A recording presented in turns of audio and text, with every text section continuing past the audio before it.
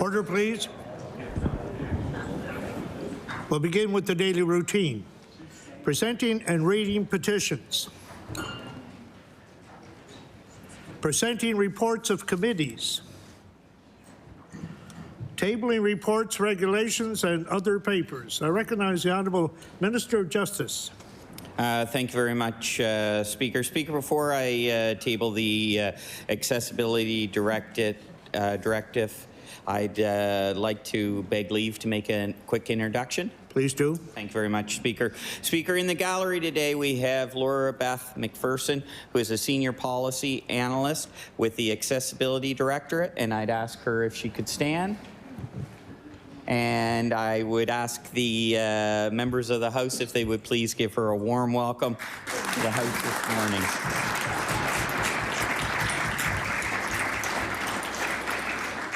We welcome all visitors to the legislature today and every day. The Honourable Minister of Justice. Thank you, Speaker. Speaker, in my capacity as the Attorney General of Nova Scotia, I hereby beg leave to table the Minister's annual report on accessibility 2021 to 2022.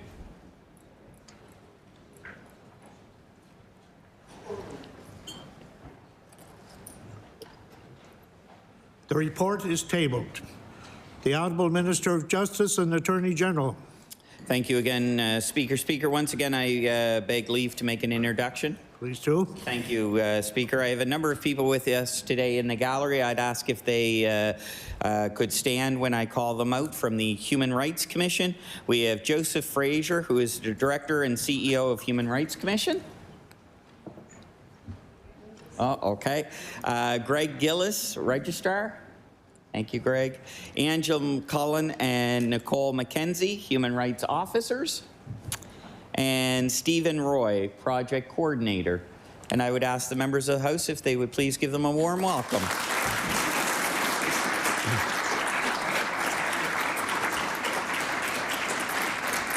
Again, welcome to everyone. The Honourable Minister of Justice and Attorney General. Yes, thank you again, Speaker. Speaker, in my capacity as the Attorney General of Nova Scotia, I hereby beg leave to table the 2021-2022 annual report of the Nova Scotia Human Rights Commission.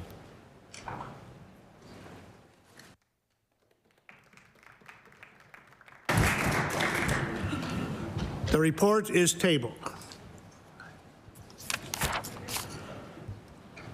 The Honourable Member for Halifax-Chebucto. Thank you, Mr. Speaker. I would like to table a document, a link to the proceedings of the Board of Police Commissioners, which do not keep a written record, but from which I wish to quote in a member's statement in a moment.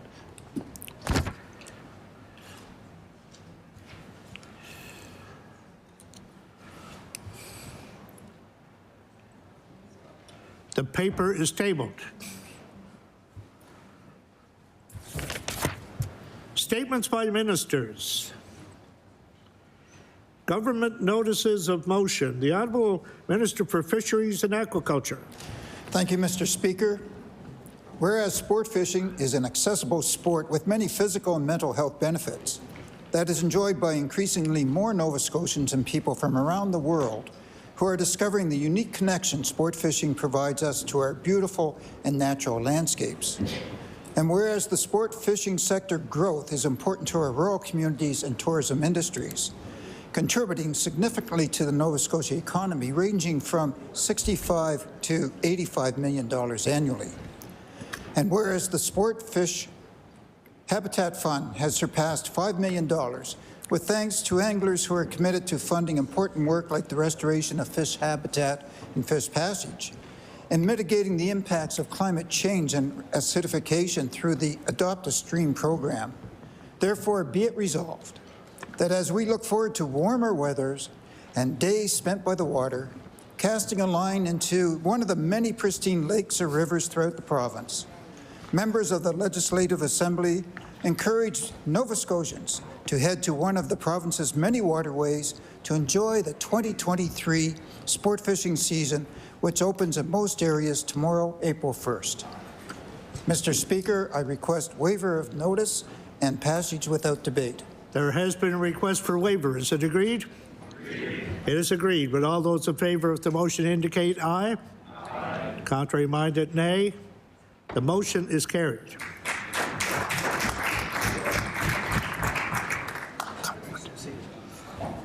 The Honourable Minister of Community Services. Thank you very much, Mr. Speaker. May I make a few introductions before my notice of motion? Thank you, Mr. Speaker. Visiting us today in the Speaker's Gallery, I am very, very honored to introduce 4 special guests from Mi'kmaq Gina Mataname, an organization that represents and advocates on behalf of the educational interests of the Mi'kmaq communities, each one a valuable contributor to the revitalization of the Mi'kmaq language. As I call your name, would you please stand? I would like to introduce Guy Gepton Antale, Denny. He is the son of Alex Denny, the late Grand Captain of the Mi'kmaq Grand Council, and like his father, he stresses the importance of keeping the language alive. He is the MK Language Committee Chair. I would ask then to have Blair Gould, Executive Director of MK and co-chair of the Mi'kmaq Language Committee. Blair was absolutely instrumental in the development of the Mi'kmaq Language Act that recognizes Mi'kmaq as the original language of Nova Scotia. Blair single-handedly translated the act from English to Mi'kmaq. And then I would ask for Michelle Marshall-Johnson, Director of Mi'kmaq Language and Culture, as well as Mi'kmaq Language Committee member. And I would like Michelle is the daughter of Albert Marshall and the late Mrs. Marshall, where she inherited her commitment to the preservation, promotion, and revitalization of Mi'kmaq language and traditional knowledge.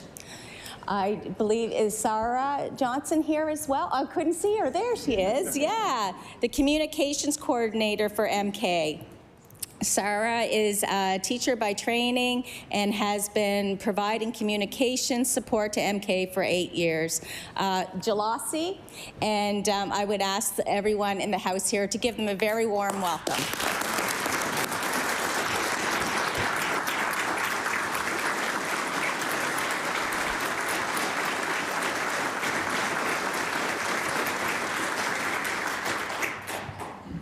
We welcome everyone to the legislature today, and we hope you enjoy the proceedings. The Minister for Renewal Affairs.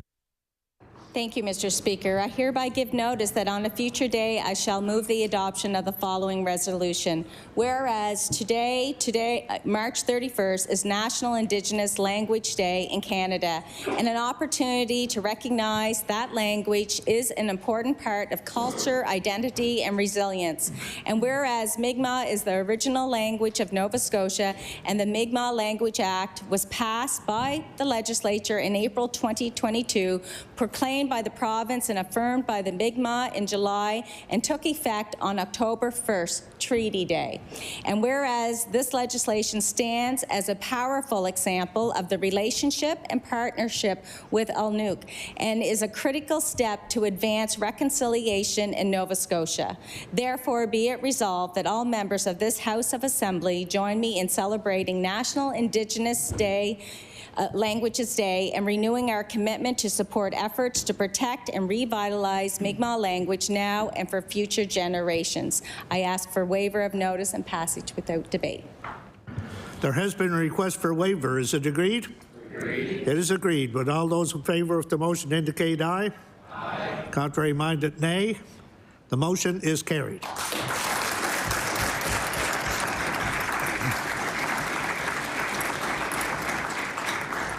The Honourable Minister of Advanced Education. Thank you, Mr. Speaker. I hereby give notice that on a future day I shall move the adoption of the following resolution.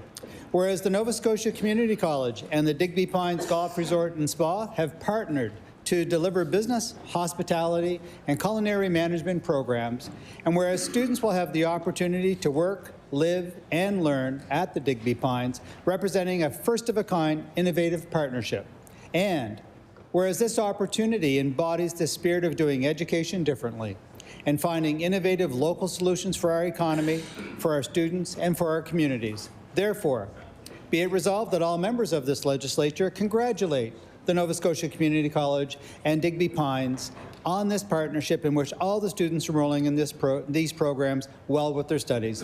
Mr. Speaker, I ask for waiver of notice and passage without debate. There has been a request for waiver. Is it agreed? It is agreed. Would all those in favor of the motion please indicate aye? Aye. Contrary minded, nay. The motion is carried.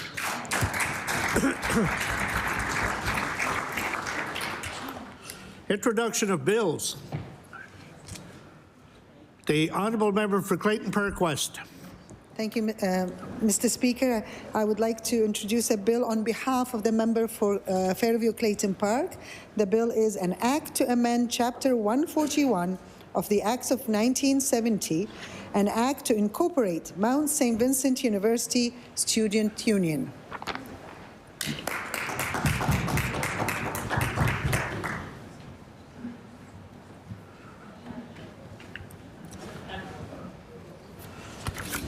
The member, on behalf of the member for Fairview Clayton Park, begs leave to introduce a bill entitled An Act to Amend Chapter 141 of the Acts of 1970, an act to incorporate Mount St. Vincent University Student Union. Bill 292, an act to amend Chapter 141 of the Acts of 1970, an act to incorporate Mount St. Vincent University Student Union. Ordered that the bill be read a second time on a future day. Notices of motion. The Honourable member for Cumberland South. Let me get my right page here, Mr. Speaker. Go to the next person. Oh, no, sorry. Bear with me. Mr. Speaker, I hereby give notice that on a future day I shall move the adoption of the following resolution. Whereas the Environmental Goals and Climate Change Reduction Act commits to 80% of the province's electricity being generated from renewable energy by 2030, and the Government of Canada's Sustainable Development Goal 7 targets 90% of Canada's electricity being generated from renewable and non-emitting resources by 2030, and whereas marine renewable energy is positioned to become a significant contributor to clean energy supplies to help Canada and Nova Scotia meet our green energy targets and to reduce reliance on imported energy, with over 300 companies already finding work in Atlantic Canada emerging marine renewable energy sector, with tidal investments approaching $200 million. And whereas Tidal Energy proponent Sustainable Marine Energy has given notice that they will be withdrawing their application under the Fisheries Act, citing that the Department of Fisheries and Ocean is unable to assess their application effectively or competently, despite 5 years of engagement with the department. And whereas if the Department of Fisheries and Oceans will play a crucial role in approving potential offshore wind energy projects, these investments are threatened by the department's inability to provide a clear, consistent federal regulatory path to proponents under the Fisheries Act and jeopardize Nova Scotians' green future. Order, please. That appears to be more of a ministerial statement than it is. It's actually a request, and we did check yesterday to see where it should lie.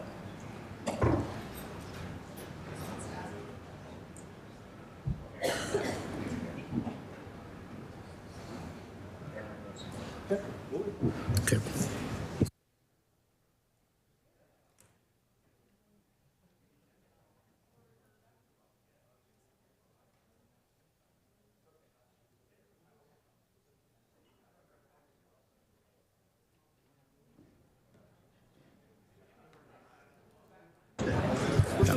With the unanimous consent of the House, can we move back to government notices of motion so that can be covered?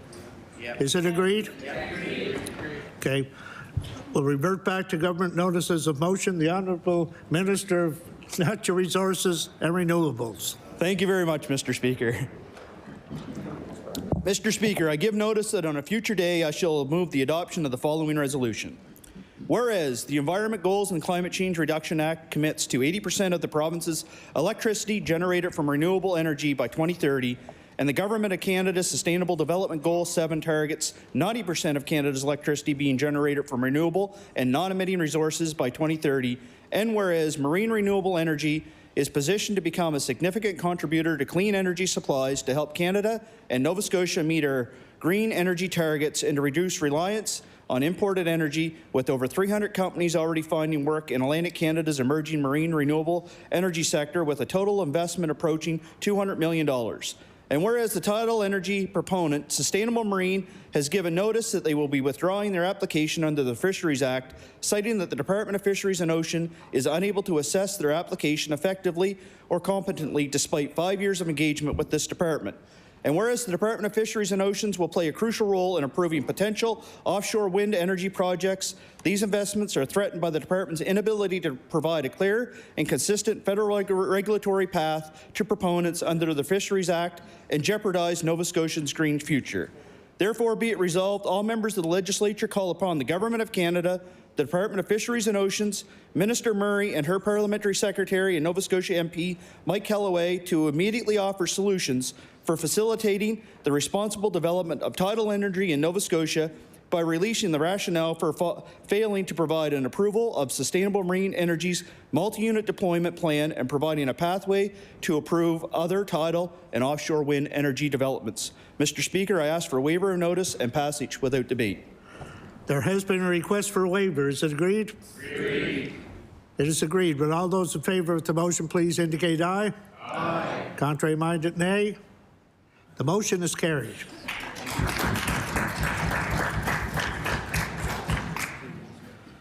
Before we move on to statements by members, I recognize the honourable member for Preston. Thank you, Mr. Speaker. I beg leave for an introduction. Emotional. I want to ask the host to acknowledge and rise. I have my husband here, Mr. Antonio Dean Simmons, my beautiful daughter, Angelina, my eldest son, who has blessed me with two beautiful grandchildren, AJ Simmons, and my baby, Dre, who I'm like so shocked you're here. Thank you.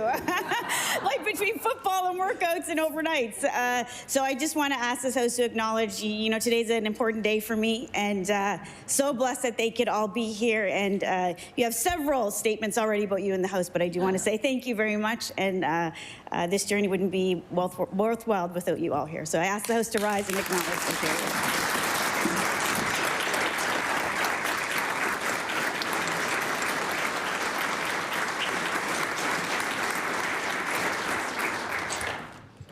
Again, welcome to all visitors to the House today. We move into member statements. The Honourable Premier. Thank you, Mr. Speaker. Mr. Speaker, I rise today to extend my best wishes to the member of Preston as she leaves Province House to take on new challenges.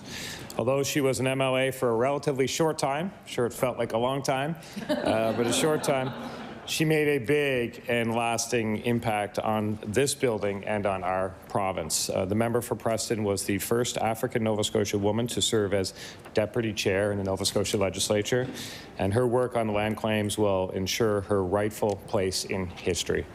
On a personal note, I want to thank the member for Preston for her dedicated and sincere work on the groundbreaking Dismantling Racism and Hate Act. Thank you so much for that. And I want to thank her for setting aside politics, engaging in frank discussion, and working to draft a very strong bill that I believe will move this province one step closer to a Nova Scotia that is free from hate and discrimination. Today, I'm happy to thank the member for Preston for her distinguished public service, and I wish her success and happiness in her new job and in the future. Thank you, Mr. Speaker.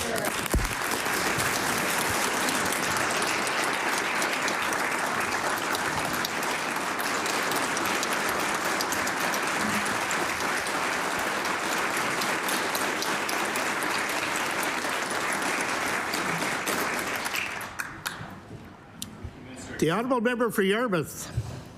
Thank you very much, Mr. Speaker. I rise today to recognize the member for Preston and her contributions as a member in this chamber. Mr. Speaker, the member continues to build a legacy that is founded on compassion, elevating underrepresented voices, and putting people first. During her time with our caucus, the member has made consequential impacts on this House, to her community, and the province at large, which was most demonstrated with her critical work on developing the Bill 96, the Dismantling Racism and Hate Act.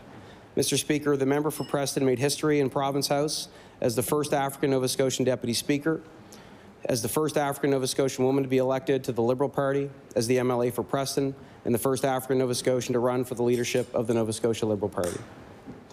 The member always advocates for the voices of those who need it and provides that voice, and I know she will be sorely missed in this House. But I know that she will continue on to do that in her current role or new role as Senior Advisor on Diversity, Equity, and Inclusion for McGuinness Cooper, and with her private consulting business as well. I want to wish the member on behalf of the caucus all the luck as she moves on to this next chapter of her life and career. I ask the rest of the House to join me in celebrating the many accomplishments of the member for Preston and thank her for the impact that she's had on all of us.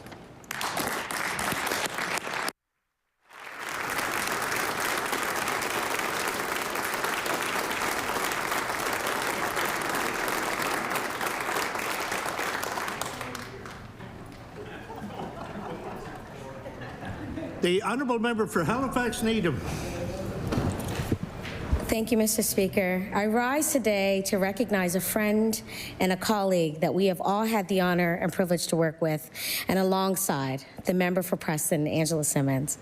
The member for Preston has been a fierce advocate for community during her time as an MLA and her work previous on the Land Titles Initiative, and as well as a lawyer, and with all of the many other accomplishments that were named here today. The member for Preston is a voice for change. And her voice is in legislation. It's on panel discussions that I know that we've had jointly in community and in the public forums, continuing our talks on being Black in politics, and specifically a Black woman in politics. Being a legislator can be challenging. Being a woman and being a Black woman is even more challenging, as we know that typically these spaces are not designed for folks that look like us. Our NDP caucus would like to wish the MLA for Preston well on her future endeavors, and I would like to thank the member for her time here with us. I want you to know that your presence here in this space has started a ripple effect and will continue on for years to come. I want to wish you well on your journey, and I hope that you enjoy the next chapter of your life.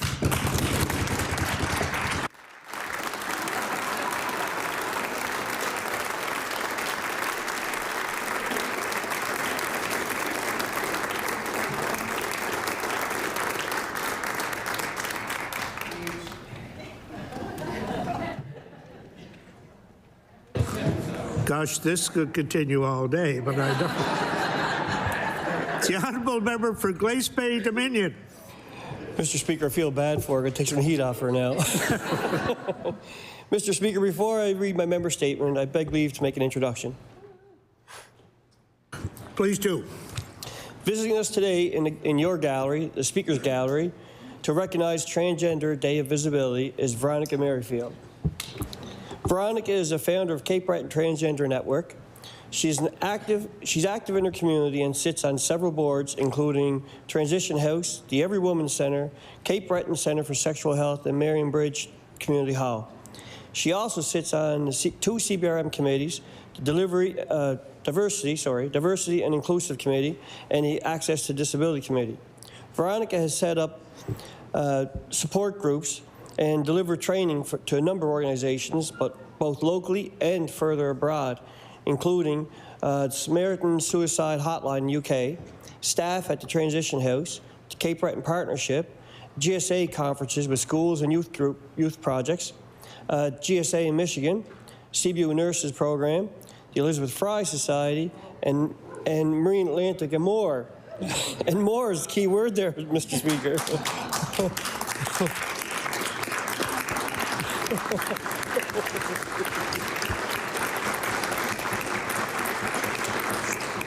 We're not even finished. She campaigned for a change in Nova Scotia Family Service Act, which took effect October 27, 2020, to better support LGBT+ children in difficult situations and environments. Most recently, Veronica became the first transgender woman appointed to the Nova Scotia Advisory Council on the Status of Women. Mr. Speaker, I got to say, when I first met Veronica, it was about a year ago here in this chamber, in a very impactful health committee meeting. And at that time, she described she described a time in her life that she was confused, lost, and lacking a passion for life. As I just read, she's no longer lost or confused, and she's certainly not lacking a passion in life. And Mr. Speaker, I'm very happy to announce that, would you please give us a round of applause for Veronica, because I'm happy to have her here today.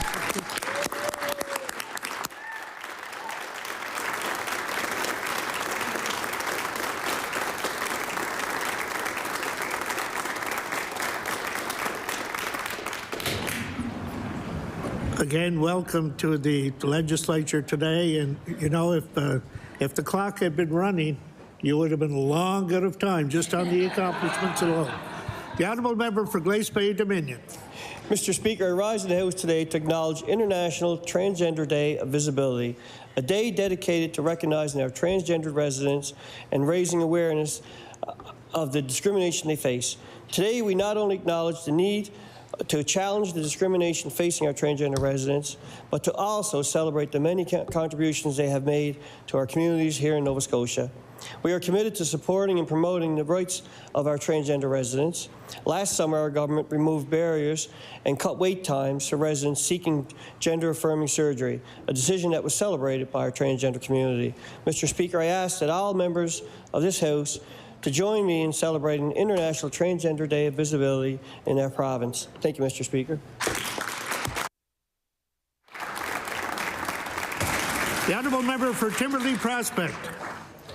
Speaker, I want to join my colleagues in recognizing the member for Preston. We first met at Dalhousie IB&M initiative just across the hall in the Red Room many years ago. We then reconnected when I was seeking advice on how to get through the claims of the Land Titles Initiative at Lands and Forestry. Because of her advice, we are able to make structural change in that department. That's what started our friendship and journey together to tackle systemic racism within the government of Nova Scotia like never before. The member was appointed the Executive Director of the Land Titles Initiative. The Land Titles Acceleration Act passed, more resources were put into it, and commissioners were appointed to settle claims. We had more plans to be on that side of the House. However, being in opposition did not let that be a barrier for the member. She was a force, and it was because of her that our platform commitment of defining hate and eliminating racism passed in law in this legislature. She is the first African Nova Scotian Deputy Speaker. I am reminded of a saying from community that I hear often that says that we stand on the shoulders of our ancestors. I want to say to the member, I think it's a fair statement to say that there will be many more in the future, both outside and within this legislature, that will stand on her shoulders.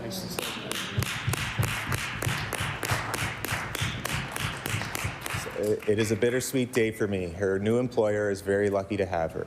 I will always admire and appreciate her tenacity to always work and pressure to do things that are what's right for Nova Scotia, that's right for inclusion and diversity, and that's right for our province and the future prosperity of this province. Thank you, Mr. Speaker.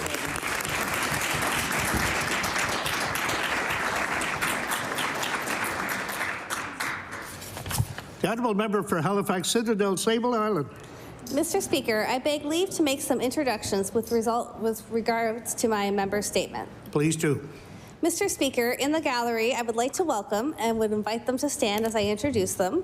Samantha Taylor, Diane Taylor, Sophie Pomeroy, James and Heather Pomeroy, Maggie Duck, and Louisa Duck. And can we all get them a warm welcome?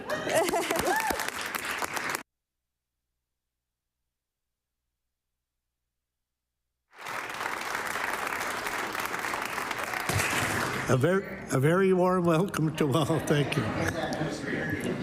The honourable member for Halifax Citadel, Sable Island. Mr. Speaker, Maggie rang us in. I am so honored to recognize some of Nova Scotia's best young athletes in the House today, Maggie Duck, Sophie Pomeroy, and Samantha Taylor.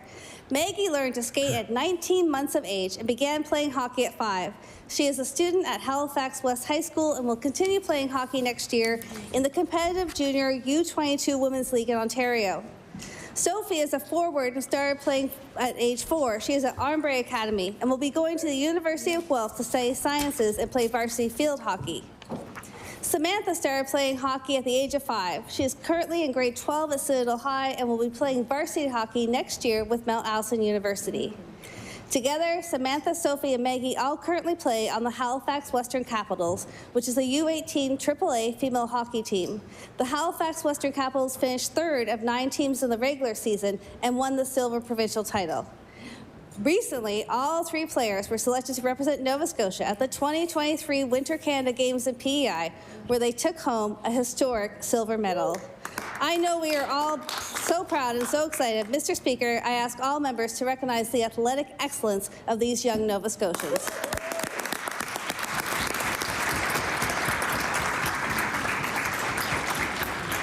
The honourable member for Pictou Centre.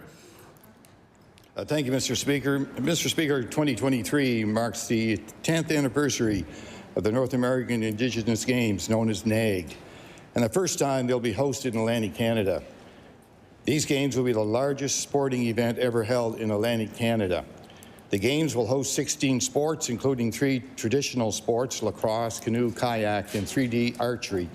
Over 5,200 athletes and over 756 Indigenous nations from across North America will be in Nova Scotia for this event.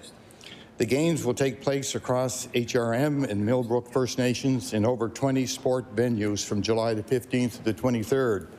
NAG is held every 4 years and is an exciting opportunity for athletes to compete in their chosen sport. Thank you, Mr. Speaker. The honourable member for Bedford Basin. Mr. Speaker, actually, I believe the member for Dartmouth East would like to make an introduction before I do my member statement. The honourable member for Dartmouth East. Thank you, Mr. Speaker, and I certainly appreciate that gesture from my honourable colleague. Thank you. So, Mr. Speaker, we have 2 incredible Atlantic Canadians with us here today, who, for many of us here, don't need an introduction. Jim and Judy Edgar, I'd ask you to please stand and receive the warm acknowledgement of the House.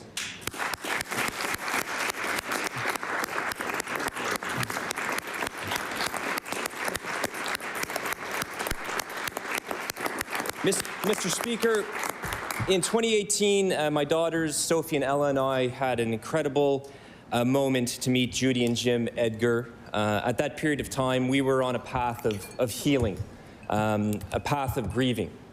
And Judy and Jim came into our lives and offered us an opportunity to journey with them on the path of healing, working with them and many others to establish the Cancer Survivors Daffodil Garden, the first in Atlantic Canada, Mr. Speaker.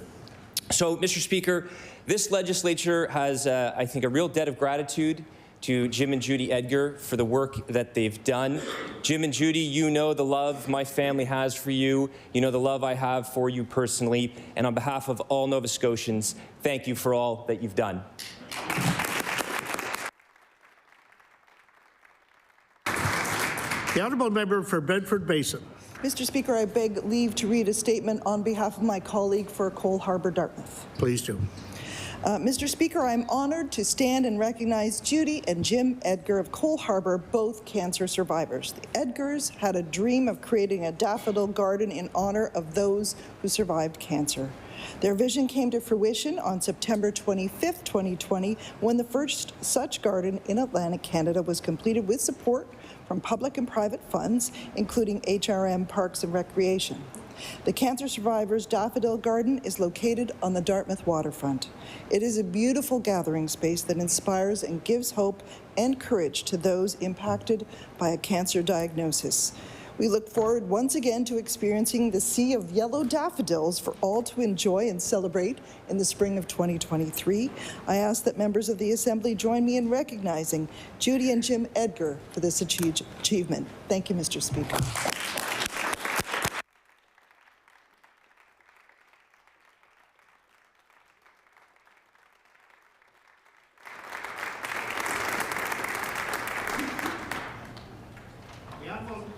The honourable member for Dartmouth South.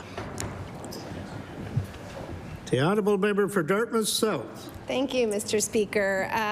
Mr. Speaker, as the MLA for Dartmouth South, which is proud to host the Daffodil, the Cancer Survivors Garden, I rise to also recognize Jim and Judy Edgar today, the creators behind Dartmouth's most recent and iconic installation. The Daffodil Garden for Cancer Survivors in Ferry Terminal Park in Dartmouth. If anyone wants to come visit, you're all very welcome. Officially opened in September of 2020, and to date, over 30,000 daffodil bulbs have been planted by Jim and Judy's loyal volunteer team, which includes the community, myself, my staff, my family, many other MLAs and their families, as you've heard. Overlooking Halifax Harbour, the garden is a place for contemplation, remembrance, and healing for anyone affected by cancer.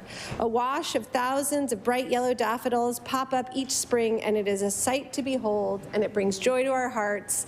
And I really encourage you all, once we rise, to go visit. Jim and Judy's steady dedication to this project brought it to life, and now we all get to enjoy the fruits of their labor. Thank you so much to both of you. The honourable member for Eastern Passage. Mr. Speaker, I rise today to bring recognition to all social workers across the province of Nova Scotia for Social Workers Recognition Month in March, but also to make special mention of social worker Patricia Ockney. Patricia is the owner of Nova Salutum, a private and corporate counseling service that she offers from the Eastern Shore. She's been offering her social work counseling services in Eastern Passage for a mental wellness series focusing on the needs of community members. This service is provided thanks to funds raised by the Music for Mental Health Committee, of which Patricia is also a volunteer. She's offered courses on what is mental wellness and creating a better you. There are 2 future sessions left this quarter, supporting children and teenagers and seniors and caregivers, with more to come in the fall. I ask all members of the Nova Scotia Legislature to join me in recognizing social worker Patricia Ockney for all of her hard work and dedication in my community, as well as all Nova Scotia social workers. Thank you, Mr. Speaker. I recognize the lady of the hour, the honourable member for Preston. Thank you, Mr. Speaker. I beg to leave to make an introduction. Please do. I just want to acknowledge Miss Bernadette Hamilton-Reid, who sits up there, my constituency, and she was actually one of the recipients for me for the Jubilee Award and has done so much in our community, and I just want to thank you for showing up. You've sent me messages all week about praying for me for today, and here you are, so thank you so much, and I appreciate you. So I rise today, Mr. Speaker, to acknowledge and thank 2 people who have done over 110% when I've asked, and even times when I haven't. Mr. James Charlton and David Hastings, thank you so much for your leadership, your kindness, your steadfast service, and for most of all, your patience. I want to thank you for the sticky notes when I'm saying, wait 1 sec, can I get a pen? I need to write this down. To the point of even before I showed up, you'd have the written information in front of me. So thank you so much. I appreciate the courage. And finally, I want to thank Mr. Speaker for your friendship and your courage, your leadership and your guidance. When you left the chamber to make me have to ask my colleague and friend to leave, you've challenged me in the best of times to challenge myself with decisions. And so I thank you for that. And I look forward to the next piece of French toast that we share in conversations. So thank you today, everyone.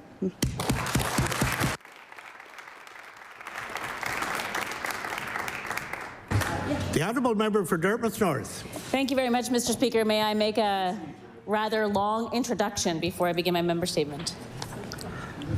Sure, why not? Everyone else is doing it. The honourable member for Dartmouth North. I'm really excited today, Mr. Speaker, to welcome to the House a number of folks from Dartmouth North, students at John Martin Junior High, and a couple of teachers, as well as Rebecca Rose, who is the constituency coordinator in my office in Dartmouth North. I think I will say your name, and if you wouldn't mind standing to receive the warm welcome of the House, that would be great. So welcome to Janet Jasmine, Katrina Kerr, Zama Ur-Rahman, Leah Zur-Aviv, Isaac Handley, Jaden Stevenson, Srihari Menon, Keon Kennedy, Shireen Gorin-Williams, Jasmine Time, Daniela Duca, as well as teachers Ian Stewart, Brooke Van Tassel and Wanda Baker Hayward. Thank you all for being here.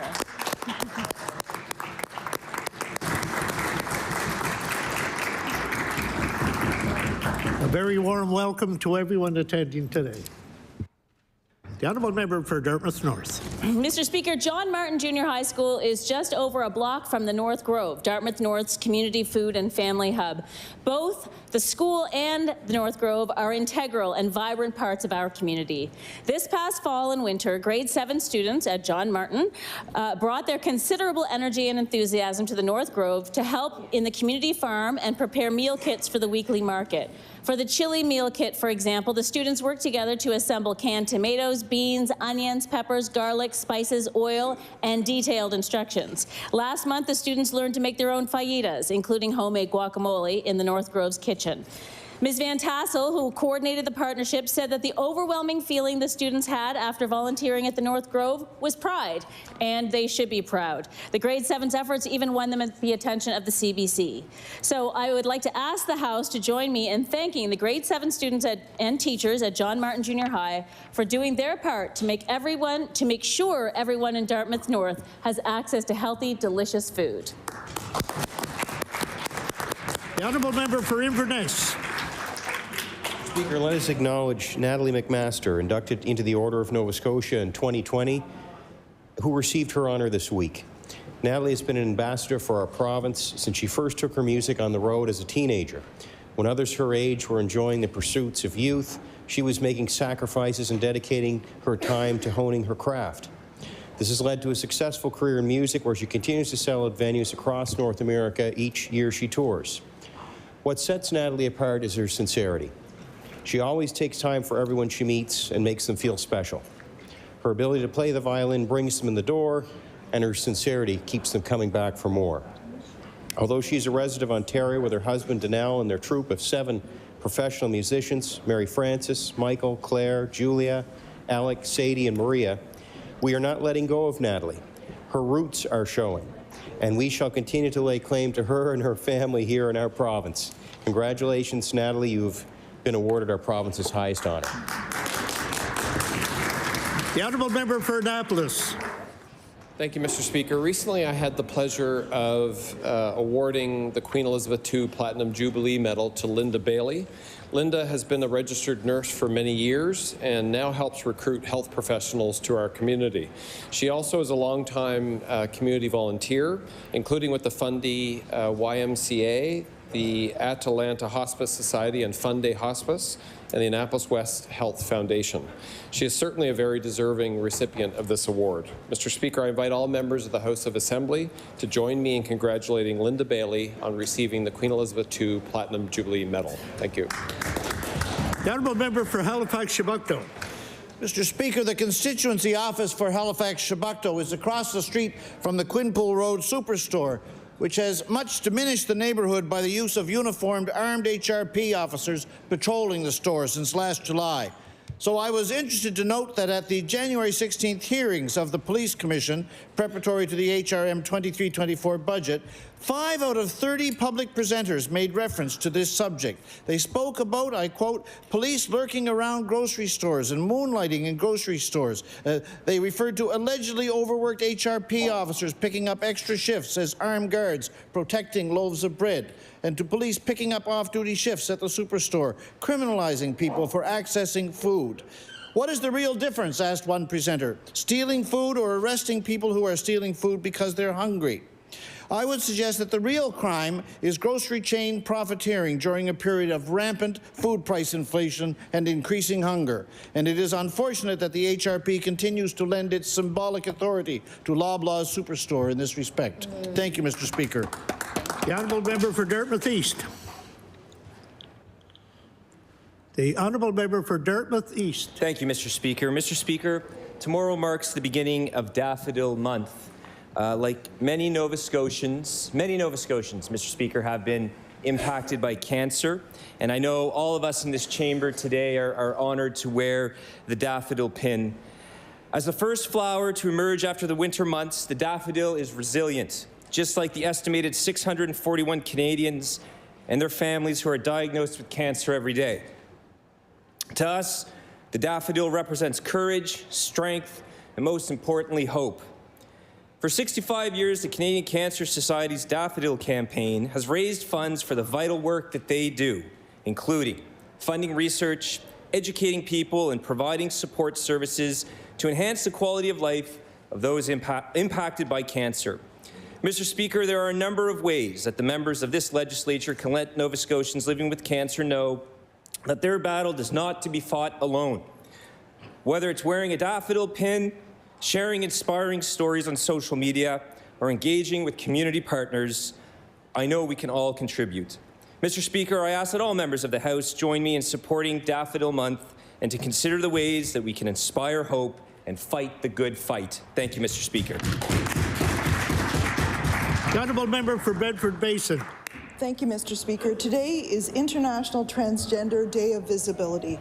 Today and every day we celebrate transgender and non-binary people for their contributions to our province. We must strive to continue building a more diverse, welcoming and equitable future for Nova Scotia. And Mr. Speaker, I would just like to say how grateful I am to be part of a legislature that supports that community on all sides of this House, Mr. Speaker, because when I look south of the border and I see what's happening, it breaks my heart for people who are transgender and non-binary there. It breaks my heart, Mr. Speaker, and I'm so thankful to be part of a legislature that will not be part of that. Thank you, Mr. Speaker. The honourable member for Cape Breton Centre, Whitney Fair. Mr. Speaker, I rise today on this very important day because of, I'm trying not to cry here, because a very dear friend of mine, Veronica Merrifield, is here. And it is fitting that she is in this House today on the Transgender Day of Visibility. Veronica is, not only is she a strong advocate, but she has saved so many lives, people whom we both care about. And she has been such a steadfast community member in Cape Breton. But Veronica is also a poet, a very beautiful poet who lends her art to save those who are suicidal, Mr. Speaker. And she talks about those that have been lost. So Transgender Day of Visibility is a very important day. It is apt that she is here, and I thank her so much for all of her work. The honourable member for Colchester North. Thank you, Mr. Speaker. Mr. Speaker, I rise today to recognize the North River and District Fire Brigade, who are celebrating 50 years of serving the community of North River. Mr. Speaker, as a result of a farm being destroyed by fire, they held their first meeting on March 8, 1972 in the old schoolhouse. They canvassed their community to raise money for the fire hall. Foster McKenzie provided the land. Someone in the community donated the logs, and a community sawmill milled the lumber. Mr. Speaker, their first fire truck was I think, I'm not sure of the model, but it was at least a half-ton, two-wheel drive half-ton. That's where they started out. So, Mr. Speaker, Ed Franklin was the first fire chief of the North River and District Volunteer Fire Brigade, and 50 years later, during their celebration, his son, Chris Franklin, is the chief of the day. Staying with family traditions is very common in rural communities.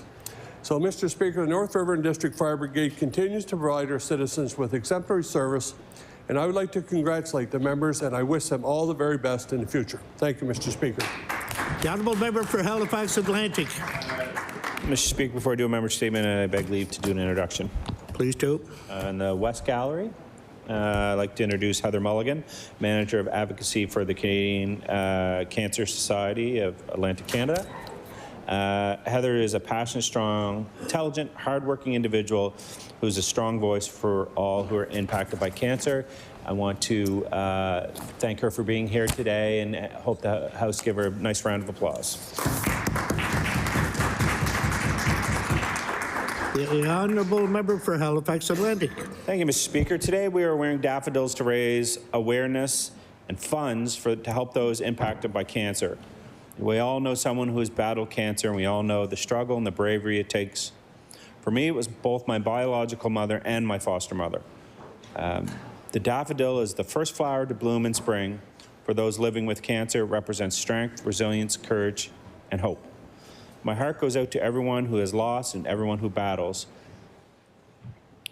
You are heroes to all of us. Thank you, Mr. Speaker. The honourable member for Halifax Citadel, Sable Island.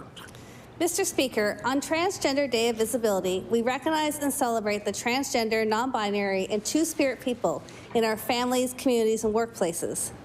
As we focus on making visible the lives and contributions of trans people, we also need to continue to raise awareness of the discrimination and violence faced by many trans people every day. Here and around the world, it is often not safe to be openly transgender, and many trans folks are unfairly subjected to violence if they try and live as themselves. Lots of progress has been made, but it's being actively attacked and eroded. It's not just a problem elsewhere, it's a problem here. Transphobic discrimination, especially violence, does not occur in a vacuum. It starts with attempts to erase the existence of trans people and to block their participation in society. It is linked both to other forms of hate and to profit. There's a lot of action in the word visibility, Mr. Speaker. Now is the time to get loud. Support the visibility and rights of trans, non-binary, two-spirit, and gender-diverse Nova Scotians. Mr. Speaker, I ask all members, don't stand on the sidelines as our access to public space, our safety, and our human rights are eroded. The honourable member for Lunenburg West. Thank you, Mr. Speaker. I rise today to recognize Marion Mossman of Chelsea for her devotion to community and for always lending a helping hand. Marion has been a dedicated volunteer of the St. John the Apostle Parish for over 40 years and has contributed in so many ways, including being a member of the Finance Council, doing pastoral care, and being a coordinator, reader, and altar server at Mass. She also organizes functions such as funeral receptions and farewell parties, ensuring everything runs as smoothly as possible. Marion is an inspiration. Despite going through her own personal battle with cancer and feeling unwell some days, she just keeps on going. She takes care of others. She visits those who are sick at home, in hospital, as well as in nursing homes, always offering a smile and a listening ear. I call on all those in the Nova Scotia House of Assembly to join me in thanking Marion for her kindness and caring and for going above and beyond to help make our community a brighter and happier place. Thank you, Mr. Speaker. The honourable member for Halifax Armdale. Mr. Speaker, I would like to acknowledge today my privilege to know my colleague Preston and family. I come across this family in my early stage with the fire service. I met first time Dean, who became a very close friend of mine.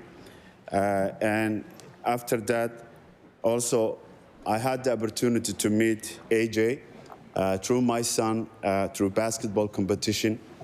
Then they become teammates for Nova Scotia basketball team. And that did not end. And I met the best at last, the member of my colleague. I'm grateful knowing this family. And each one of them have their quality. And each of them, the space they were the champion. I assure Nova Scotian will miss this member. I assure this House will miss this member. And I'm sure the caucus of the Liberal Party will miss her courage, her belief, and her stance, what she believes. I wish the best wherever she goes, and I have a full confidence no matter where she goes, she will make it a better place to be. Thank you, Mr. Speaker. The honourable member for Halifax Needham. Thank you, Mr. Speaker. I rise today to recognize a recipient of the Queen Elizabeth II's Platinum Jubilee Medal, which was presented in December of 2022 in Halifax Needham. Mr. Beals has dedicated himself to our community and province and all that he does. Frank Beals began volunteering as a volunteer medical first responder with St. John's Ambulance in Nova Scotia and the PEI Council 20 years ago. and he has assisted in the leading of the Halifax Division as a member of their... Please, the time for statements by members has expired. We went beyond on most of them today, but I think it was for a very good reason. So before we move into oral questions put by members to ministers, I want to bring the members' attention to the Speaker's Gallery this morning, and a familiar face up there that many of you know used to be our chief clerk here in this legislature. I'd like to introduce Neil Ferguson. I'm glad to see him.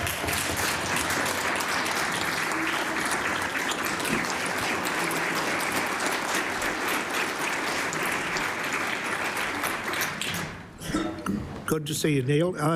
The Honourable Leader of the Official Opposition on an introduction. Thank you very much, Mr. Speaker. I'd like to bring the House's attention to the West Gallery, where we are joined by Sarah Douglas, counsel with McGuinness Cooper, who will be a colleague of the member for Preston in her new role. I want to thank Sarah for coming in and also thank her for her work as Vice President of the Nova Scotia Liberal Party. And just while I have a moment, Mr. Speaker, I also want to quickly wish a happy birthday to my youngest daughter, Eva Irene Churchill, who is turning 4 today. Eva and Cecilia, I love you both. I'm sorry I'm not home with you right now, but I will hopefully see you tonight before you go to bed. Order, please. Oral questions put by members to ministers. The time is now, I'm going to call it pretty soon, 10:02. We will stop at 10:52.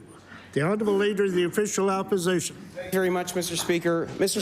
Speaker, this Premier was elected on a promise to fix health care. In fact, when he was in opposition and the amount of people that needed a family doctor was just over 40,000, he said we have a health care crisis. Now, Mr. Speaker, that number under his leadership is closer to 140,000 people without a family doctor in this province, Mr. Speaker, and that is because the majority of which is caused by doctors actually shutting down their practice. We also know that in the Central Zone, we have a major spike with over 61,000 Nova Scotians without a family doctor on the wait list. And yet this government has not brought any financial supports to incentivize or retain doctors, Mr. Speaker, in this budget. In fact, the Premier has told our healthcare workers to go like hell.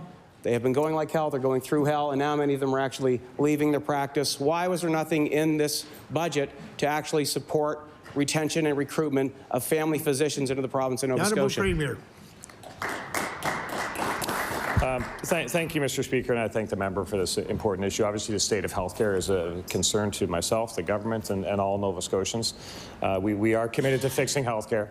We are going fast, Mr. Speaker. We are making significant investments in healthcare. In fact, this year's budget, $6.5 billion invested in healthcare, Mr. Speaker.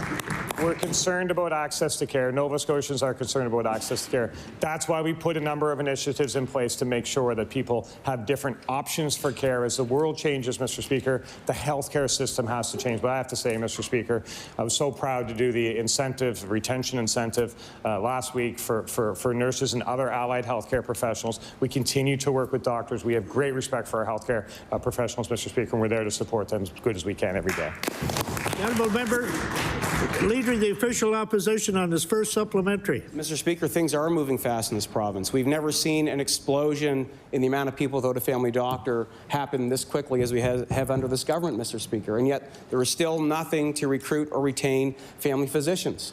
Without patients being attached to family physicians, that is going to put more burden on our emergency rooms, by the way, which are closing at twice the rate as they did previously, Mr. Speaker. It's putting more pressure on people's personal health because they're not paying attention to the health impacts that are happening in their own body, Mr. Speaker. And this government actually had a chance to retain 6 family practices here in Halifax. But instead what they did was shut down the family doctor financial incentive and not even support those doctors trying to remain in practice, Mr. Speaker. And my question is, why is this government ignoring the important role that family doctors play in our healthcare system? The Honourable Premier. Mr. Speaker, what I want Nova Scotians to know, particularly those that need a family practice register, is look, we've established a number of ways to access care through virtual care, through mobile clinics, through pharmacy clinics, Mr. Speaker. We are working with healthcare professionals to make sure there are options for those Nova Scotians that are seeking care. We'll continue to do that, Mr. Speaker. The old days where you had a doctor when you were born and that was the doctor through your life and retired or delivered your own children, Mr. Speaker, those days are over, Mr. Speaker. We need to move forward and accept that the world is changing. That's why we're opening so many different pathways to care, Mr. Speaker, and health homes, and we're working hard, and Nova Scotians can see that effort, Mr. Speaker. That's something they didn't see for the 8 years before that. The Honourable Leader of the Official Opposition on his final supplementary. Mr. Speaker, I think Nova Scotians are paying attention to the words that the Premier said while in opposition, fighting to get more patients, family doctors, and what he's saying now in this House, where he's admitted he's essentially given up on getting Nova Scotians a family doctor. That's why there's no incentives in the budget. That's why they cut the family practice incentive here in Halifax. That's why the Premier talks about everything else from virtual care to pharmacists without actually talking about family doctors. Guess what? Virtual care is good when you want to get a prescription renewal. If you need a mental health consultation. That's why our party brought virtual care into the province, Mr. Speaker. What it doesn't do is provide a physical assessment. What it doesn't do is help people catch illnesses that are in their body. Doctors need to put their hands on patients. They need to do physical assessments. The more patients without a family doctor, the more people are going to get sick, and this healthcare system will not be fixed, Mr. Speaker. When is the approach going to change? The Honourable Premier. Mr. Speaker, let me just say two things. The first thing is there's a role for virtual care. The member still may not believe that, but virtual care is not for everything. Virtual care is not for everything, Mr. Speaker, but it is just what the doctor ordered for a number of things, Mr. Speaker. We will continue to expand access to virtual care, and I will tell the member one other thing. He may know what giving up means, but I have no idea, Mr. Speaker. We're going to go like hell every day. The Honourable Leader of the New Democratic Party. Thank you, Mr. Speaker. Yesterday, the Mass Casualty Commission released its final report. Included within the 3,000 pages are many carefully crafted and considered and potentially transformative recommendations. This one stands out today. Quote, community-based services, and in particular services provided by gender-based violence, advocacy, and support sector need to be viewed in tandem with police agencies as equal partners in preventing violence. Adequate and stable core funding is essential for efficient and effective operation of all organizations forming part of the public safety net in Canada. Mr. Speaker, we need this government to take a transformative approach to safety and to take women's safety seriously. Will the Premier act to dramatically increase funding for women's organizations and to make them equal partners in public safety? The Honourable Premier. Thank you, Mr. Speaker. And of course, with the release of the report yesterday, it's a very fulsome report, but certainly that brought a lot of emotions forward for all Nova Scotians and Canadians as well. And we've always put the family members, the victims, the survivors at the center of everything we've done. So we'll continue to do that, Mr. Speaker. There's a lot of incredible recommendations in that report, and we're going to work with the federal government. We're going to do what we can to make sure we make our communities safer, and certainly the focus on gender-based violence is front and center on that for us as well, Mr. Speaker. The Honourable Leader of the New Democratic Party on her first supplementary. Thank you, Mr. Speaker. This week we've had the opportunity to ask both the Premier and the Minister of Education and Early Childhood Development about the massive shortage of daycare spots in the province. Both were dismissive of our concerns and somehow suggested that the situation is improving. But, Mr. Speaker, when only 14 infant and toddler spaces have been delivered out of a promised 4,000, it is categorically not improving.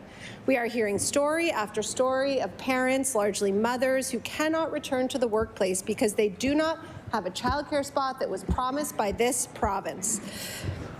And this province's government. Order, please. The Leader has changed the topic. No, my topic is this government taking women seriously and women's needs? Women need childcare. Women need gender-based violence. You had made reference to a previous question put to the Minister of Education, and you made reference to it in this, but all your preamble has not been about how you started talking about the Mass Casualty Commission. Okay, what do you think?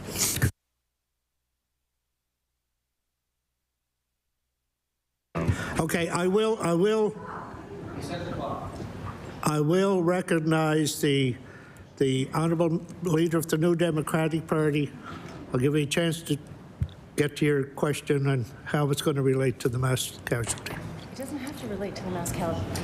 The honourable member for Dartmouth South.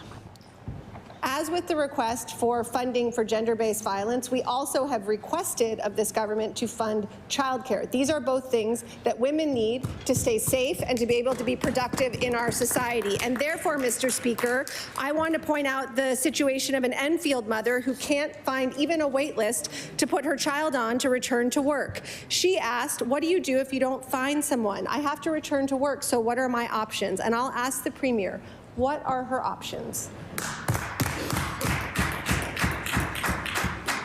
The Honourable Premier. Thank you, Mr. Speaker. And I want to assure that Nova Scotian and all Nova Scotians, we're not dismissive of any single concern of Nova Scotians. I take my obligation to Nova Scotians very seriously. I would never be dismissive of an issue that a Nova Scotian brings to me. Certainly not an important issue around childcare. And what I would just correct for the member is we've with the agreement with the federal government as we move forward to make sure that people have access to childcare, which is incredibly important, as members pointed out. We've opened close to 1,100 new spots, Mr. Speaker, before school, after school, all kinds of spots. We'll continue. Is there more work to be done, Mr. Speaker? There's a lot more work to be done. We'll continue to do that work as best we can, Mr. Speaker. The Honourable Leader of the New Democratic Party on her final supplementary. Thank you. Continuing with the topic of investment in women, we have now had a week to digest this budget and the priorities it represents. Apparently, the priorities are not investments in access to universal birth control, not expansion of midwifery services, not increased core, stable, predictable funding for women's organizations, not making good on childcare commitments, either with spaces or affordability, and not a school food program. In this budget and throughout the past week, this government has made their priorities well known, and those priorities do not appear to be the healthcare or other investments that women need in this province. Mr. Speaker, why does it seem like women are not a priority for this government? The Honourable Premier. Mr. Speaker, I just want to say, certainly in the investment, there's a significant number of, in the budget, there's a significant investment in healthcare in all Nova Scotians, certainly in women's care, for sure. And the member may know that just prior to the release of the budget, and sometimes there's a lot of discussion in this chamber as to whether or not we should make investments prior to the budget. But just prior to the budget, we announced $8 million in funding to help women's centres and transition houses across the province, Mr. Speaker. We will be there. We will be there to support women's centres and transition houses and women and all Nova Scotians across this province. Thank you, Mr. Speaker. Sorry. The Honourable Leader of the Official Opposition. Thank you very much, Mr. Speaker. We really believe that the situation with people who need a family doctor is going to get worse. We have hundreds of doctors that are nearing the age of retirement, and yet there is nothing in this budget to recruit or retain doctors.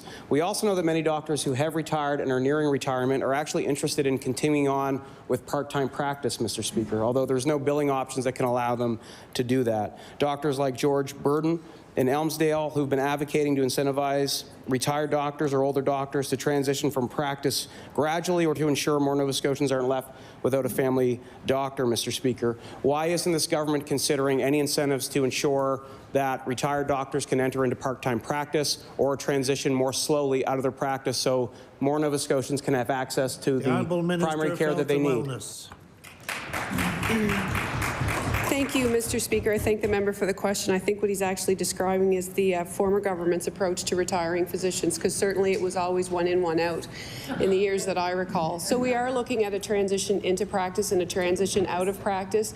We are looking at a variety of different options, and in fact, Mr. Speaker, there are more options than ever before for retiring physicians to work in mentorship roles, to work in mobile clinics, to work in virtual care, to do hospitalist work, to support new physicians coming into practice. So we continue to work with physicians. We're working with Doctors Nova Scotia. Certainly the college has given us some feedback about retiring physicians. We want to keep that senior wisdom in our system, and we'll continue to work with senior physicians to mentor our novice physicians as we transform healthcare. Thank you. The Honourable Leader of the Official Opposition. Mr. Speaker, the minister stood up and talked about all these new positions that are actually pulling family doctors out of family practice, Mr. Speaker, at a time when Nova Scotians need family doctors the most. And why is it that this government can only brag about how much money they're spending or blame other governments for the problem that's getting worse under their leadership, Mr. Speaker? Why is that the case? Because they can't point to outcomes that are getting better for patients here in Nova Scotia. They can't point to a fact that more Nova Scotians have a family doctor, because they don't. Exponentially more Nova Scotians do not have a family doctor. When will this government actually take primary care seriously when it comes to family practice and ensure that there's incentives in place to attach patients to family doctors? The Honourable Minister of Health and Wellness. As I told the member previously, there are $6.5 billion commitments in this budget to make sure that we transform healthcare. I read in the House this week, I read a litany of 8 years of reductions in budgets over the entire course of that government's tenure in office. And yet, we are training more, Mr. Speaker. Order, please. Order, please. Order, please. The Honourable Minister of Health and Wellness. The Honourable Minister of Health and Wellness has the floor. The Honourable Minister of Health and Wellness. Thank you for the moment of Zen, Mr. Speaker. So I don't remember where I was. I just want to assure everyone there is $6.5 billion commitments to healthcare in this province. We are working tirelessly to transform healthcare. We have invested in a number of things that nobody invested in before. We are here for a reason, Mr. Speaker, but we are the first government in over a dozen years who has actually decided that they are going to fix Halifax Atlantic.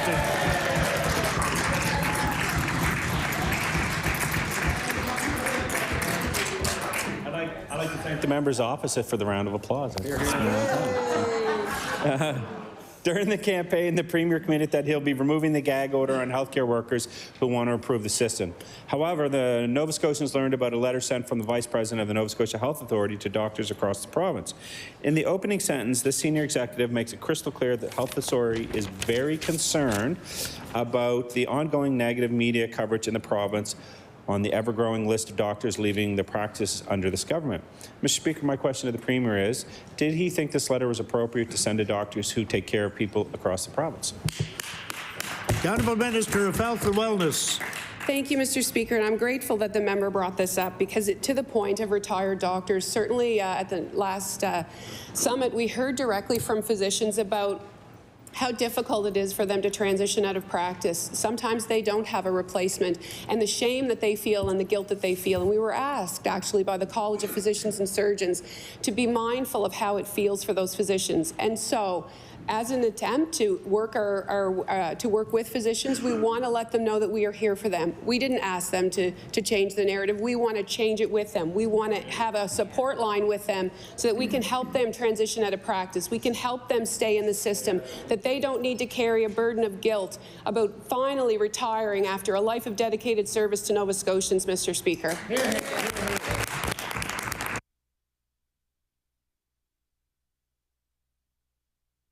Sorry, I didn't hit the mic.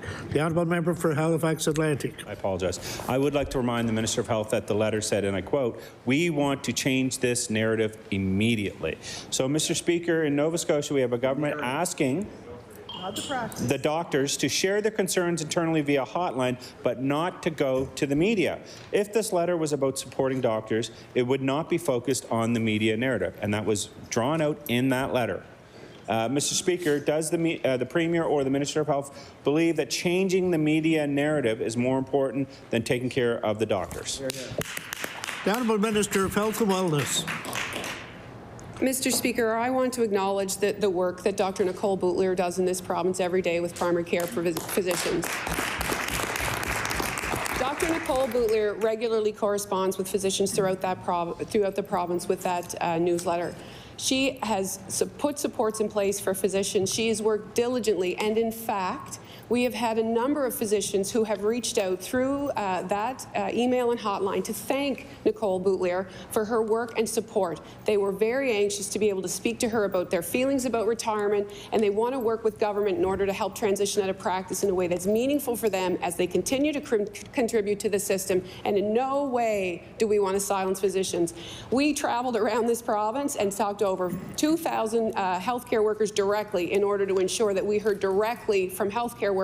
We heard their voice, and Action for Health is built on the foundation of healthcare workers in this province. The honourable member for Timberley Prospect. Thank you, Mr. Speaker. I'm asking this question today because of a troubling answer given at estimates to the Minister of Health, that under this government in the last year, over a year, there has not been one collaborative care centre open in this province. What happened to all parties agreeing that collaborative care was the future of primary care? New and existing doctors that work in this environment need this so we can take more Nova Scotians off the list. We know of many doctors who have been asking for nurse practitioners, family practice nurses, and other allied healthcare professionals to join a team-based approach, Mr. Speaker, and yet not one collaborative care centre has opened. Will the minister admit that the number of people without primary care has spiraled out of control because of the government's failure to open one collaborative care centre? The Honourable Minister of Health and Wellness. Thank you, Mr. Speaker. I thank the member for the question. What's really important about opening new collaborative care centres is actually the recruitment aspect, which we need to stabilize. We've had a net gain of 261 registered nurses in this province in the past year, a net gain of 264 licensed practical nurses in this province in the past year, a net gain of 47 nurse practitioners in this province in the last year. We've had 31 primary care physicians net gain in this province, Mr. Speaker. This is what it takes to turn the tide. We have a province that is working with clinicians. We are increasing our immigration. We are increasing our seats. People know that Nova Scotia is open for business. We are moving at breakneck speed to ensure that people know that Nova Scotia is on the move, and this is the place where they should come to work. Thank you, Mr. Speaker. This government brags about population growth that was set in motion back in 2014. But even then, we were able to, with that growth, take more people off the list. The list was actually going down until the pandemic hit, Mr. Speaker.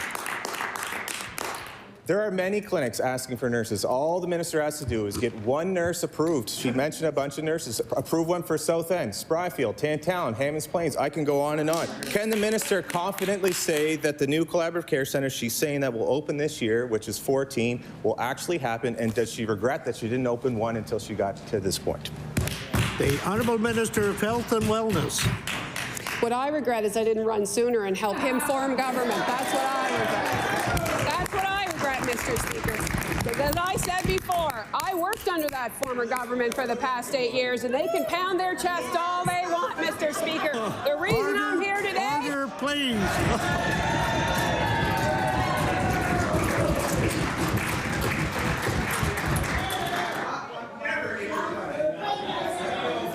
Everybody take a deep breath, please.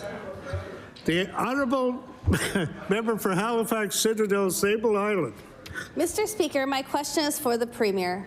I'm proud to stand on Trans Day of Visibility and take this moment to recognize and celebrate the transgender, non-binary, gender diverse, and two-spirit people in our families, communities, and workplace. This day is important here in Nova Scotia because we still have so much to do. Hate is present in our province. Just recently, a local business that hosts a drag story time has received hate and backlash online, and trans folks are incessantly attacked online and in the streets. Progress has been made, but that progress is quickly being attacked and eroded. Mr. Speaker, will the Premier stand today on Trans Day of Visibility and condemn transphobia and hate?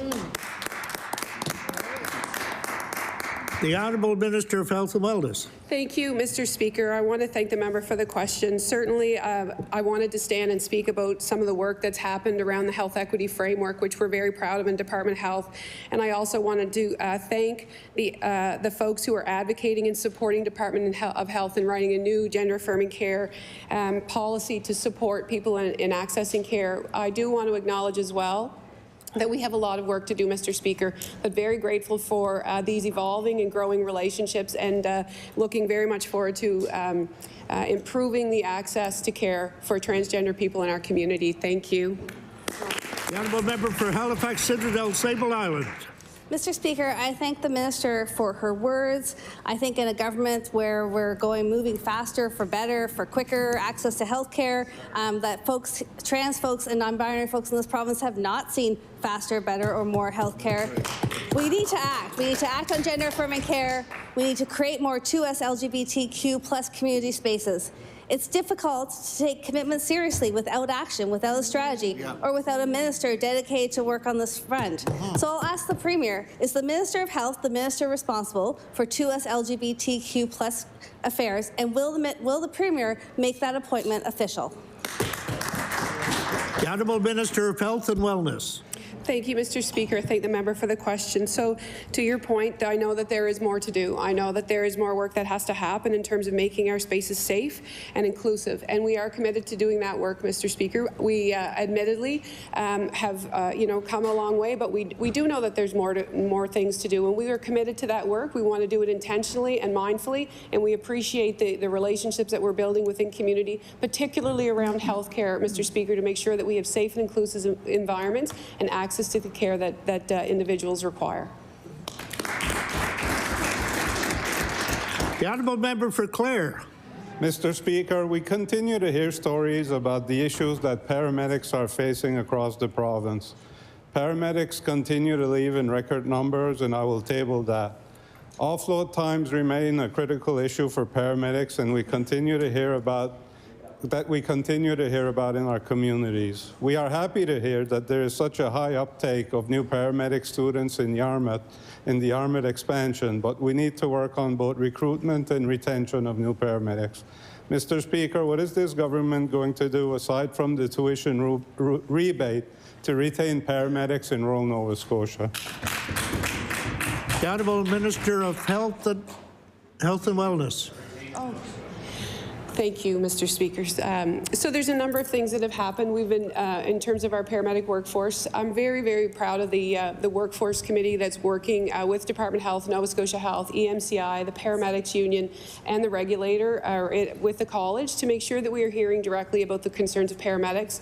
We've invested in equipment for them to reduce their injuries. We have revamped ambulances based on the feedback from paramedic. We have provided a rebate for new paramedics entering the workforce.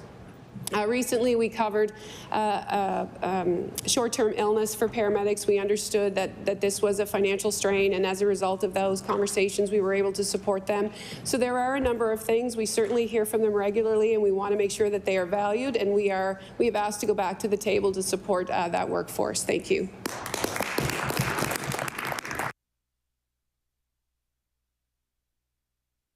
The honourable member for Clare.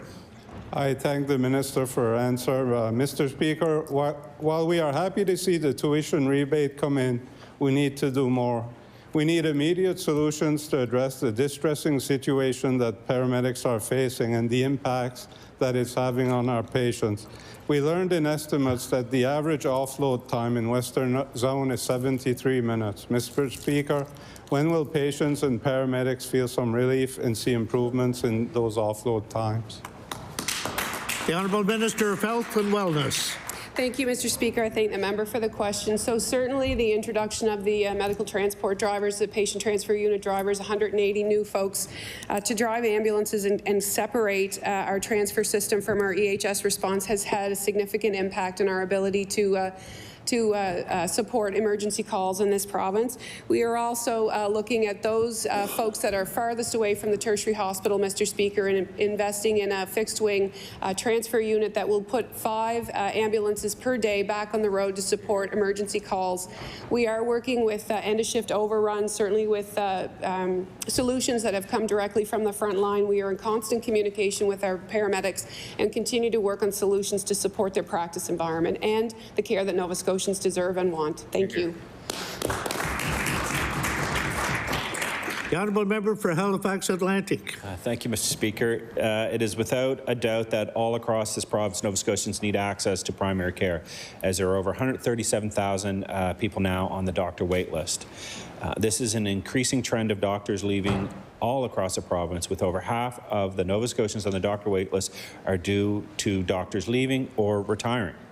We are disappointed that this budget did not recognize the needs of those in the Central Zone on the doctor waitlist. We've continued to ask the Minister of Health why, and quite frankly, we're not seeing any real reason why this government would not reinstate the important incentive when the Central Zone has over 60,000 Nova Scotians on the doctor waitlist. And I will say in my community alone, it went from 700 to like 6,000. And Mr. Speaker, we know at least 8,000 more are going to join in the coming months. My question is, why did this budget not include incentives for doctors coming to the Central Zone? The Honourable Minister of Health and Wellness. Thank you, Mr. Speaker. I thank the member for the question. So certainly we are open to looking at our strategies across this province to see how we recruit doctors. The Office of Healthcare Professional Recruitment has a budget, and from that budget they look at recruitment, they look at retention issues. We've been working across this province with physicians. So we will continue to assess, Mr. Speaker. We're looking at immigration strategies as well. Not one thing is going to address this entire problem. We need to look across all sectors, all specialties, including family practice, in order to recruit physicians. And we'll continue to do that. Our relationships are strong in this province, and we will continue to hear from doctors directly through the negotiations at the table with Doctors Nova Scotia. Thank you. The honourable member for Halifax Atlantic. Over 60,000 people are without a family doctor in the Central Zone, and I'm unsure why this doctor won't listen to the needs of the over 60,000 people that are in need of a family doctor. We know there's a correlation between the incentive and the doctor's waitlist. We know that. It's factual. And I see the Premier shaking his head no, but this is a fact. When there are 69,000 Nova Scotians on the doctor waitlist, this now Premier called it bad leadership. Now, Mr. Speaker, there are over 60,000 Nova Scotians on the waitlist in one zone alone. And this government will not incentivize new doctors to come to the Central Zone. Mr. Speaker, does over 60,000 people in one zone not qualify as a need for incentivizing more family doctors?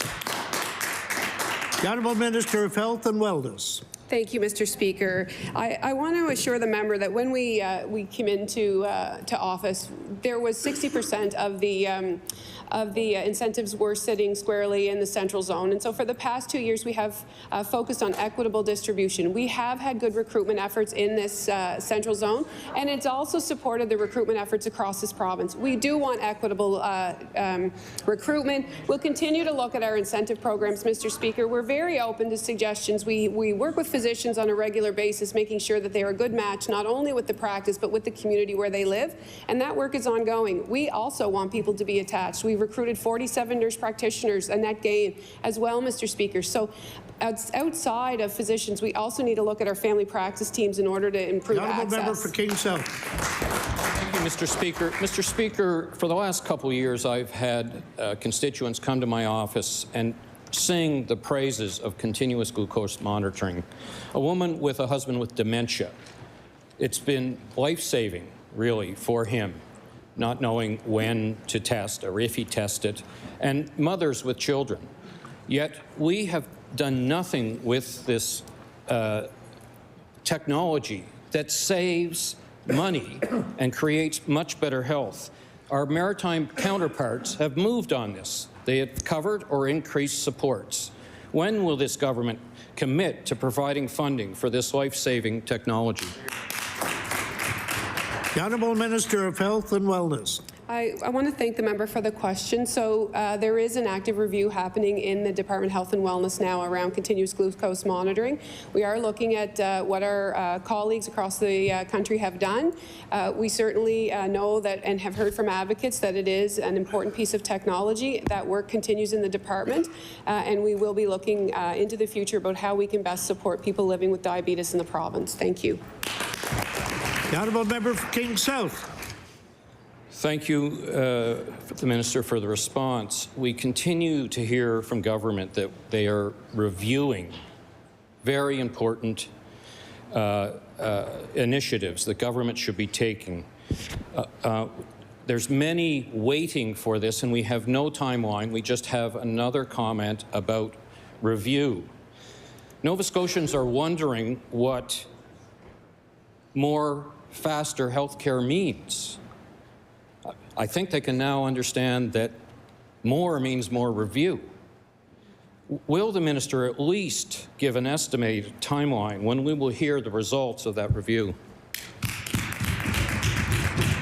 The Honourable Minister of Health and Wellness.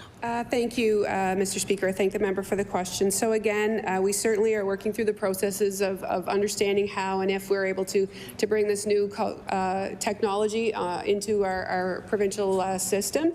So we are working through the CADIS program. We're trying to understand how best to implement and if we are able to do that. So I do believe that there will be more to say about this, but again, I'll wait for a fulsome review by the department. Thank you. The Honourable Member for Halifax Citadel Sable Island. Mr. Speaker, my question is for the Minister responsible for addictions and mental health. We have seen too many tragic consequences from the lack of supports available for people in acute mental health crisis. Yulia Adrichuk tragically died last year after failing to get adequate mental health care. In the weeks before her death, her parents say she went to the hospital for help because she was struggling and waited 3 days to see a specialist. She died after showing up for an appointment that she was told was canceled, and I've tabled that document previously. Mr. Speaker, can the minister see that so much more needs to be done to support people in acute mental health crisis? The Honourable Minister of Mental Health and Addictions. Thank you, Mr. Speaker. I thank the member for the question. I'm certainly deeply sorry to hear about that story. I don't know the specifics that led up to that case. I do know there is a review going on right now at Nova Scotia Health, and there is an expectation that answers will be provided to the family. But in regards to crisis services specifically, this budget does have an expansion of day hospitals to Cape Breton, to the Western Zone, to the Northern Zone. There will be an expansion of integrated youth services across the province over the next 4 years. So I know that's something the member opposite is very passionate about as well. So I think this will help our children across the province. So there's a variety of items to point to in this budget that are ongoing that will help our youth, and I'm certainly focused on implementing these across the province. Thank you, Mr. Speaker. The Honourable Member for Halifax Citadel Sable Island. Mr. Speaker, the budget does have some money for an emergency mental health crisis response pilot, something our caucus has been pushing for, and for an additional acute mental health hospital. But it doesn't have enough invested in emergency mental health care. We need investments rapidly in acute mental health supports across the province before another tragedy occurs. I was glad to learn about the acute day hospital projects, but what does the minister have to say to someone who is struggling in Liverpool or Kemptville and can't access the same kind of care? The Honourable Minister of Mental Health and Addictions. Thank you, Mr. Speaker. I know I spent most of my professional life before I worked in this position working in acute mental health inpatient settings, so I certainly know the demand when someone's in a crisis. I do think the expansion of day hospitals across the province will have significant impacts on helping the pressures within the system. There's certainly the integrated youth services has been a file that has been sitting on a desk, I think, for 10 to 12 years. So the IWK and Escazoni have been doing some great work in this regard as well. So we're really trying to get resources not only just within the hospital system, but also within communities to help people before they get to the point of crisis. Thank you, Mr. Speaker. The Honourable Member for Clayton Park West. Mr. Speaker, the current availability of mental health services being offered in this province has unacceptable wait times for intervention. People with mental health issues get worse as time passes, and sometimes the wait is 4 to 6 months. The Nova Scotia chapter of Canadian Counselling and Psychotherapy Association has written to the government on several occasions offering to be part of the solution to the universal access to mental health care that this government has promised, and I will table that. Mr. Speaker, my question to the Minister of Addiction and Mental Health, will he commit to meeting with the association and discussing the options of including their service under MSI? Thank you. The Honourable Minister of Mental Health and Addictions. Thank you, Mr. Speaker. I thank the member for the question. So there's been significant consultation with a variety of allied healthcare professionals, so I can certainly get the specific list of stakeholders. I know there's a significant list, so the work is well underway. So I'd be certainly happy to follow up with the member with that specific association. Thank you, Mr. Speaker. The Honourable Member for Clayton Park West. Thank you, Mr. Speaker. I thank the Minister. I see that we have solutions in front of us from our association. to directly help mental health of thousands of Nova Scotians. This government stood and gave campaign promise to Nova Scotians for universal mental health care and have yet to deliver. When will the minister be able to fulfill that promise? The Honourable Minister for Mental Health and Addictions. Thank you, Mr. Speaker, and thank you, the member, for the question. So we're certainly committed to committing to that promise, Mr. Speaker. $38 million increase in this year's budget, Mr. Speaker, and there's a variety of innovative pilots seen within the budget, ranging from mobile crisis supports to new graduate programs for nurses to integrate youth services. So we are deeply committed with this, and the work is ongoing. Thank you, Mr. Speaker.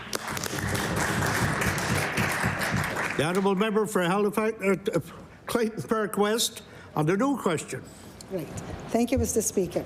People who need access to obstetric gynecology care face extreme wait times as there is significant lack of access for OB/GYN services, which makes health for women and gender-diverse Nova Scotians significantly worse.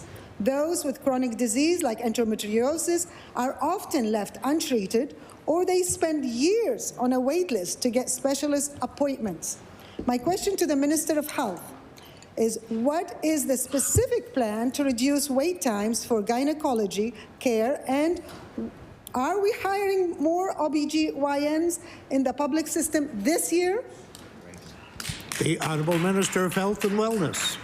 Thank you, Mr. Speaker. And there is a significant investment this year, $2.4 million in terms of women's health in the pelvic plane clinic at IWK, which will support faster access. It will increase the number of staffing. I believe I mentioned last night in estimates that it will be an increase of 2 physicians, a number of nurses working in the clinic, as well as nurse practitioners and other allied healthcare professionals. This money will be used to bolster urgent care services that will include implementation of changes for urgent gynecology patients and expansion of the endometriosis and chronic pelvic pain clinics. Certainly, we've heard from people across the province that this is a necessary service, and we've invested. Thank you. The Honourable Member for Clayton Park West. Mr. Speaker, in the last House session, this government tabled legislation enshrining a new fertility and surrogacy tax credit. However, Mr. Speaker, those who have received fertility treatments have been waiting for this government to clear up all the confusion around this tax credit. They are waiting to hear about how they can claim this tax credit, and I will table that. The government stated a plan and an announcement will be released soon. So my question to the Minister of Finance is, when will they be able to access this tax credit? The Honourable Minister of Finance. Mr. Speaker, I thank the member for the question. It's a chance to provide some clarity on this situation. One of the options we had when we looked at this was to go through Canada Revenue Agency and as a tax credit. And we could have done that, but we discovered in other provinces, in one province in particular, it didn't work quite so well. So we chose to manage it ourselves. So it's actually a rebate. So what people do when they file their income tax for the year 2022 and get back their notice of assessment from Canada Revenue Agency, they will now use that and to apply for the rebate. So most people would only be starting to have getting their notice of assessment if they filed their taxes early. And the goal... The Honourable Member for Cape Breton Centre, Whitney Pier. Thank you, Mr. Speaker. My question is for the Minister of Community Services. This winter, many people without housing in Cape Breton had to turn to the hard work and generosity of local pizza restaurants who organized tent and supply donations. This initiative was created by a local volunteer who noticed a lack of support for people experiencing homelessness in the region. I am so proud of our community for stepping up to support some of our most vulnerable. But it breaks my heart that local volunteers and donations have had to fill in for the inaction of this minister and her department. Why is the minister allowing Nova Scotians to rely on pizza shops rather than providing them with a permanent place to live? The Honourable Minister of Community Services.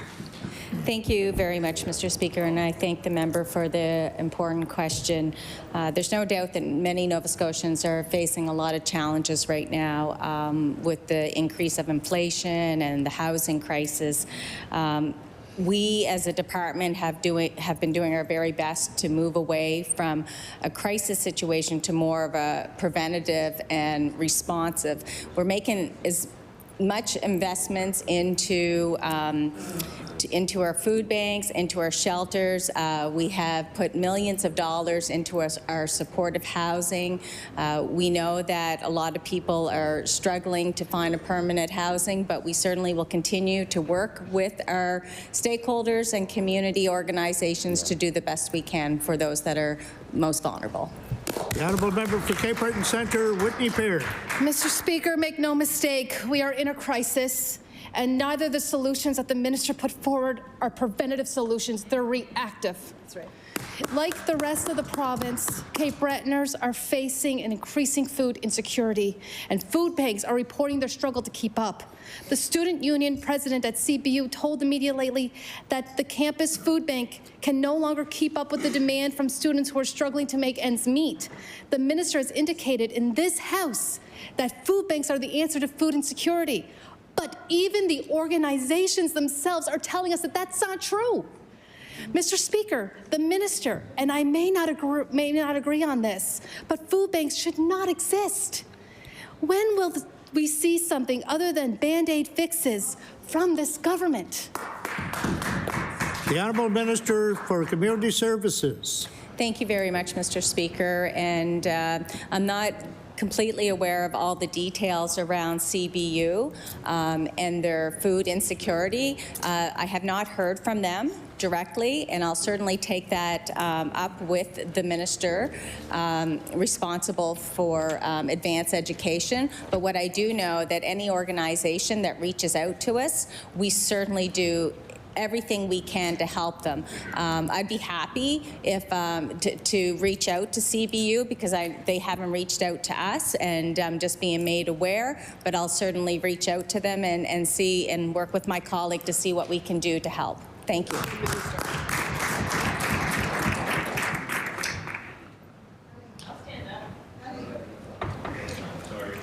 The honourable member for Bedford Basin. Thank you, Mr. Speaker. The safety of our healthcare professionals should be top of mind for this government. We've heard from doctors that this government will no longer be providing family doctors with personal protective equipment.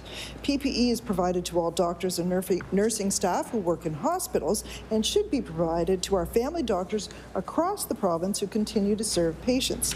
This is another way this government continues to fail to support family practice clinics across the province. My question to the Minister of Health: why is the government stopping the distribution of PPE to our family clinics across the province?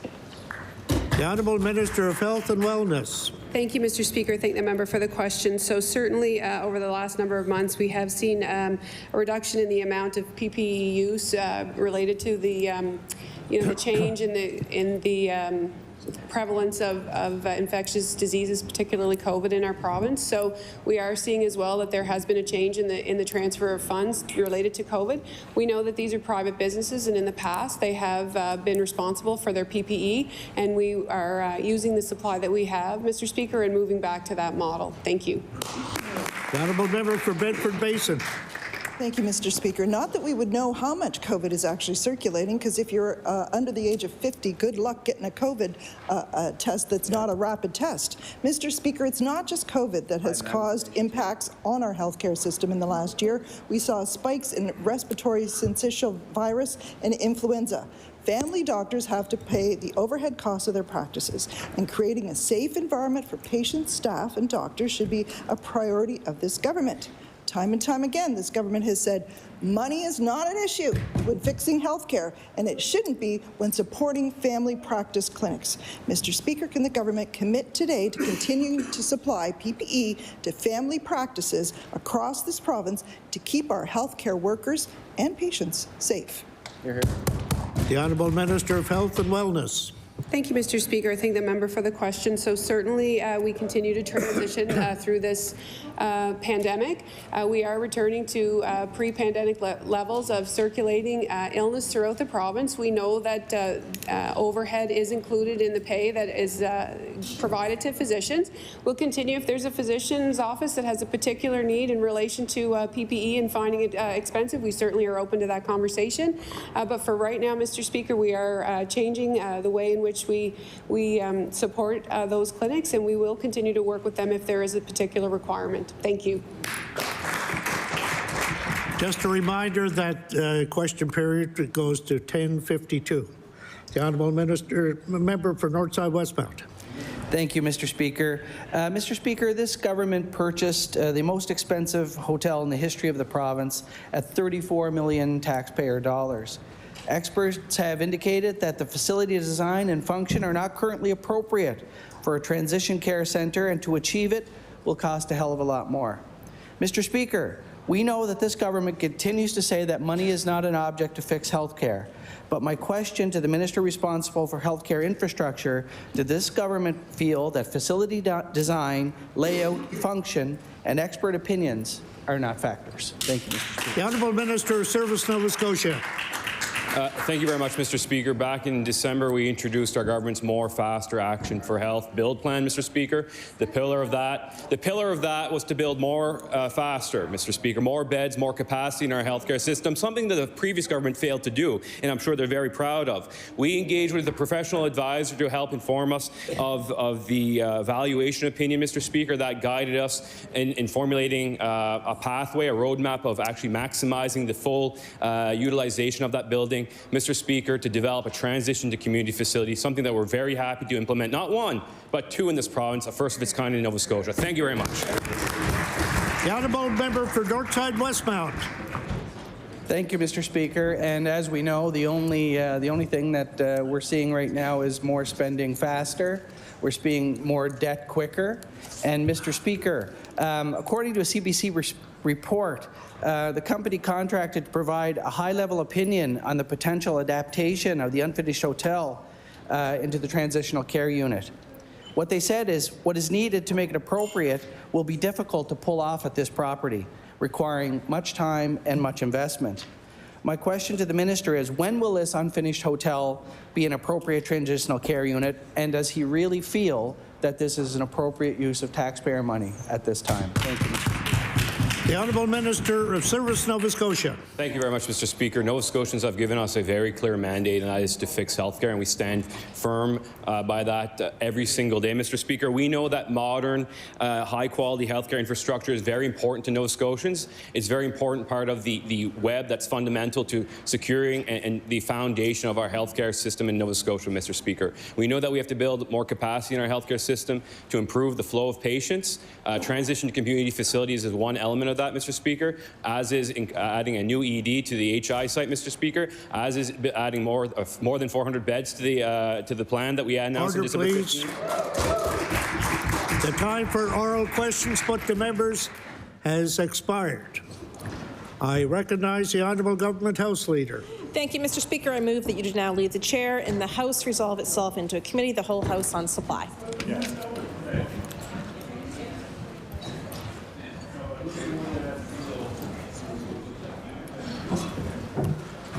I recognize the Honourable Member for Halifax Citadel, Sable Island.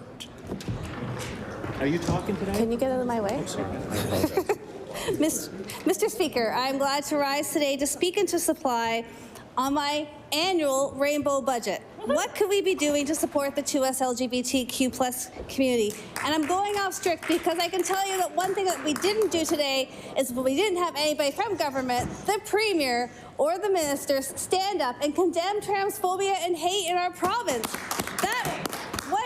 So you know what? That was like the easiest thing that people could have done, and nobody chose to do it. Do not tell me you celebrate Trans Day of Visibility if you're not willing to stand up. We have had acts of homophobic violence and transphobic violence across this province. In Liverpool, the town tourism office was targeted repeatedly by homophobic and transphobic graffiti, and it has not been addressed. In Lunenburg, Businesses who are 2S LGBTQ plus owned are targeted online with hateful comments, people making false accusations. And last year, when Lunenburg businesses would not even put the pride flag in their window. This year is the first Lunenburg Pride Parade, and I certainly hope that the MLA knows about it and will be out there in strong force. In Lawrencetown, the Bee's Knees General Store has had their pride flag ripped down and defaced repeatedly. The person who's been down there with the sort of the most grandest announcement of providing a replacement pride flag has been our U.S. Consul General. I haven't seen anybody from this house go down there. In Halifax, a business recently hosted a drag story time, and they were targeted online by hate. You know, I know of stories of students in our schools who are not safe. Students, trans folks in our schools who are not safe to use the bathroom for the gender with which they identify. They cannot do it. There are seniors in long-term care. I have actually witnessed verbal harassment of queer seniors in our long-term care facilities. This is all happening, and hate crimes are underreported. So they're not reported for a lot of reasons. One is shame. So if I'm standing in the provincial legislature where no member of the sitting government stood up and said, actually, you're right, I condemn transphobic hate, then how are you going to build up and recover from the constant onslaught of hatred and discrimination? Absolutely. People are fearful. People are fearful of making a big deal. I bet you someone over there wanted to stand up and say something, and I bet you're fearful of the implications on your political career. And frankly, we're tired. We're tired because we've been doing this fight for a very long time, and we've been trying to keep people alive to the point that my colleague from Cape Breton Centre, Whitney Peer, made earlier. And the wait times are still too long for people to be able to live the lives they want to live. So do not tell me that you're celebrating Trans Day of Visibility until I see some action on that side of the house. The Stats Canada released the latest police reported data, and let me be clear that queer folks don't easily go to see the cops and complain about hate because we have to explain it, we have to prove it, and there's a long history of discrimination, showed a 64% increase in hate-motivated crime on sexual orientation last year alone. Our communities are under attack. I don't think it's simply a matter of opinion about whether you stand up to homophobia or transphobia. It is time now, and it's only getting worse. So a little history lesson, as folks on the other side often like to provide. I was president of Egal Canada in 2002-2003. And I was one half of one of the first couples in queer couples in Canada to get married. As you can imagine, I received hate mail. I received it weekly, but it arrived in snail mail, so it arrived slowly, and people actually, really had to make an effort to make those threats. On the doorstep during the campaign, I only faced a handful of uncomfortable situations. But when someone asked me about my record on addressing gender-based violence, which I'm extremely proud of, I have worked against gender-based violence my entire life, only to start yelling to me about how I endangered children, how I was going to do damage and harass the young volunteer with me. But in the past year, the volume of hate online has grown exponentially. So the tweets and retweets mentioning the LGBTQ plus community alongside grooming slurs jumped 119% since the October 27th, 2022, when a major change happened on the Twitter platform. Often targeting educators, pride events, or drag story hour events, the grooming narrative demonizes the LGBTQ plus community with hateful tropes, using slurs like groomer and pedophile. The Center for Countering Digital Hate has identified over 1.7 million tweets and retweets since the start of 2022 that mention the LGBT community via keywords. The hateful grooming narrative is not happening in a vacuum. It is connected to other forms of intolerance and hate. It is connected to those who also want to be anti-Semitic. It is connected to those who are also pushing Islamophobia. New estimates from the Center for Countering Digital Hate show that 5 accounts are set to generate up to $6.4 million per year for Twitter in ad revenues. This is the sort of thing we're facing. And earlier this month, my colleague, my friend, Faye Johnstone, was profiled in an International Women's Day campaign on behalf of Hershey's Canada, along with 4 other amazing young women activists, and received so much hate that Hershey had to get involved at a global level, that we had to increase security for Faye to be safe in her home. And to date, there's been something like over 4 billion impressions of hate around that campaign globally. So, on this Trans Day of Remembrance, I simply can't stand here and read to you the nice words that I wrote about, like, let's all work together and there could be so much more, and we've flourished anyways, not thanks to anybody's help. But, you know, I think I'll just, continue to repeat again that this government's platform, when they ran and won the election, did not have a single mention of the 2S LGBTQ+ community, and received an F from the Nova Scotia Rainbow Action Program in their review of party platforms. There was no mention of the 2S LGBTQ+ community in the speech from the throne. There is no minister, unless today was that historic moment when the Minister of Health was also appointed as the minister responsible for 2S LGBTQ community. That would be fantastic to have a minister responsible. So no minister's mandates, no minister, no policy, and in budget 2023, there are 2 small mentions of 2 trickling amounts of funding that are directed towards gender-affirming care and Pride Health, and their deliberate absence of an actual policy commitment to equity and to 2S LGBTQ+ health. When I worked in the Nova Scotia Civil Service, and when I left the Civil Service, I think there were 3 specific positions focused on analyzing and representing the issues facing the 2S LGBTQ+ community.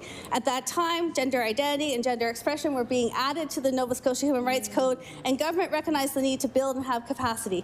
There were managers in that role at Department of Health and Wellness, CCTH, and the Public Service Commission. And I will say that my colleagues on this side of the House, the Liberals, decimated those 3 positions, and we saw an erosion of the policy capacity over the 8 years that they were in power. It is important to have that capacity because it is the difference between formal equality, which sets out in laws, and substantive equality, which is actually the ability to enjoy those rights and to benefit from those in our society. As I mentioned, this is a government committed to healthcare, and we hear it all the time in many ways. Better, faster, more, all the healthcare, right? Healthcare, healthcare, healthcare, lots of spending, spending, spending. It's fast. I know you're moving so fast, except that you're moving at a glacial pace for trans and non-binary folks. And you have told us, you have committed to us that there's these reviews going on. So at one point, I understood there was a review of Pride Health and that this was going to take time. So we understand what the resources truly are. This year in estimates, well, and just to be clear, we thought Pride Health was going to be expanded last budget. So this year, there's a small amount of money allocated, apparently not based on a review, apparently based on a business case by NS Health. So in fact, whatever was happening that took all that time, I'm not sure what's really happening. And I would invite the government to table whatever analysis it has done that warranted a full year of waiting for the expansion of Pride Health Services. On gender-affirming care, again, it's not that we actually have to reinvent the wheel. There's actually an international body, WPATH, the World Professional Association for Transgender Health, that has done this work. So has worked with specialists and community members around the world for many, many years to develop standards of care. Standards of care number 8 came out last August, and the minister in estimates made some reference to it took time to absorb them. Well, there were tweaks in that policy, in fact. So the bulk of the work was there the moment they were elected and has not been put into play. And so, the message that we're receiving is that gender-affirming care isn't health care, or at least it's not health care to this government, or it's not important health care, or that gender-affirming care and the well-being of trans and non-binary folks is simply not a priority, and I would say that today's exchange only emphasizes that when no one on that side of the House stood to condemn transphobic hate. what could be a better public health measure? What could be better for the mental health of people in this community than to have the leaders of the province stand up and say, we condemn hatred, we condemn transphobia, we condemn violence, and we will not stand by while our trans community faces more and more violence. That's what you could have done. That's not what's happening. We don't see it in the budget. We are told in estimates that the Department of Health and Wellness is on a journey. And again, there's fast journeys, I guess, and there's kind of like medium speed journeys, and then there's slow journeys, and then there's journeys that like never end, but also don't even need to get started because the work's been done, the standards of care exist, and you know, we really thought we were going to have announcements quickly. And I also, from the moment I stood in this chair, felt that I was giving this government lots and lots of clues and opportunities and things like easy things to grab out of the air and indicate the support for the 2S LGBTQ+ community in this province.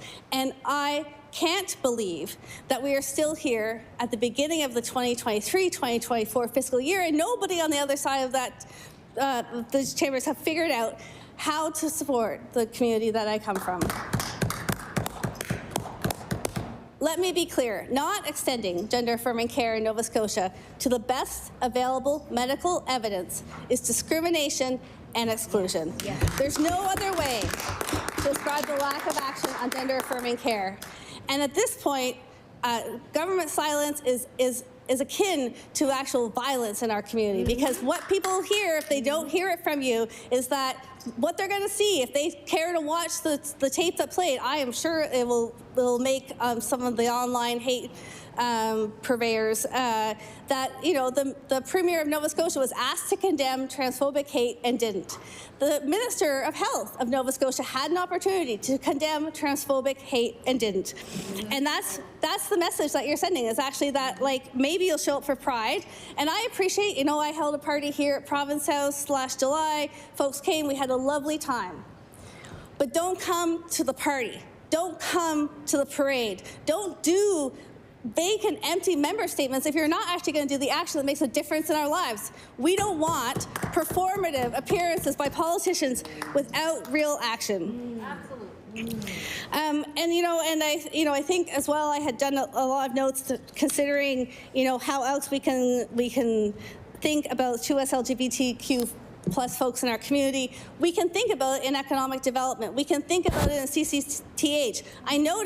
I was thrilled to see the reference to African Nova Scotian and Indigenous tourism supports. But you know who else could, we have an amazing, rainbow trail in this province. So we have an amazing series of summer prides that take place next to the ocean, and they take place in beautiful communities like Annapolis Royal and in Cape Breton. And what an amazing thing it would be to actually have the province say, hey, folks, oh, by the way, we have a minister for 2S LGBT+ community, and we have a strategy, and we've condemned transphobia, so we're working hard to make this a safe space, and here's our rainbow trail. Come join us for the summer and see all the amazing parts of our community. That, my friend, is action. I've also given lots and lots of other information to folks. So, for instance, the provincial employment equity should be expanded to include 2S LGBTQ+ communities. I was contacted earlier this year by Simply Good Form, an amazing Bedford-based business that's doing amazing work, has received accolades for the work they're doing in capacity building in organizations and businesses around 2S LGBTQ+ issues. And they went to use the Graduate to Opportunity program. And they were like, great, we're a queer-owned business, we have a queer employee, we have the perfect setup.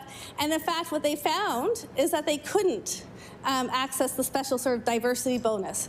And again, that one-off was approved, but it should be in there. So again, get loud, get actually visible on Trans Day of Visibility. Order. Thank you.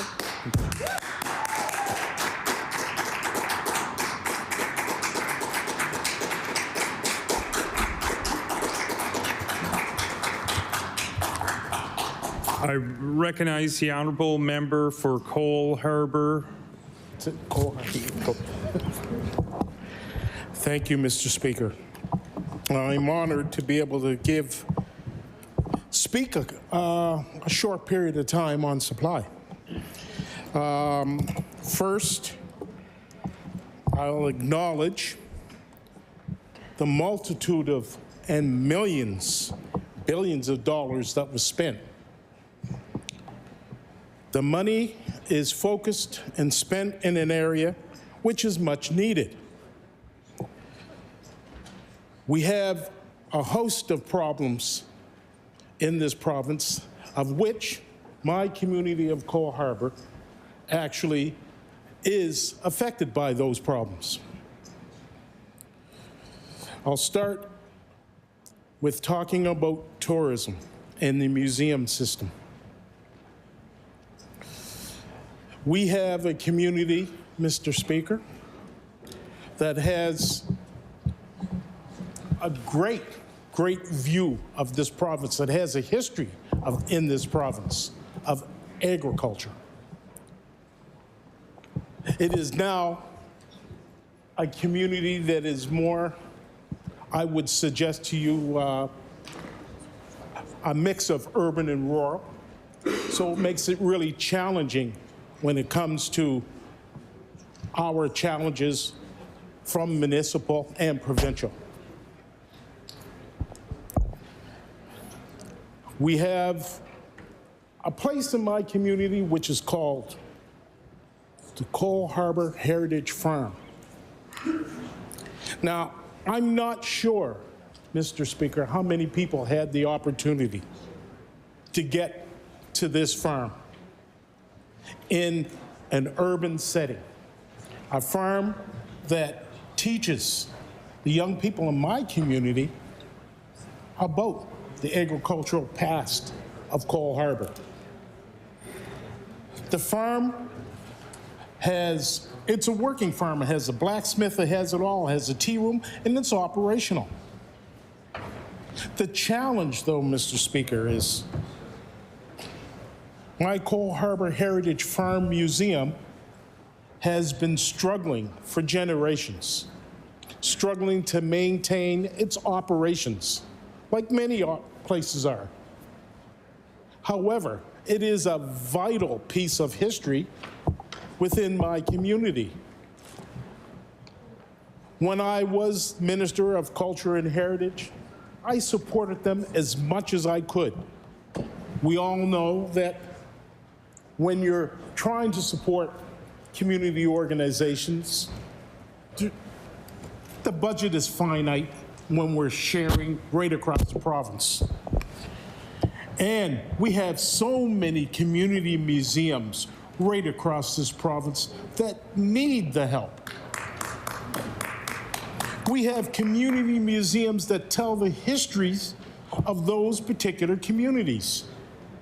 And Mr. Speaker, I have to say that I was educated and informed when I was the minister because I got to go right across this province and see those community museums and hear about the impact and the importance of those museums in each of those communities. Yes, I will say under my watch, we were working on a review to help give those museums more funds.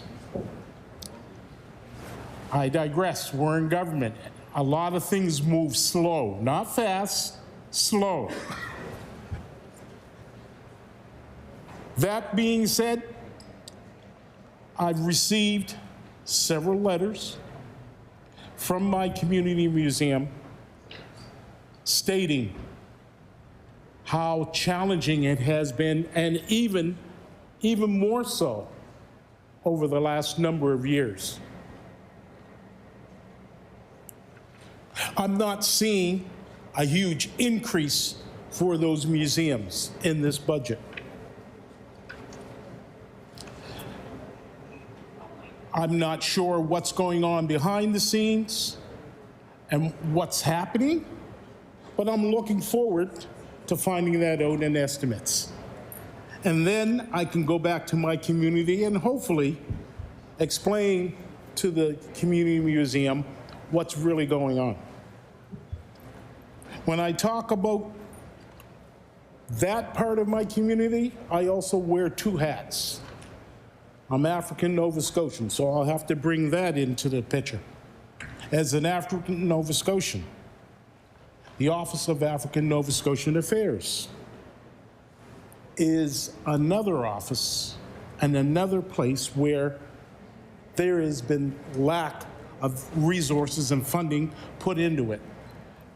I was hoping that this particular office would have grown and really address its role in government to the community right across the province, because I can tell you, and I'm not sure if the minister is aware or what's happening there either, but I can tell you that many community members and many people across the province, African Nova Scotians, there was a movement, there were things happening to try to bring awareness, recognition, and a historical perspective of African Nova Scotians in this province. I'm not hearing much about that. So again, I'll talk to the minister during estimates, and hopefully he can explain to me. But when you look at the budget, no extra money going in. As a matter of fact, it's dropped in that particular office. Community services, Mr. Speaker.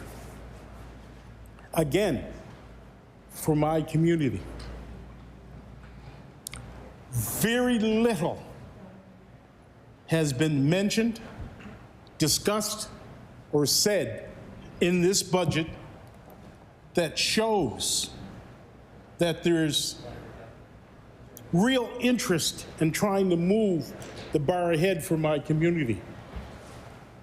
Just for interest, Mr. Speaker, we are in the last year of the decade for people of African descent, from 2014 to 2024. In the last 2 years, I've heard very little about that. I've heard very little about what this government will do to help uplift, to help educate, to help improve the well-being, the life, the status of African Nova Scotians. I can go through each line. CCTH, Community Services, Economic Development, Education, Justice, and Seniors. All of those affect my community. Not one mention about our community.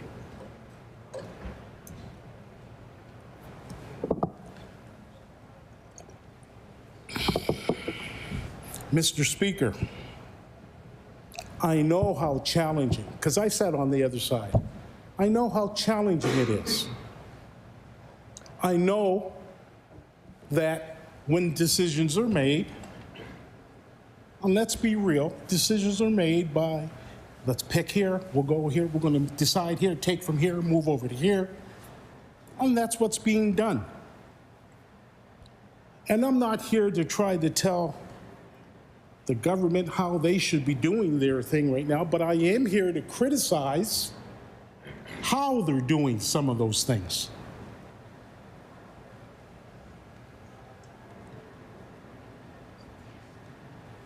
I don't hear many people talking about any of the diverse communities in this province, not just the African Nova Scotian. We had my colleague stand up and talk about the 2S LGBTQ plus community.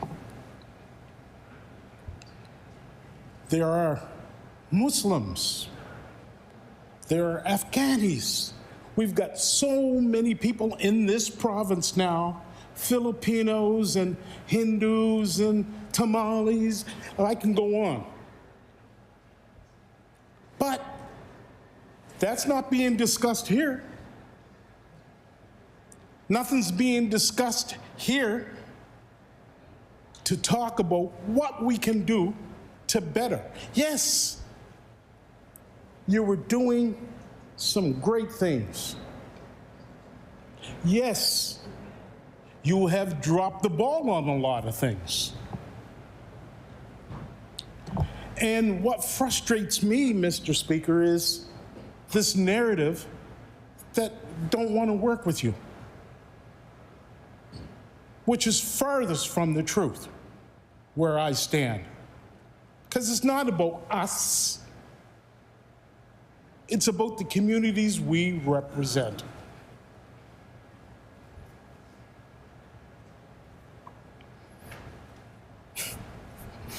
So, with that, I'd like to say, moving forward, I wish the government would be more cognizant about the many ethnic groups that are around them. And in their discussions, sitting at the cabinet table and wherever else, they ought to have, no, they must have those conversations included in whatever else you're looking to do to govern and moving us forward. Let's not forget that diversity impacts your economic pocket. So I ask, moving forward, as a member of this House, with all of you, as a colleague, that you remember those other communities that need to be considered when you're making your policy decisions. That's all I have to say right now. Thank you. I recognize the Honourable Minister for Community, Culture, Tourism and Heritage. Thank you, Mr. Chair. Just want to take the opportunity for a few minutes just to say a few words. With all due respect to my colleague from Cole Harbour, I'm not sure if I agree with everything he's saying, Mr. Chair, and I hope to be able to explain why in the next few minutes. With some of his references, perhaps not all, but the Count Us In action plan, Mr. Chair, continues to support the framework to address system racism that has occurred, forever in this province and beyond. And there's many initiatives that are going forth as we speak to address this. When I think of ANZA, there's certainly, in my mind, there's a great transformational happening in that area, that office and so on, and they have been very engaged in the communities across this province. We have been in many communities, Mr. Chair. I personally heard myself that they have said a number of times, we finally have someone that's engaging with us. We finally have someone that's listening to us. We finally have someone that's visiting us and bringing our concerns back to the legislature, Mr. Chair. So those types of things are happening from one end of the province to the other. Mr. Chair, I've attended several galas across the province, in Sydney, in Digby, in East Preston. I've gone to several proclamation events across the province, and I'm listening to what they're saying, Mr. Chair, and certainly not what I just heard a few minutes ago. The minister or the member from Cole Harbour also mentioned about no funding in museums. I suggest that all members take note and go to the book. This is the first time in 15 years that we've invested in arts and culture in museums.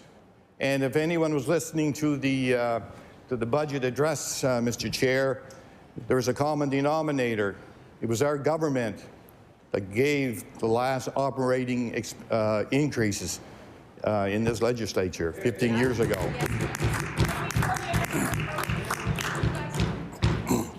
There's a lot of years passed between that and now, Mr. Chair.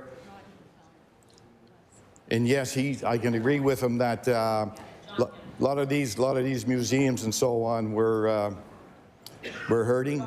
Okay, retaining their workers, getting new workers, and so on. So I've certainly heard loud and clear from those sectors across the province in many meetings with them, and certainly we're doing everything to address those concerns, and we've made a significant step forward. And again, Mr. Chair, that's not to say we have many projects over and above that increase that are still in place for these museums and these arts and culture organizations to take advantage of.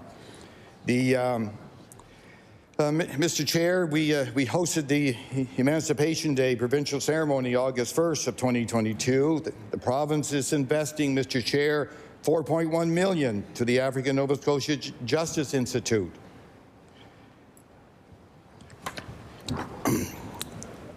Mr. Chair, if you look at the budget estimates for 23-24, the ANZA regional offices, the budget is $633,000. That's up from $317,000, Mr. Chair. We are committed to action and supporting African Nova Scotia communities. Mr. Chair, we opened up 3 new offices in 2022 across the province. Mr. Chair, in the Preston area, Southwest Annapolis Valley, and the northeastern areas to ensure we are serving African Nova Scotia communities from one end of the province to the other. The offices were created, along with the other ones that we have, to address the unique concerns in rural African Nova Scotia communities, which is a step further in addressing anti-black racism, Mr. Chair. Mr. Chair, the Preston Area Regional Office was opened and serves North Preston, East Preston, Cherrybrook, and Lake Loon. The Southwestern Annapolis office opened and serves the Digby, Annapolis, Kings region.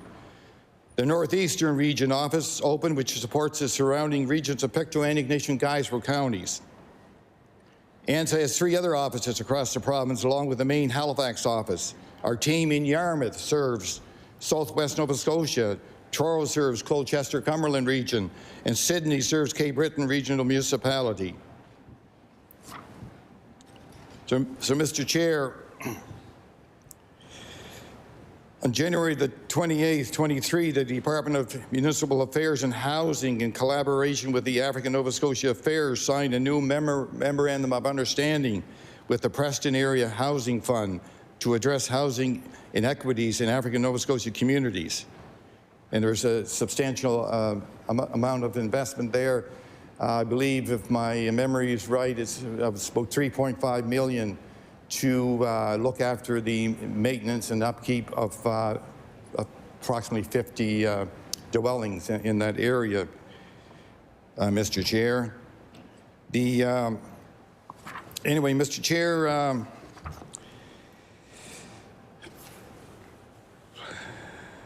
African Nova Scotian Affairs has grant funding available for community groups and organizations with initiatives, events, and programs that support, preserve, promote, protect all aspects of African Nova Scotia culture, heritage, social, or economic development. So we have been investing in African Nova Scotia communities, and we'll continue to. We'll continue to listen to them, Mr. Chair, and engage with them. And there's certainly a lot of other things I could continue to say here, Mr. Chair, but I think I made my point, and I'll take my place. Thank you.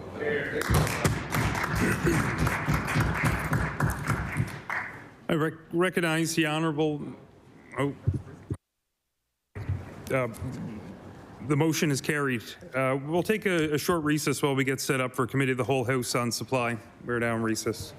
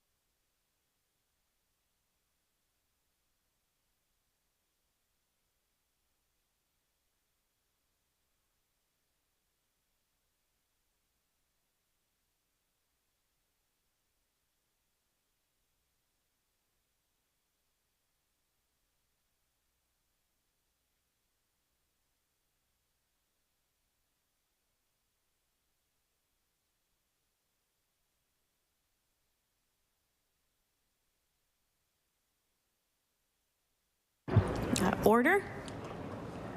The Committee of the Whole House on Supply will come to order. I recognize the Honourable Government House Leader. Thank you, Madam Chair. Would you please call the estimates for the Minister of Health and Wellness, Resolutions E11 and E29? Estimates E11 and E29. Now invite Minister.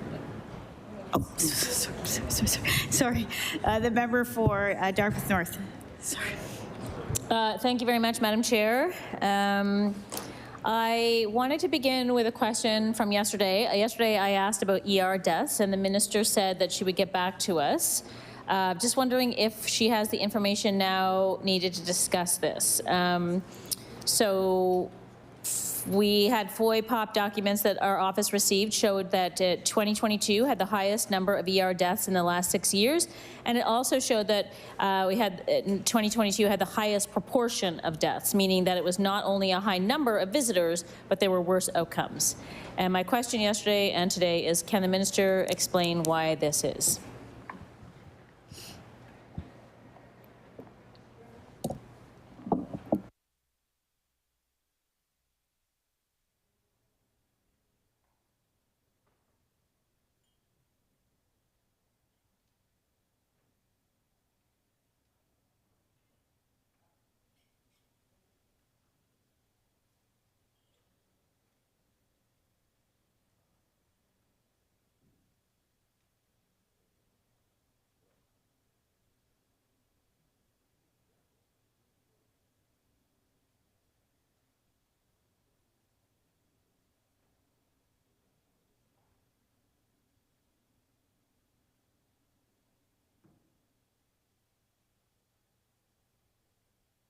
I recognize the Honourable Minister for Health and Wellness.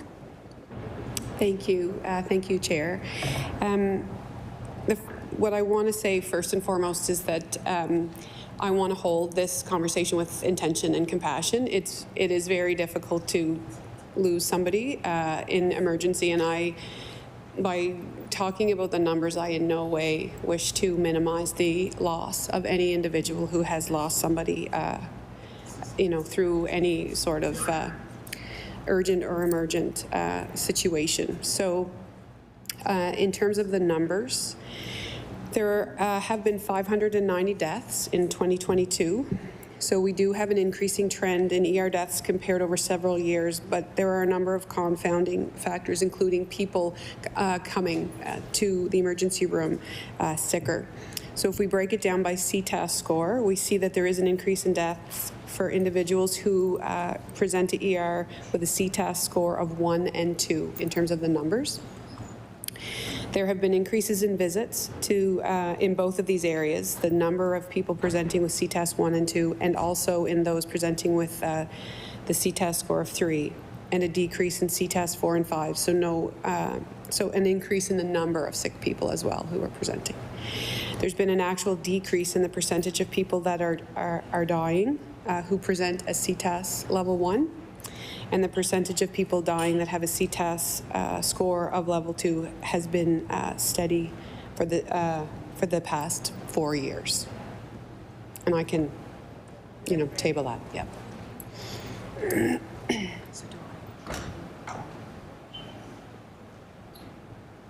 Recognize the member for Dartmouth North. Thank you very much, Madam Chair. And yes, I appreciate the minister's approach to this discussion. Just to confirm, the scores, 1 is the highest acuity, and it goes down from there. Is that correct? So I'm honestly trying to get my head around this. So would then that suggest that people who are coming with scores of 3 are actually the ones who are having worse outcomes? If 2s are remaining steady and 1s have decreased, then what else do we think is going on there?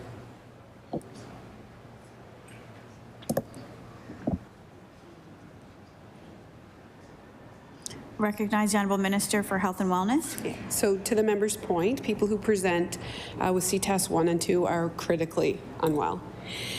So it's actually, the percentage has not significantly changed, but the numbers have changed. So we see more people presenting with 1 and 2, and and they are, sicker as a result of perhaps late presentation or delayed diagnosis or, a whole consternation of things. And I would say unequivocally that period of COVID has certainly impacted that on a whole variety of issues, not to mention that our population is aging.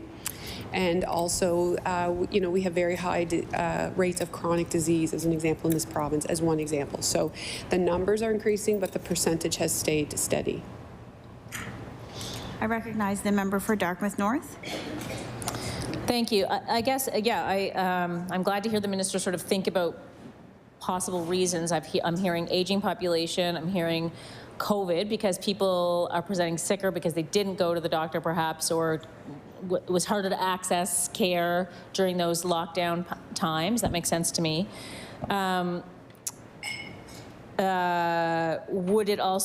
Would the minister agree that the lack of available primary care, like more people unattached to primary care, could possibly contribute to sicker people arriving at the hospital? If someone doesn't have a doctor, they don't want to go and sit and wait in the ER if they've got some small ailment, and then by the time they go to the ER they're sicker. Does that sit true?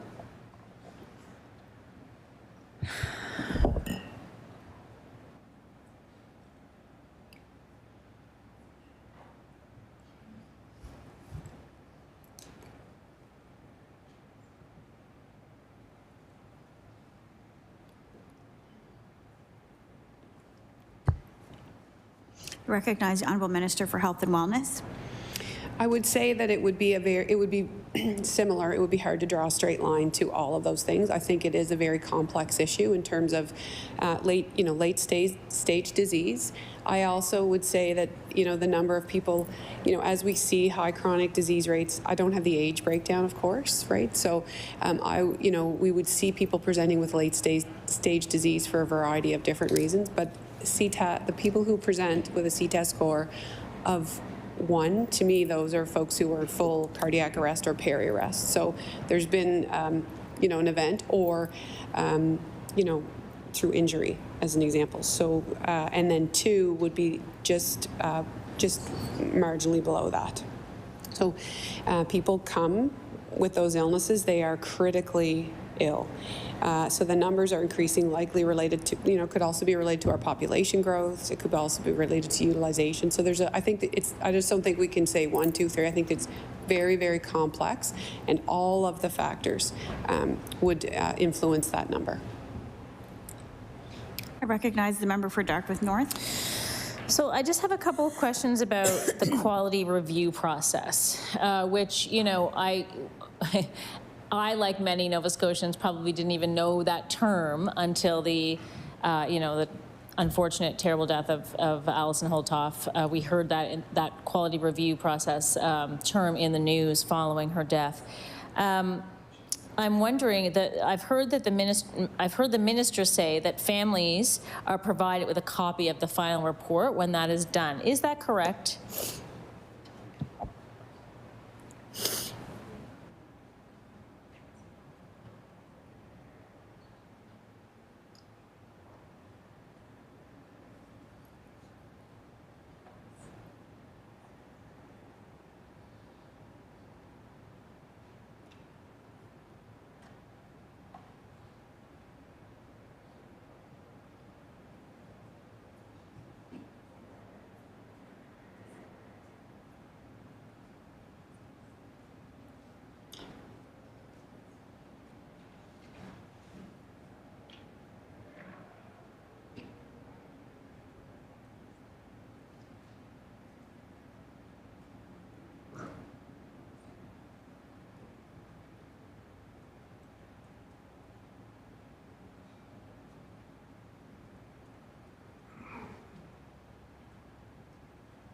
I recognize the Honourable Minister for Health and Wellness. So thank you. A quality review is part of accreditation. It is part of the accreditation process, and it's covered under KIPA. I don't know if you remember the KIPA Act. We would have, it's the Quality Improvement Information Protection Act. Okay, and so the Quality Improvement Information Protection Act is actually what protects and leads to a just culture in healthcare. I'm not sure if you're familiar with the term just culture. So what, a quality review brings the people who are involved in a case where the outcome was unexpected and allows them to debrief and speak within the confines of the review. As a result of that review, recommendations are shared. So looking at recommendations for the facility, perhaps the department, maybe recommendations for the system as a whole, recommendations, maybe if there's any integration between two systems as an example. What's shared amongst the team, because it's not about blame, it's about really understanding from a quality perspective where there was a failure in the system or if there was a failure in the system. The recommendations are shared, not the information that is discussed, which leads to a just culture. And Dr. Brian Goldblum, he does White Coat Black Art. He has an excellent podcast about just culture and talks about how important this process is. And if anyone's interested, I would encourage you to listen to it. It is very helpful to contextualize it. So after a quality review is done, recommendations are created by the team, and then the family, the healthcare workers, the leadership sits with family and reviews the recommendations with them, so that so they understand how the system will respond in future to a similar event, what initiatives will be undertaken in order to prevent this from happening again, so that the system is changed as a result of the event. And that's what a quality review does, protected by legislation, part of the Accreditation Canada process, and recommendations are then shared with family by staff directly. It's not just a simple handover of a report. Recognize the member for Dartmouth North. Okay, that's helpful. But is there, so when the family receives information, are there restrictions on how the information can be shared after it's provided by the family? Like, so if, a family goes in and sits down and understands the recommendations, is the family allowed to talk about that publicly, or is there stuff that's not shared with the family? I understand, like, protecting identities of individual healthcare providers and that kind of thing, but is there anything else that's just not given to the family and other than the identities of people?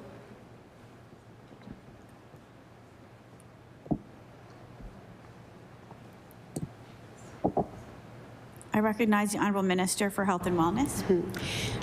So as the team meets, the conversations are held in confidence. The people, sometimes people know who was there. It depends how big the community is or how small.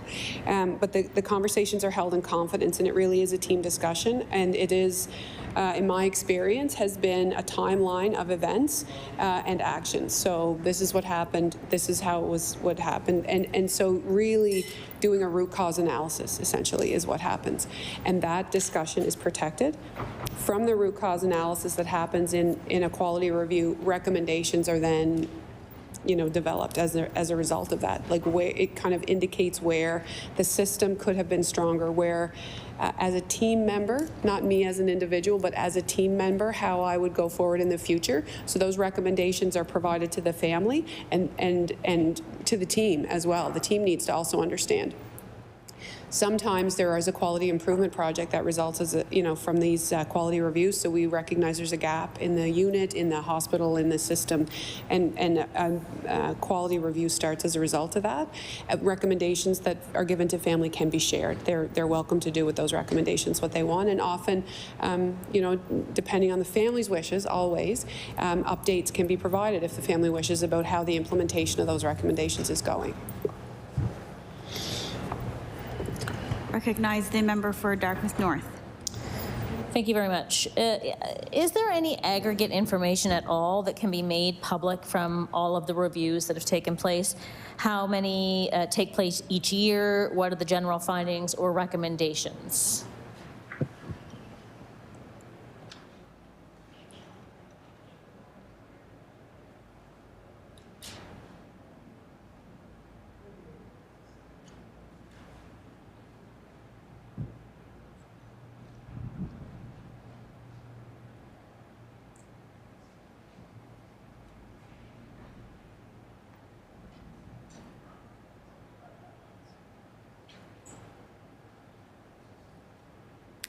Recognize the Honourable Minister for Health and Wellness. So there would be, and again, pulling back from from my past experience. So there would be what we would call sentinel events, so unexpected or significant events sentinel with an outcome associated. We have we track near misses, so something that happens where the system or the systems fail, either result of the system or a person, and there's no harm. So there would be that would be a near miss. So those are tracked to the best of our ability. Then there would be incidents with harm. Serious reportable events are made public. But the quality reviews, I can check, but the serious reportable events, they are counted and reported publicly. Recognize the member for Dartmouth North. Okay, and is there any, I understand accreditation processes happen, every whatever many years and that kind of thing. But in between, is there any work done by any part of the department where there's somebody's job is to, take all of this stuff and produce like an accountability report or whatever, the way that, Nova Scotia Legal Aid has an accountability report and community colleges have an accountability report. Is there anything like that that is kind of worked on a yearly basis or, every 3 years or anything like that?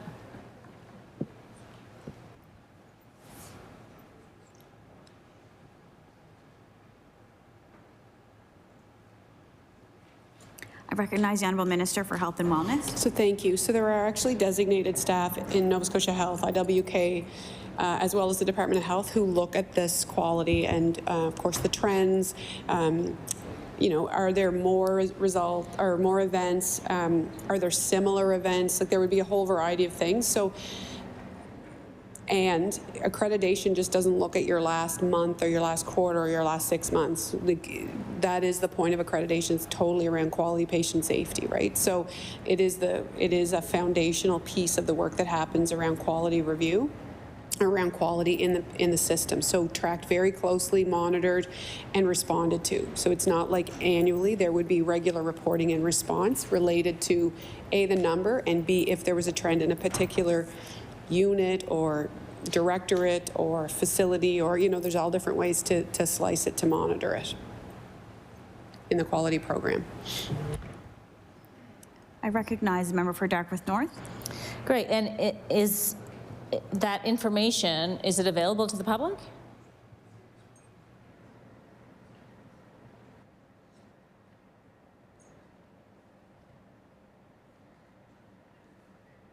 Recognize the Honourable Minister for Health and Wellness. So serious reportable events are reported publicly. In terms of the trends, I'll just find out if they are on a website, whether it's NSH or IWK or whether it's Department of Health, I'll just confirm that, but they are reported publicly. Similar to hand washing rates, you know what I mean? There's a number of different quality indicators that we would use around a variety of different indicators for people. Recognize the member for Dartmouth North. Great, and then that series of indicators that the minister's referring to, can she speak to the trends since this government came into power? So when was that? 2021, summer 2021. Recognize the Honourable Minister for Health and Wellness. So I'll have to pull that. We'll have to see if we can gather that up for you. Yeah. Recognize the member for Dartmouth North. Great, thank you. Yes, looking forward to that. Moving on, vaccine uptake among young children is concerningly low in Nova Scotia. Can the minister talk about this and what's being done to address it?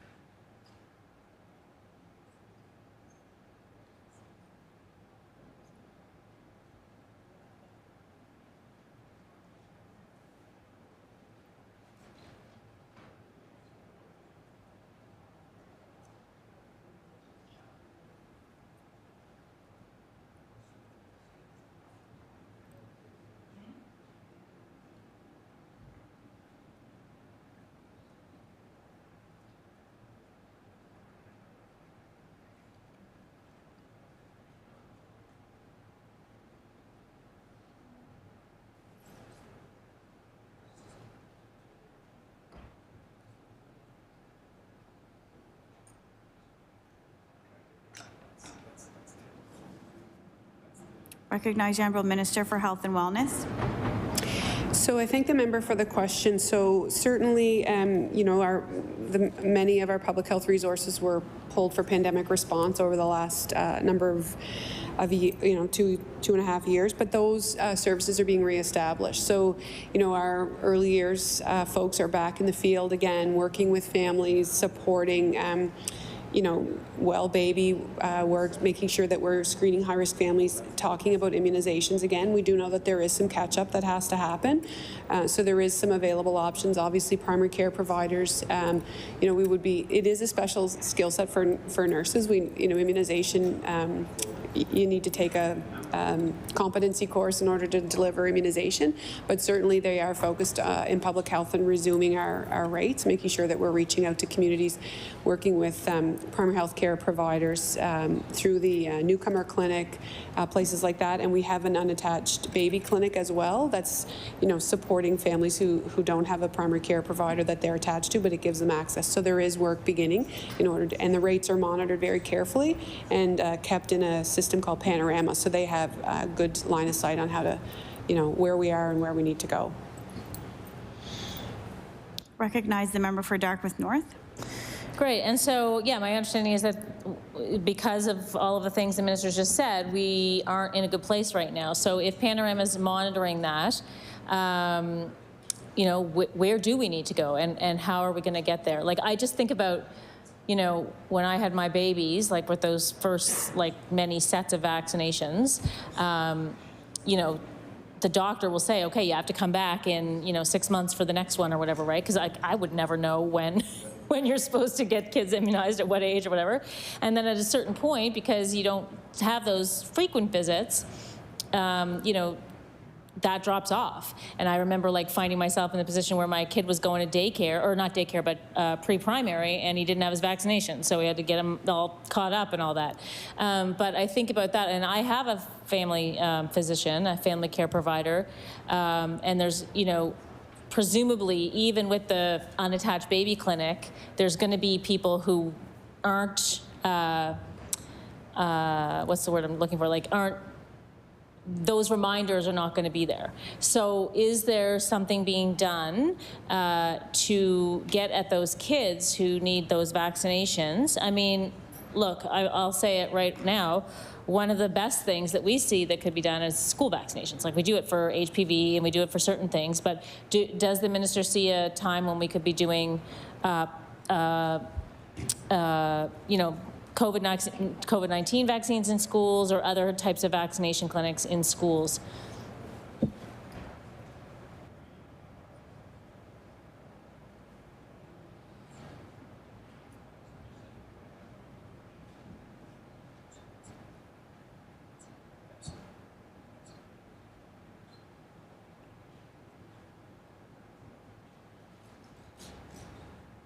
Recognize the Honourable Minister for Health and Wellness. So thank you to the member. So you know, in terms of our early years vaccinations, our early years, you know, public health early years folks are back out in the field, which will help. The majority of our vaccinations actually happen in preschool, right? So 2, 4, 6 months, 1 year, 18 months, and then I think it's like 4, if everything's still the same. And then we are caught up with our school-aged vaccination program. So grade 7, all of those kids that would have missed were, you know, that's staggering. It does take a lot of resources to go into schools, and with that model of, you know, 2, 4, 6, 8, 12 months, 18 months, 4 years, we have a cohort of people that we work with, right? Same with grade 7. They get all their vaccinations at the same time. The issue with COVID vaccines, number one, in an age-appropriate way, it would be really hard to immunize littles, particularly. And often when you see school-based, you know, vaccination programs, I remember years ago there was MMR as an example with a certain age group. It's easier when you have a cohort of individuals that will stay on the same schedule. So COVID-19, everybody's on a different schedule. Their boosters are all different. Their doses are all different, in terms of their ages and stuff. So I don't foresee a time, which is why the pharmacies were such an important part of that rollout.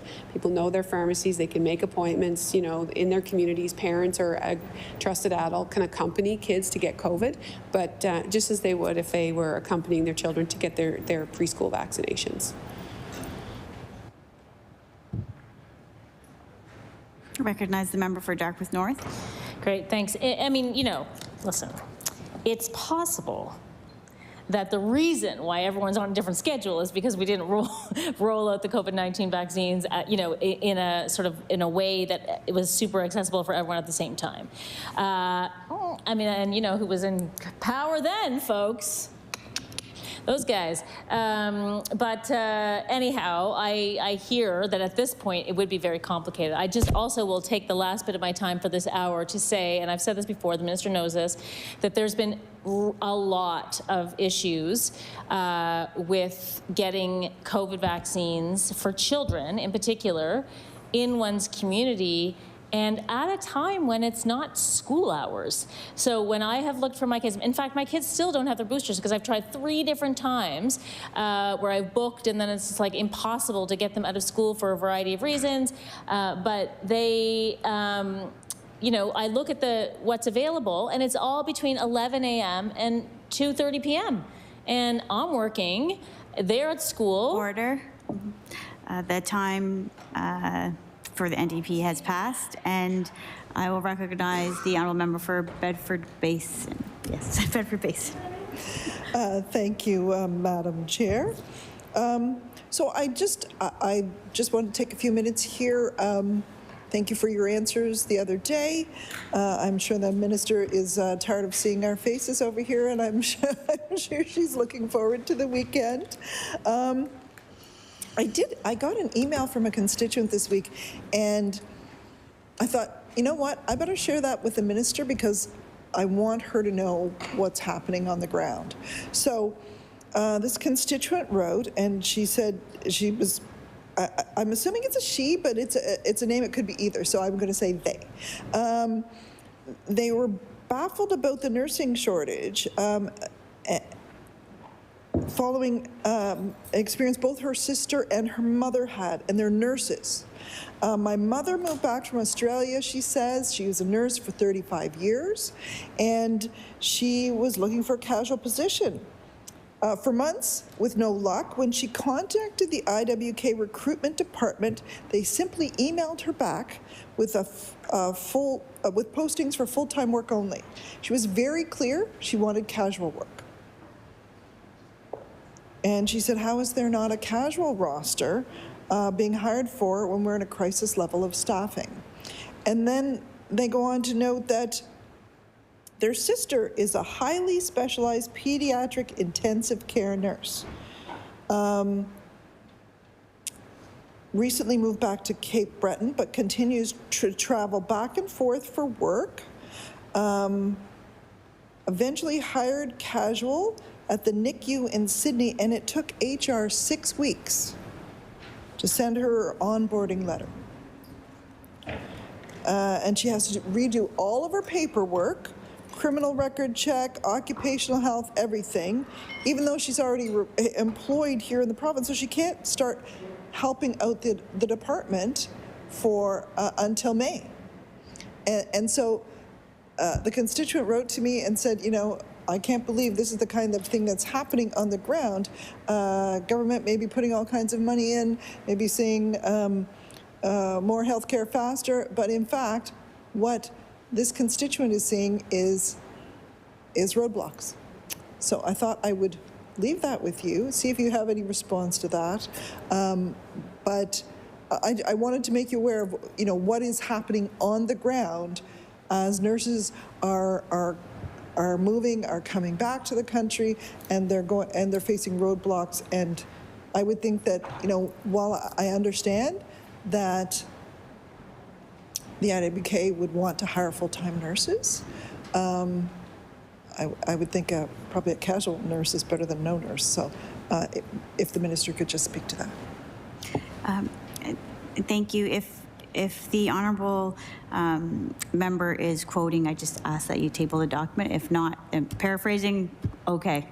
Paraphrasing, perfect. Thank you.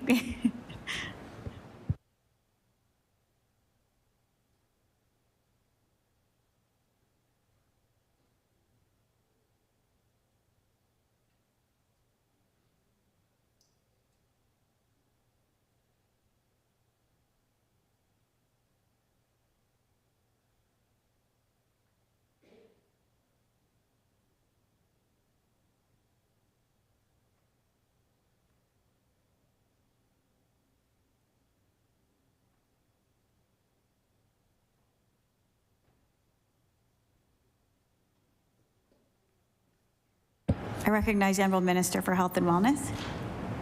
Thank you. I thank the member for the question. This certainly is not something that is unfamiliar to us. We have heard, you know, in terms of the onboarding process. So the program that's used is called Success Factors, and it was recognized that it's been it's been there for several years, but there was some functionality issues that were discovered, you know, fairly recently. So there is a team that's looking at this. Certainly if that email, if you wanted to send that, we could send that to the Office of Healthcare Professional Recruitment, and they'd be happy to look into that for those folks. But there has been some barriers, and there is a team of people looking at, you know, the functionality and how we can streamline it.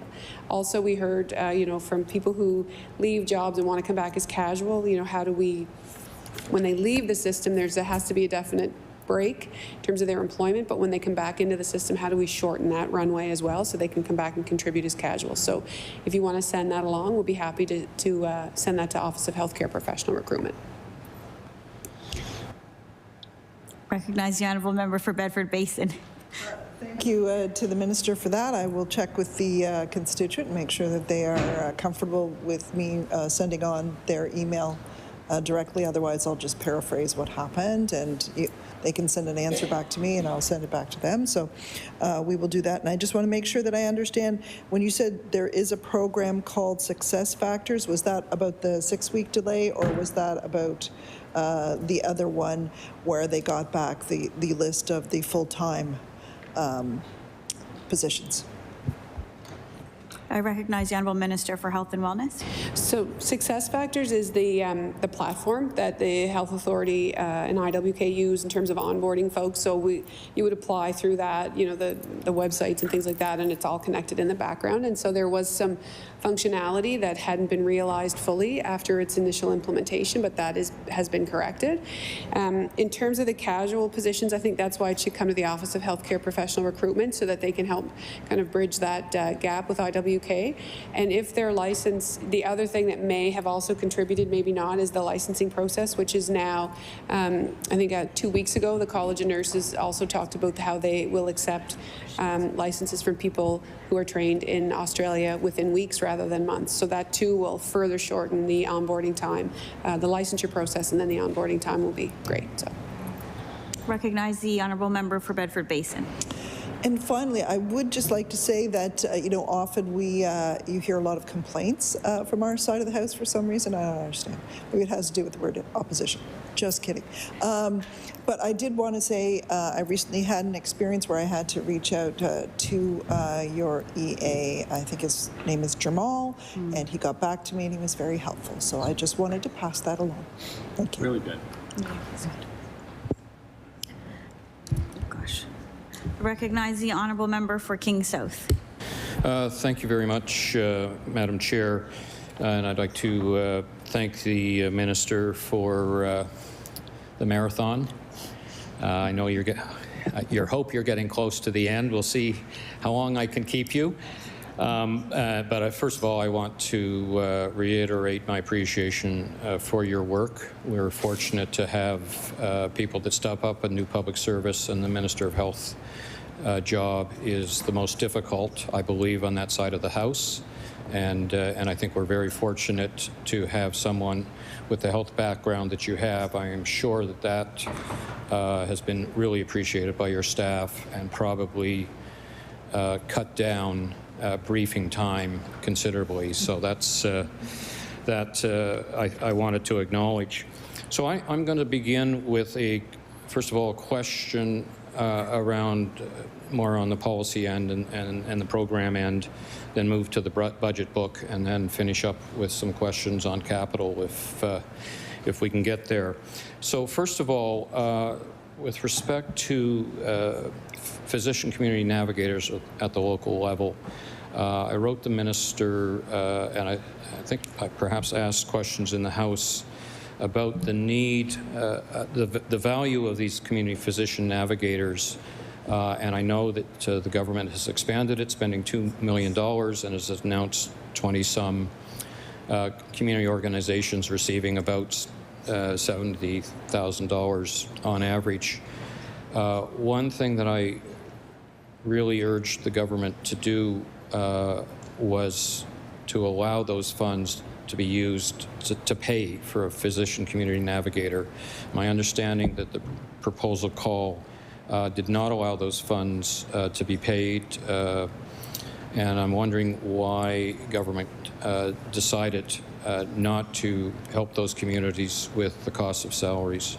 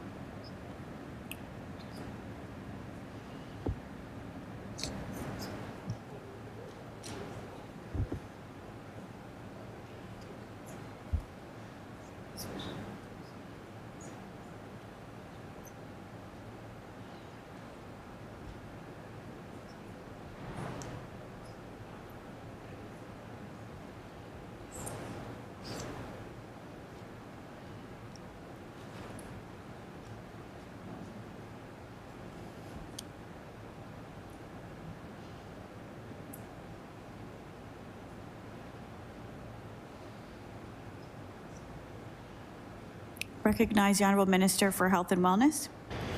So I thank the member for the question, and I know we've talked about it in 45-second increments here in the past. So I will try and give you an answer. So certainly the recruiters that you talk about are generally, in my experience, been paid by the municipalities, supported through the work of the municipalities. And there's often a few groups. I think about Healthy Pictou County, the Mid-Valley Physician Recruitment Group, Lunenburg, et cetera. And so it is kind of a grassroots work, and it is important that those folks are in community working with municipalities looking at settlement. So the money that we recently provided to a number of groups across the province was for that. They wanted some support around promotional opportunities, the ability to, more like operational funding. So we that's what they are, is one-time grants, to support their initiatives. There are, I would say, I encourage you to talk to Labour Skills and Immigration, the minister, when she's up for estimates. There is some work happening around settlement coordinators, but in communities just to that end, that we are not only looking at physicians, but now starting to look at healthcare workers as well as bringing families, so that it is a more palatable arrangement for people to stay. So I know that there has been some investment, but I don't want to commit anything. So I think if you talk to the minister about the work that they're doing, it would work nicely with the work that's happening in Department of Health and with those municipally funded navigators. Recognize the Honourable Member for King South. Thank you, Minister. Just a comment on that. I made that point before sometimes with municipalities and community funding, there are ebbs and flows that change with the politics in the chamber or the business support or whatever. And I know the South Shore lost Tina Henniger because she didn't feel she had any job security and she had to find job security. We've been very, very fortunate in the Valley. I've been chairing our group with a couple municipal leaders and the chamber, and we've got an absolute star. Don't steal her. And in fact, between September 1st of 2021 and February 1st of this year, the Valley, Annapolis Valley Kings district is the only district that didn't go up. We stayed at 15.1%, and I think that's due to the talent that we've been able to hold on to, and it's important. It's so important for us to be able to retain and give good employees the confidence that they'll have a job the next year. So that's why I've been encouraging government to have some money for salary. I will make one last comment on this to flag for the minister the continued frustration that we have had at the local level with respect to the Nova Scotia Health Authority giving information on site visits. It has been extremely frustrating to get 24 hours notice of a site visit. We would like several weeks notice. We would like information on the physician, their family, their interests, and so that we can make the most of that 1 or 2 hour site visit to show them the best of what we have to offer. And I'm sure every community across the province would like that information. That is absolutely key. We've also just recently had a doctor join our committee, which is she's come to one meeting and has been very, very helpful. And what we've learned is doctors are recruiting doctors, and people interested in the area are not going through the NSHA.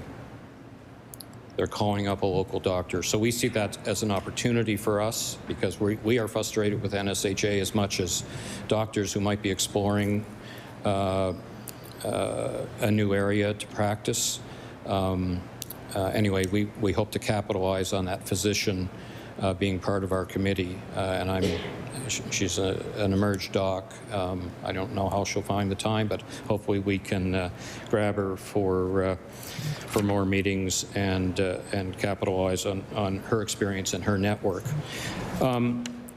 So I'd like now to move to the overall numbers for the Department of Health with respect to the spending this past year, and I mean, I think that's as clearly indicated on 13.1 of the budget documents. So you went over the budget, and obviously everybody's realized that the additional revenue has encouraged and allowed going over budget. So I'm not criticizing the overspend. But the $275 million, dollars, or 6.4%, that was spent in the last fiscal year, were there one-time costs as part of that? Is that where we find the additional monies given to nurses this fiscal year? Is that part of that $275,000?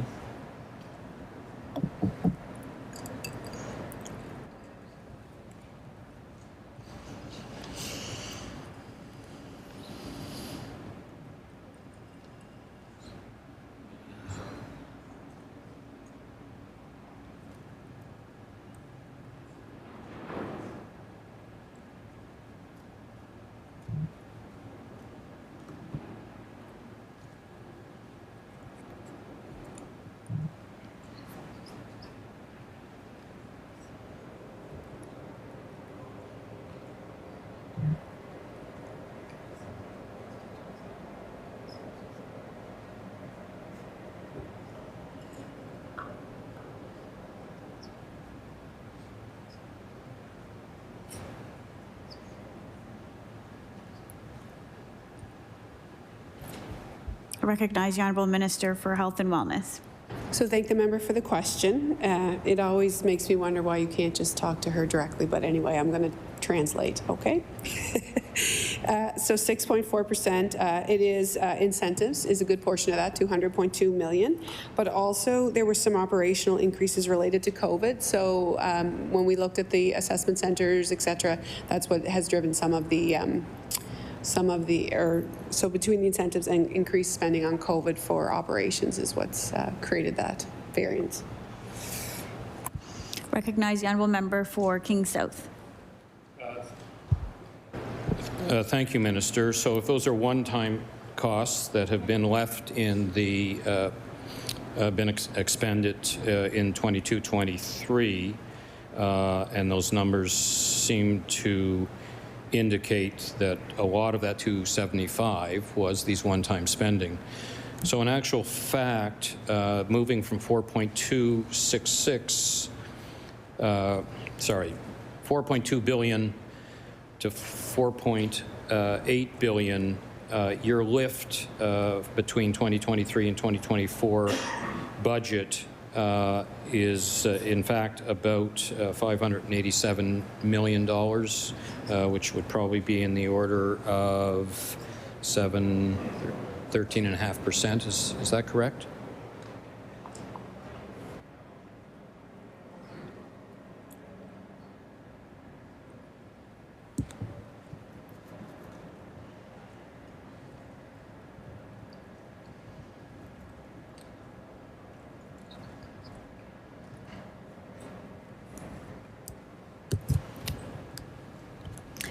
I recognize the Honourable Minister for Health and Wellness. So you are correct. It is a $587 million increase this budget, this fiscal. I recognize the Honourable Member for King South. Thank you, Minister, and that's a lot of money, and it reminds me of words of my wife, who spent several years as a deputy minister. When a lot of money comes in quickly like that, it's difficult to spend it well. And so you have given, I think, your staff a considerable challenge to spend that money well in a short period of time. So I'd like to move now to the four-year fiscal plan and the overall departmental expenses for the province over the next 3 fiscal years after this one are increasing 1%, 3.7%, 0.5%. And that's the overall, all of the departments. We're talking 13.8 billion to 13.9 to 14.5 to 14.5. I'm wondering if the health forecasting contributes to those numbers, and whether you can tell me what your forecasting to spend in 24-25, 25-26, and 26-27.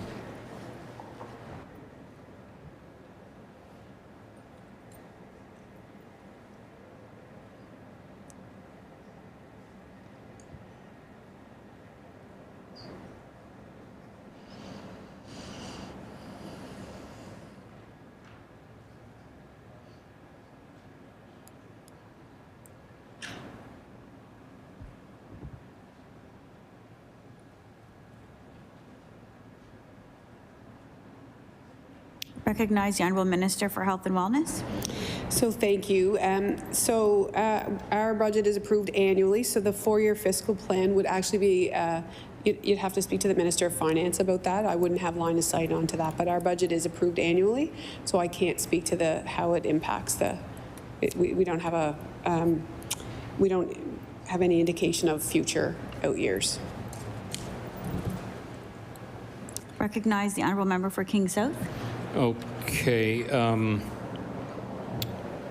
So what you're telling me is that all the work that you're doing to bring in new doctors, to build new facilities, you are not putting that into the government's four-year fiscal plan.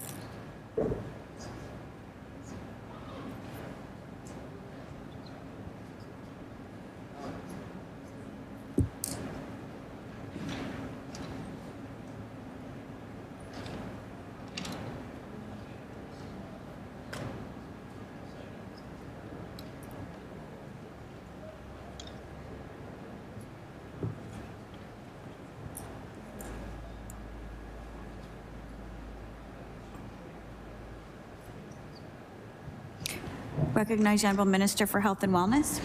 So thank you. So we do submit annually. There is estimates into our out years, but it's based on a lot of assumptions, right?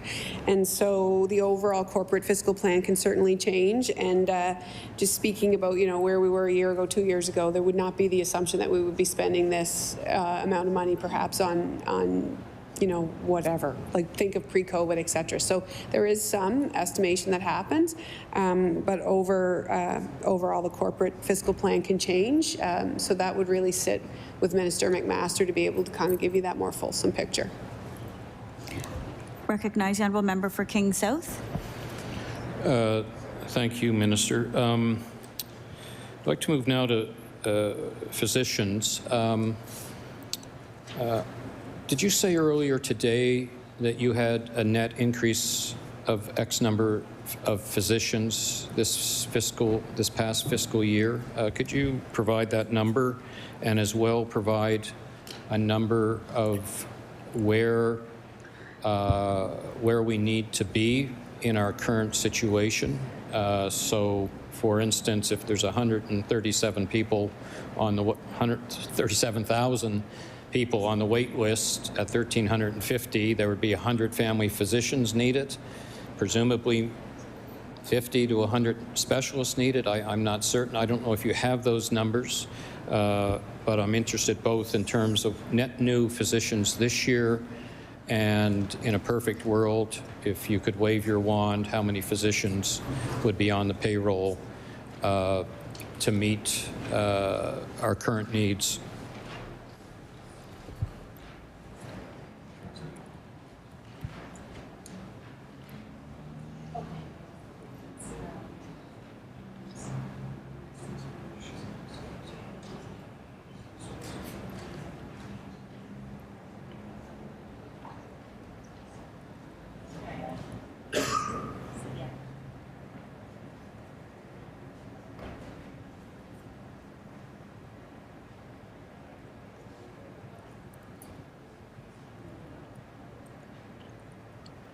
I recognize the Honourable Minister for Health and Wellness. Okay, so in the province, we've had a net gain of 41 physicians, 31 specialists and 10 family physicians. We're recruiting to 123 family physicians are the vacancies that we have right now, and 76.4 specialists. So we are recruiting, we have 35 vacancies in Western, 21 in Eastern, 23 in Northern, and 42 in Central.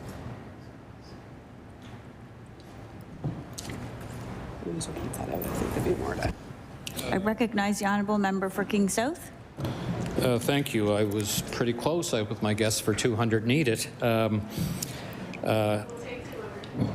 right, thank you. Great. We recruited 41 new physicians. I'm wondering if you can reconcile why our physician services line item only went up $7 million. So that's on 13.2 physician services, $1,038 million, only up to $1,045 million.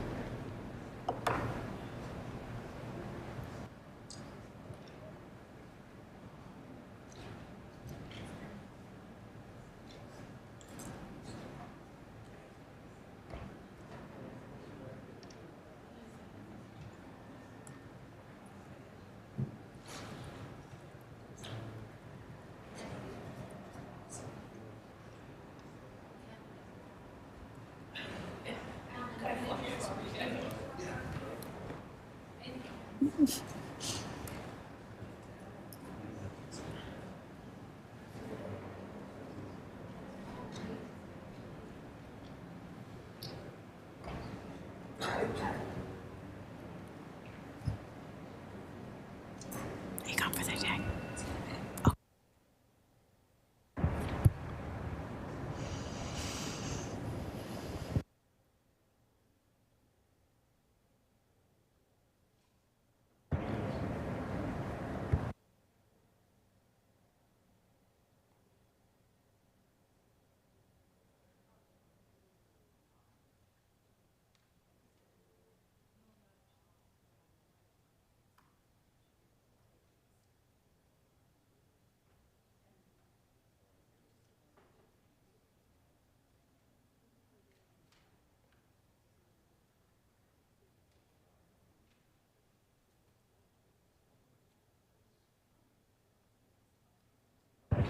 I recognize the Honourable Minister for Health and Wellness. Okay, so thank you. So there has been an increase of 12.5 million, 3.1 million in AFP physicians, 4.3 million in APP physicians. There's been it's kind of remained stable for fee-for-service, but some of the physicians would be employed by NSH directly. And the other issue would be that sometimes, even though there's been a net gain, some of the physicians that we've recruited will have been a replacement. So there has been someone who's left and they've come to replace, so it's like 1 for 1. But there has been an increase of 12.5 million in physician services, but there would be some that are paid directly by NSH. I recognize the Honourable Member for King South. Okay.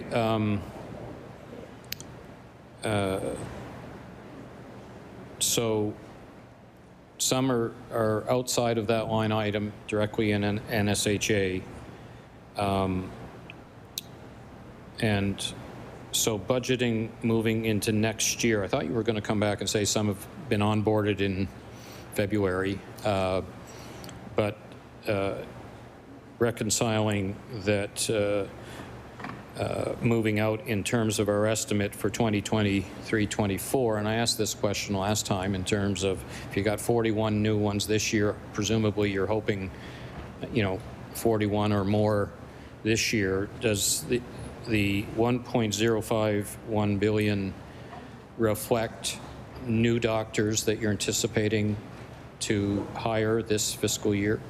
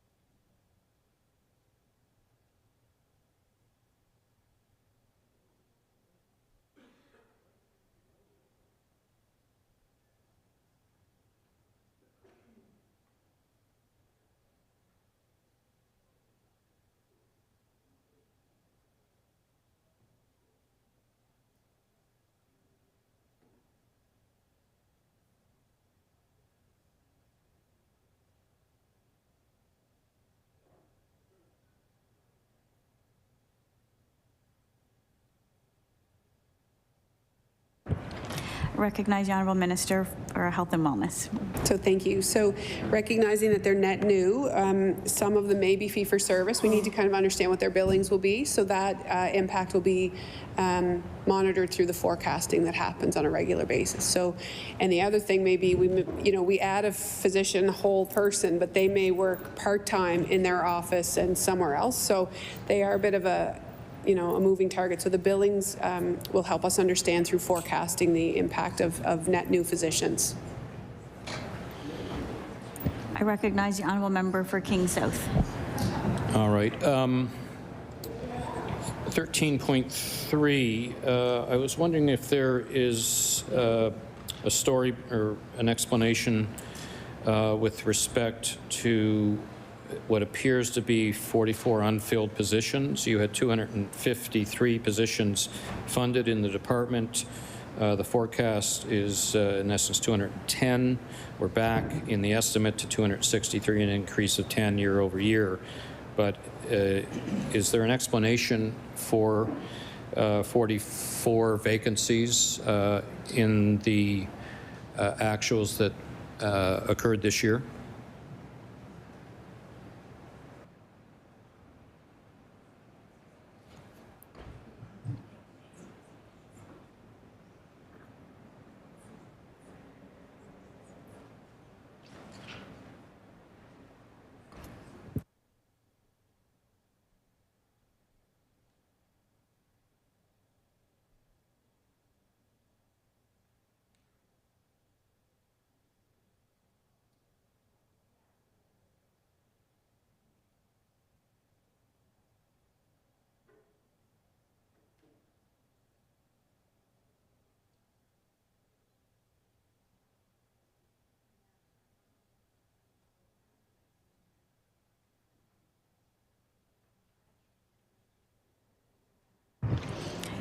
I recognize the Honourable Minister for Health and Wellness. So thank you to the member for the question. So the vacancies are attributable you know, from the kind of the natural churn of the department. So vacancies are not, there's no reduction, and they are vacancies that are in varying degrees. Some might be open for a few months or several months or whatever. There were a couple of people that were transferred to Office of Healthcare Professional Recruitment, but you know, this is kind of the regular. There's no reduction in numbers. It's just the vacancies that are present right now, and it is part of the internal churn of people moving throughout the civil service in the departments. Recognize the Honourable Member for King South. All right, let's move then to 13.6, the health information and performance planning. There's been an underspend there and a decrease of budget. I had sort of picked up that this government felt that there was, you know, much need in terms of data and health information to do proper planning. So I was caught by the underspend and then the reduction in the budget in that line item. Could you explain the drop in investment in that area?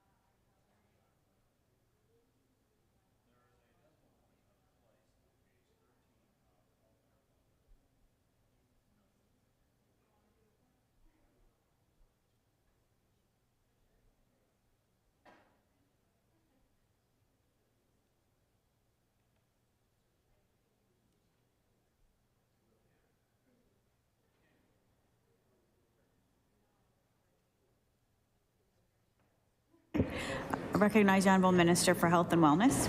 Thank you. So it's actually a transfer of individuals to a different part of Department of Health. Yeah.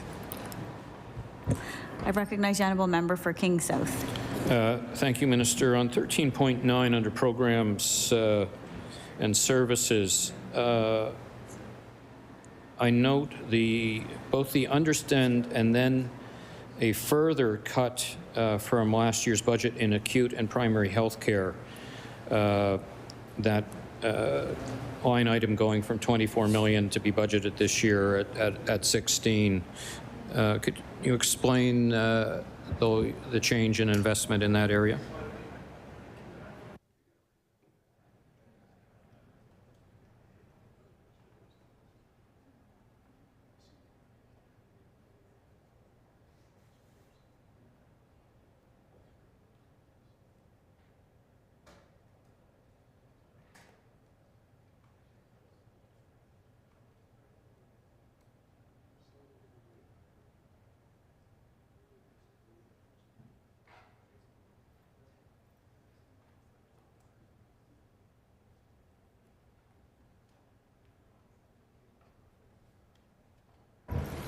I recognize the Honourable Minister of Health and Wellness. Great, so thank you. So there was an internal transfer of $2.6 million for the EIBI program to Office of Addictions and Mental Health. And there was $5 million allocated in 22-23 in the surgical, for the surgical wait times. That's been reallocated to NSH operations budget.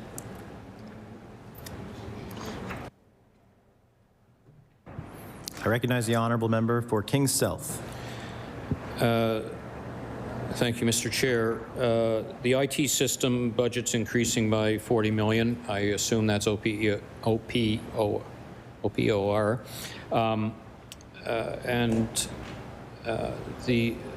OPOR was something obviously the previous government was dealing with, and we had proposals and RFPs, etc., for OPOR. And the numbers that the previous government was looking at were substantially bigger than the contract that this government, I guess, has signed with a service provider. And I'm just wondering if there are, one of the big components of the previous, where we thought we were heading was training of ensuring that there was proper training for staff, and I'm wondering if that has been exited from the work that is being done on designing and then implementing the new IT systems, or is, I'm curious on why the number ended up being significantly smaller than was being discussed by the previous government.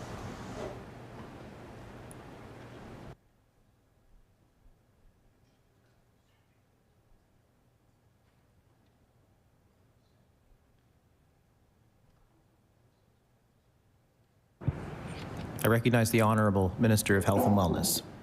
Thank you. I thank the member for the question. It is the training is actually the most essential part, and there would be funding available for FTEs through NSH. And I did have the opportunity to see the product. Day 2 in a 50-bed ICU, I thought the roof would be coming off. And it was just so peaceful. So the company itself has trainers, and then there's actually clinical staff who are assigned to do the training as well. So there will be absolute, that was the most important thing, is they call it at the elbow support, and that will be part of the program, absolutely, because if not, it will not be successful. I recognize the Honourable Member for Kings South. Thank you, Minister, and I do applaud the government for moving that forward. It is critical.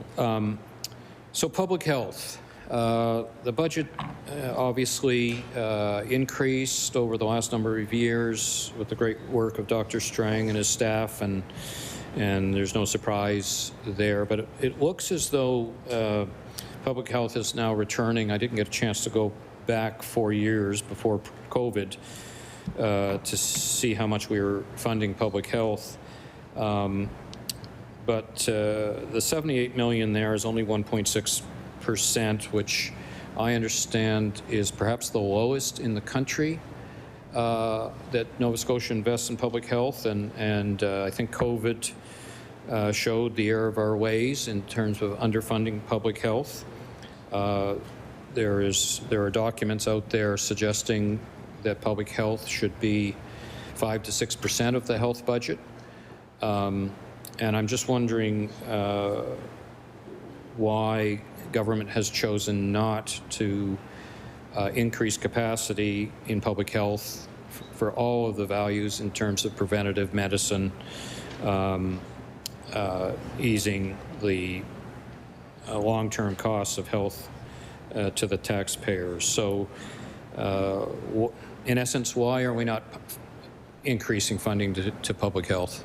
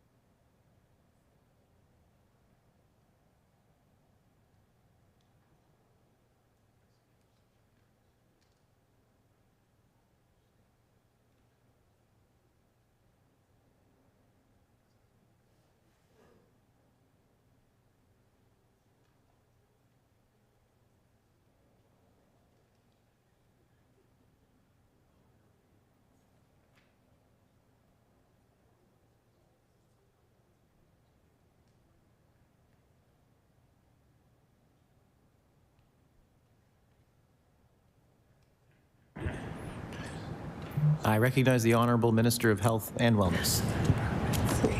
So last year, public health was increased by $9 million in terms of supporting them. This year, they have an increase to raise their workforce for another $2.1 million, and this is public health. In department proper. Also, there's another investment of $3.2 million for early years and oral, the oral program. But there's also there's things in public health that aren't obvious. So NSH also has front-facing, this is departmental expenditures, but Nova Scotia Health would have public health staff who are directly part of their operations, as well as funding that goes out to community organizations. So it's not easy to draw a straight line, but there has been, so $9 million last year, to your point, to increase the capacity of public health, an additional $2 to top them up to $11 million, and then there's also an additional $3.2 million investment for early years programming and the oral health program, in addition to what's in NSH. I recognize the Honourable Member for King South. Thank you. Happy to hear that we are making some progress on increasing that number. I think it's still big. I think we're still a long way from 5 or 6%. Anyway, I'll leave it at that. Moving on to 1310 and the health authorities. There's the forecasted administration costs of the health authorities are coming in some 270% over budget. It's grown. The estimate was $91 million, and the health authority actually spent $302 million on. Sorry, these are the combined of the NSHA and the IWK. They both do go up, but I guess maybe we should just move and talk about the NSHA moving from $79 million to $270 million, and then back to $179. So a dramatic increase in administration. Maybe there's a lot of people been moved over there, but it's still more than we've got an estimate going into next year. So can the minister explain the increase to administration costs at the Nova Scotia Health Authority?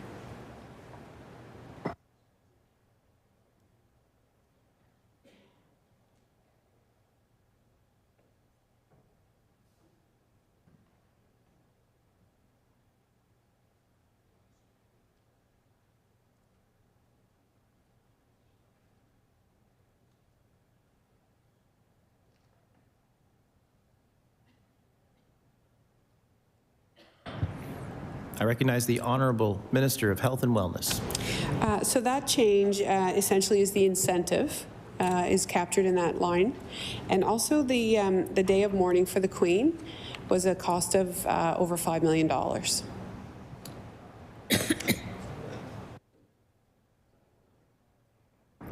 I recognize the Honourable Member for King South.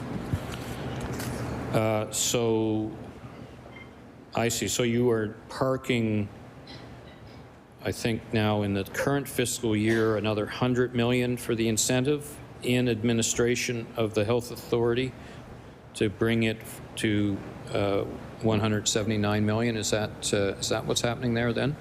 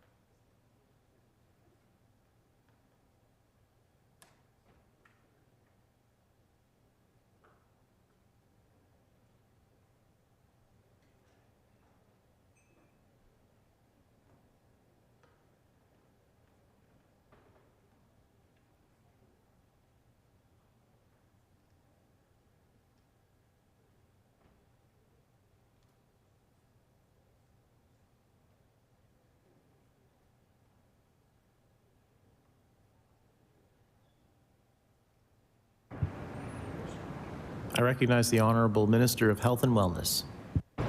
Thank you. So that's actually next year's incentives. And it is so much for the health authorities, IWK, for Office of Addictions and Mental Health, as well as seniors and long-term care. I recognize the Honourable Member for Kings South.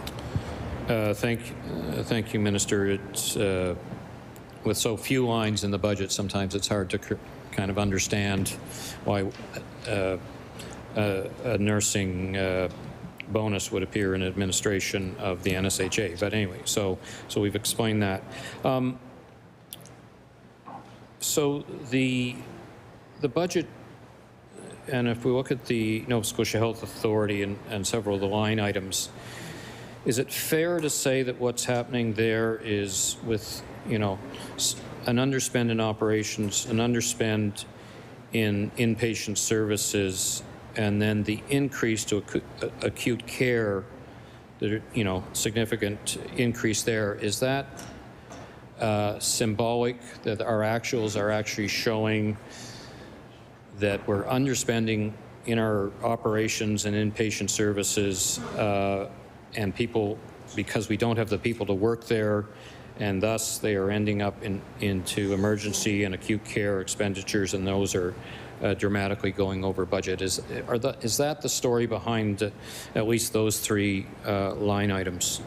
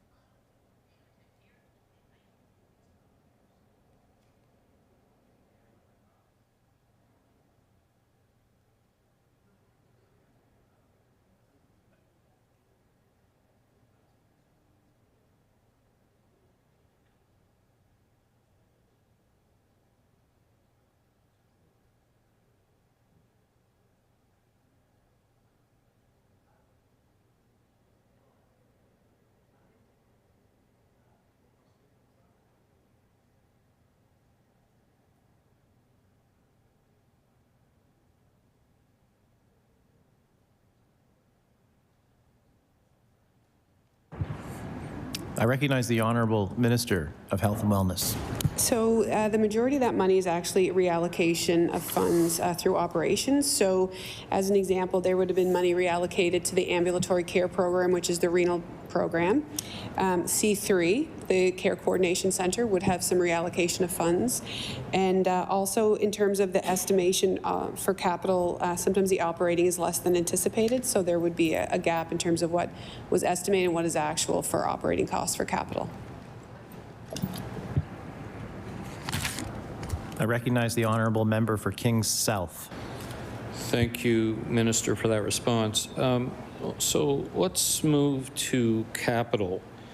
And I'm trying to make a list of the capital infrastructure projects that we are doing in health. Clearly, we've got facilities under construction now in Cape Breton. We have the Halifax infirmary. So I'm going to ask you at the end of this list to correct me or add. So in Cape Breton, under construction right now, I guess there's two projects up there in Cape Breton under construction. The Halifax infirmary site, which I believe has been announced to have more beds. We're expanding Dartmouth General. We have a new inpatient, I presume, wing in Cobequid, 2 transition to community centers in HRM, a mental health and addiction campus, a new rehabilitation and arthritis center, and a new heart center. Is that an accurate reflection of your ambitions in capital?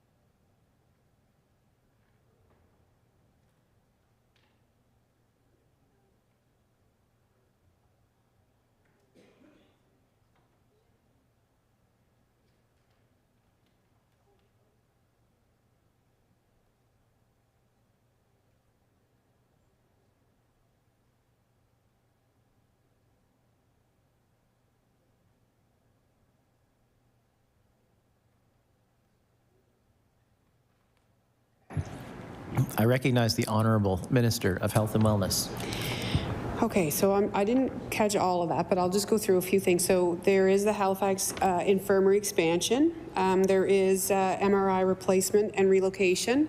There is some planning going on for the HI Dartmouth General Complex, Bedford Transitional Care Facility, some capital investments in terms of equipment in some of the facilities, Glace Bay Hospital, the Cancer Centre, Cape Breton Regional, North Side, the Energy Centre in Cape Breton, Regional Cancer Centre, North Side, yeah. So there's just, you're right, those are the things that are, you know, that's generally it. There's some equipment, but those are the major redevelopments, yeah. I recognize the Honourable Member for King South. Yeah, thank you, Minister. I'm really kind of interested in the builds and the scheduling of these. So I want to know if we know when any of these builds are coming online. So have you seen any Gantt charts, you know, project management that are giving the department some indication of when some of these facilities will be coming online and needing to be staffed?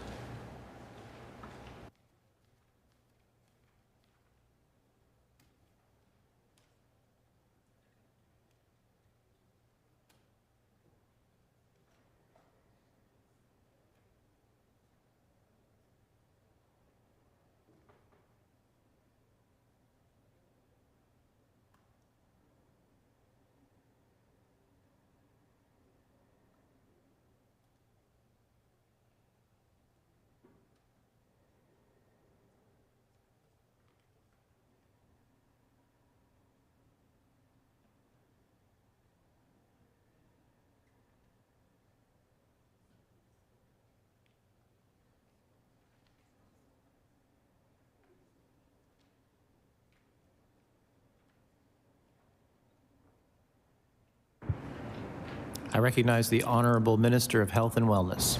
So I'm not sure if this is detailed enough. I'm just going to kind of give you where we're at. So we're currently in the design phase of this happening now and into this quarter. And then the enabling and early work for a number of the projects will start in the summer. I don't have it all right in front of me, but certainly we can see what we can kind of break down for you.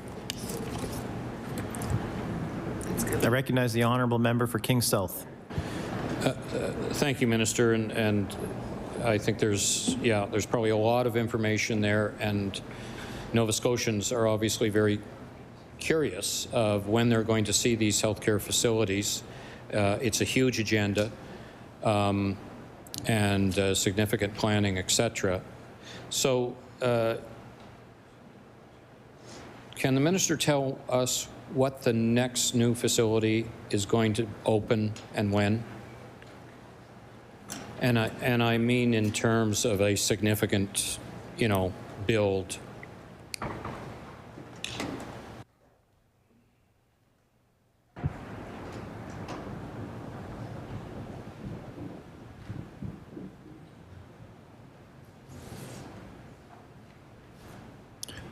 I recognize the Honourable Minister of Health and Wellness with 60 seconds to go. Oh, okay, quick. Okay, so so first of all, Pugwash is one that's coming up, and that will be June 2023.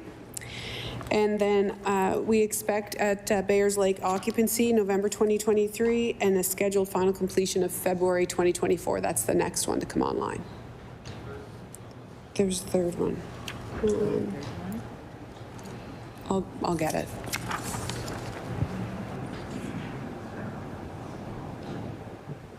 I recognize the Honourable Member for King South. So in Pugwash, for instance, will there be additional staffing requirements for that new hospital?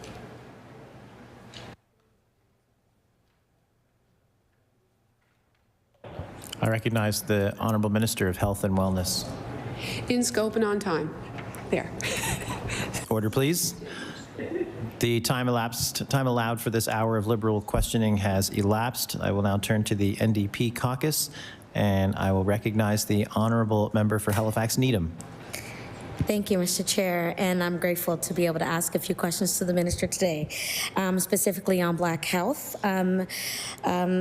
There was a question, there was an announcement about a social work cohort by the Minister of Advanced Education, and I've been asked, will there be funding Black health care professionals degrees or doing something similar to a cohort in nursing, medicine, occupational therapy, physiotherapy, recreational therapy, visual science. There's a number of them because we know that there are 9 schools at Dow and then at NSCC that have health programs. So I'm curious to know if there's any funding in the budget to possibly support that.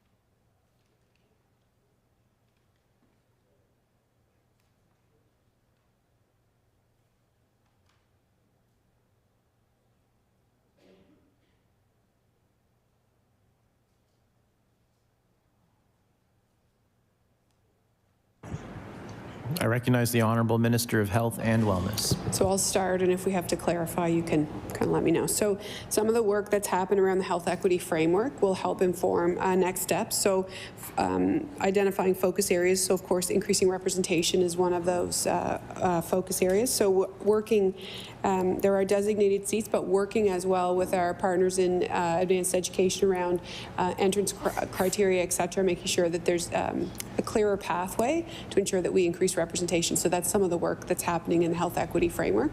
No designated funding per se yet, but there is some work happening to kind of lay the groundwork to see where we need to go next. I recognize the Honourable Member for Halifax Needham. So I just want to clarify just one thing. You said it was the health equity framework? Okay, so that particular framework, I'm wondering, would the recruitment and support of Black health professionals be within that particular breakdown as well for recruitment?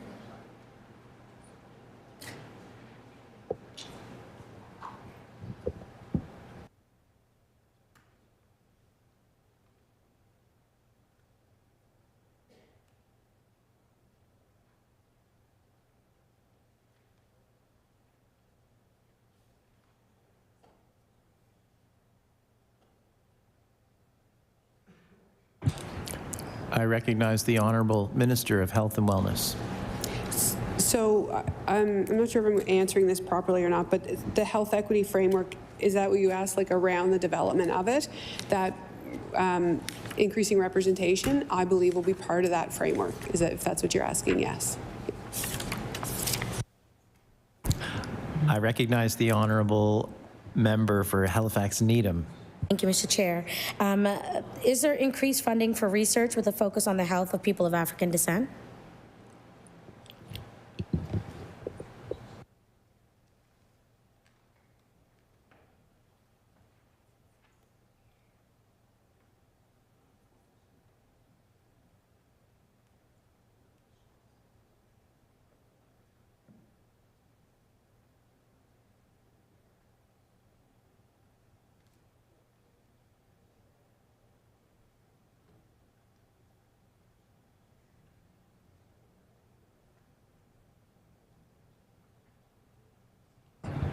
I recognize the Honourable Minister of Health and Wellness.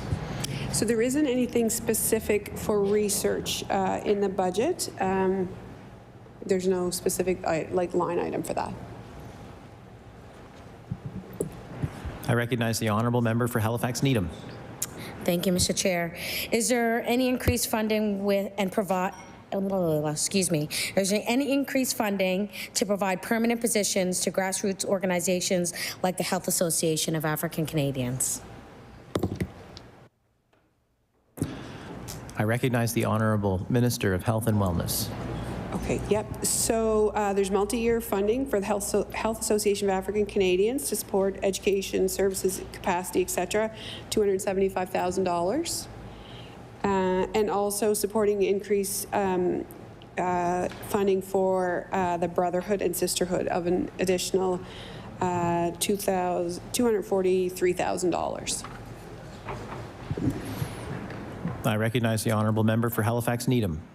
So I'm glad that you mentioned the brotherhood and the sisterhood, because that was one of my questions. But it would be really nice to be able to think that we could possibly have a Black clinic with Black clinicians, Black doctors, similar to the one that the Indigenous community has as a clinic. I'm wondering, is there a focus to do that within the next few years? I see that you said multi-year agreements with these organizations. I'm just curious to know, is that a direction in which the health department is going in?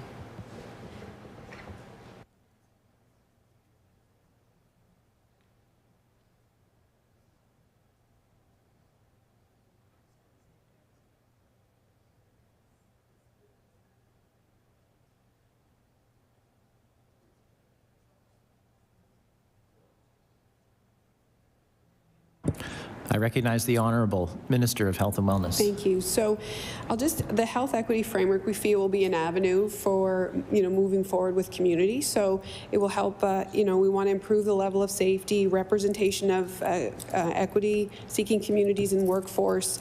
So I think there's opportunities. We haven't had a business proposal or anything similar to that, but I think, this framework will allow us to kind of open the gateway in order to understand what the possibilities are. And certainly working with Hawk and through the Brotherhood and Sisterhood, I think there are opportunities for have discussions about how community wants the services to be delivered. Recognize the Honourable Member for Halifax Needham. Thank you very much. I just want to swing back to the previous question about Hawk and the multi-year agreement. I'm curious to know, is that new funding or is that the same funding that was given in the previous year?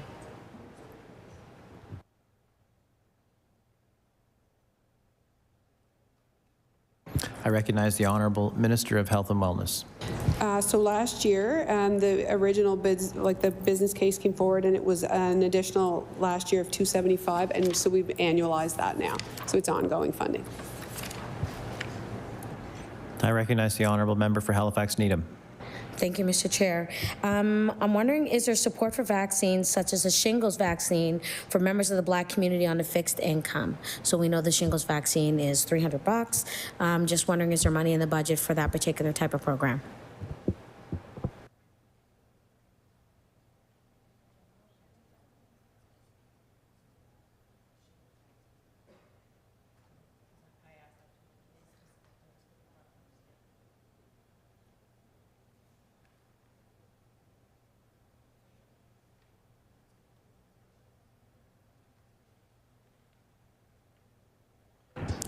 I recognize the Honourable Minister of Health and Wellness.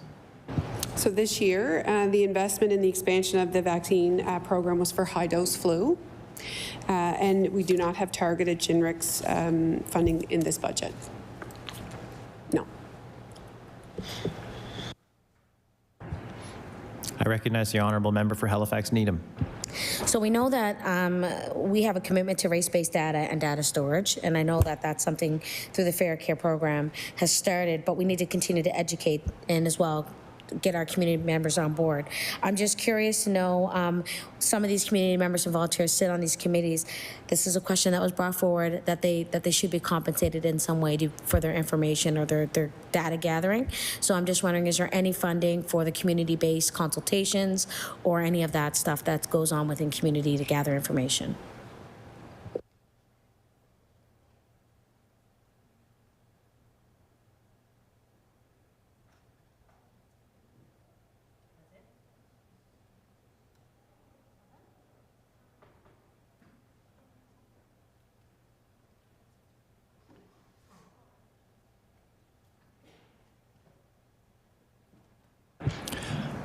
I recognize the Honourable Minister of Health and Wellness.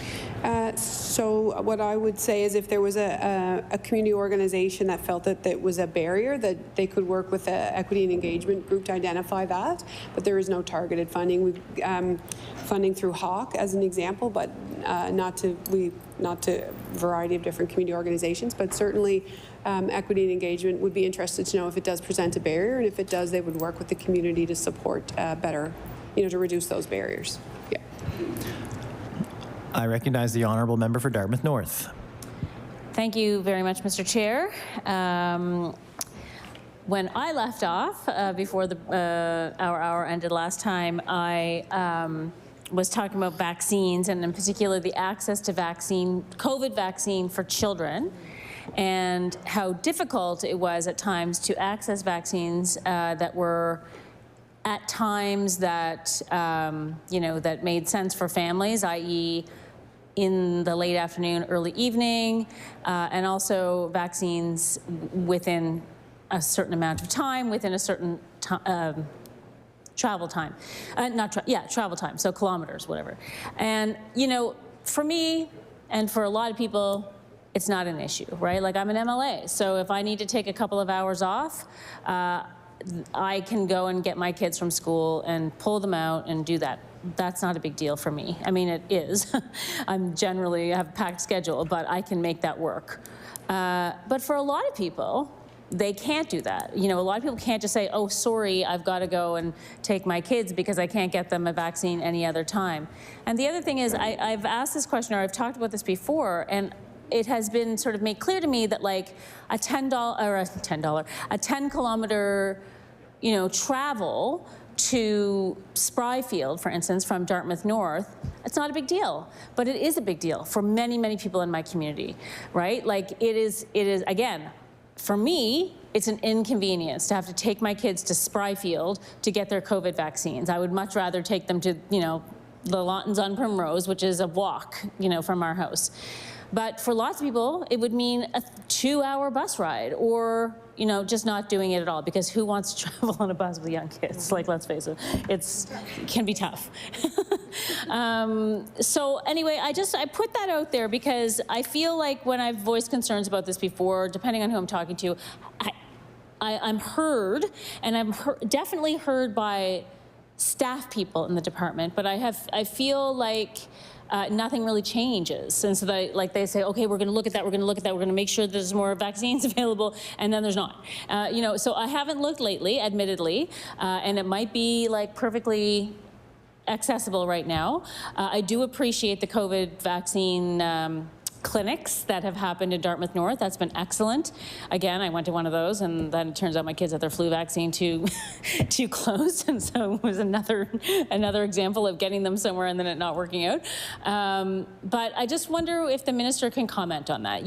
Does the minister see that the need for in-community vaccines and see that for not everyone, it's an easy thing to just take their kids out of school and get them an appointment at 11 o'clock.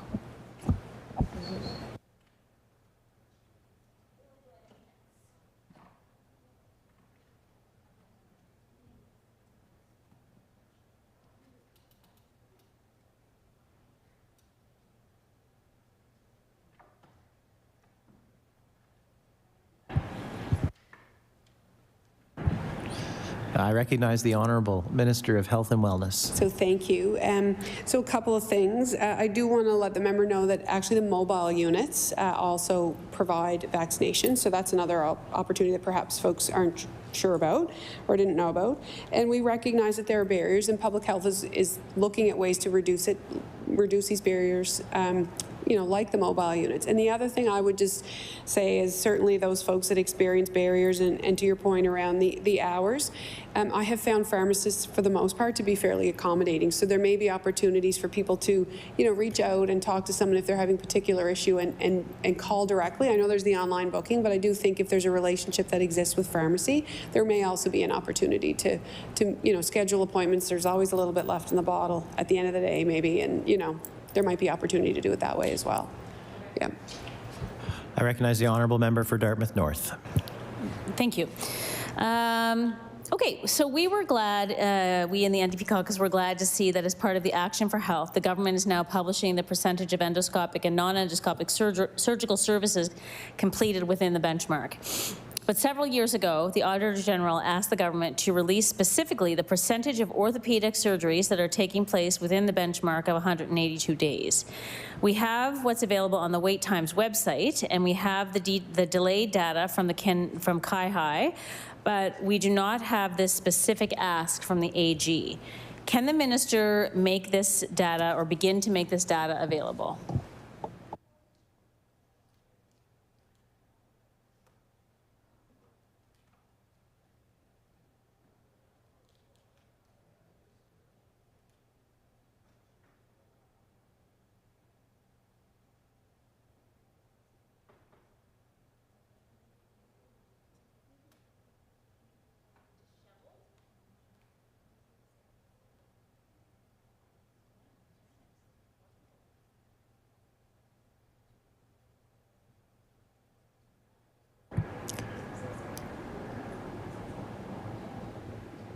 I recognize the Honourable Minister of Health and Wellness. Yeah, so thank you. Thank the member for the question. So I would say that in terms of the dashboard for Action for Health, the things that we're putting there, I think we're maturing is what I would say. We initially tried to pick things that we felt would resonate with individuals, and not everybody loves dashboards or finds them easy to digest. So, you know, we're certainly open to looking at what are some of the indicators that we think would resonate with folks, and so we're happy to look at that as a potential indicator moving forward. So there's no, just trying to kind of nuance that, find out what it is, what are the things that you know, people are most interested in seeing on a regular basis on the Action for Health dashboard. I recognize the Honourable Member for Dartmouth North. Yeah, great. Yes, I get it that the dashboard is newish and the Action for Health is newish. This request from the Auditor General came several years ago, so you know, and it was a request, not a, you know, light suggestion. So I hope that that could be incorporated. I do think that surgery wait times, especially orthopedic wait times, do resonate with people, as it is one of the things, if not the biggest thing that people are waiting for surgery. And speaking of orthopedic surgery wait times, there was some discussion, I can't remember if it was last year in estimates or at Health Committee, but there was discussion of implementing a program that is similar, like so someone's waiting for orthopedic surgery, there is a program that helps prepare them for surgery. I forget what that's called. But, you know, there's exercises, there's check-ins. My own family, a family member has been going through this for the last 2 years, unfortunately, because, you know, they had to have a redo. You know, but we understand that kind of like the checking in, the exercises, the prep stuff helps in terms of the waiting, right? Because there's something you're working toward and there's something you're doing while you're waiting. And it's not just like, I know I have to have this surgery sometime, but you know, it might be 2 years before I get a phone call. So we talked about this before, but I'm wondering if there's been any thought or progression on this sort of concept for other types of surgeries, wait time surgeries. So like not necessarily orthopedic, but in you know, other types of surgeries. So when people are waiting, that they're checked in with, that they're sort of communicated with as the time goes by, so that they feel hopeful and assured that they will eventually get their surgery.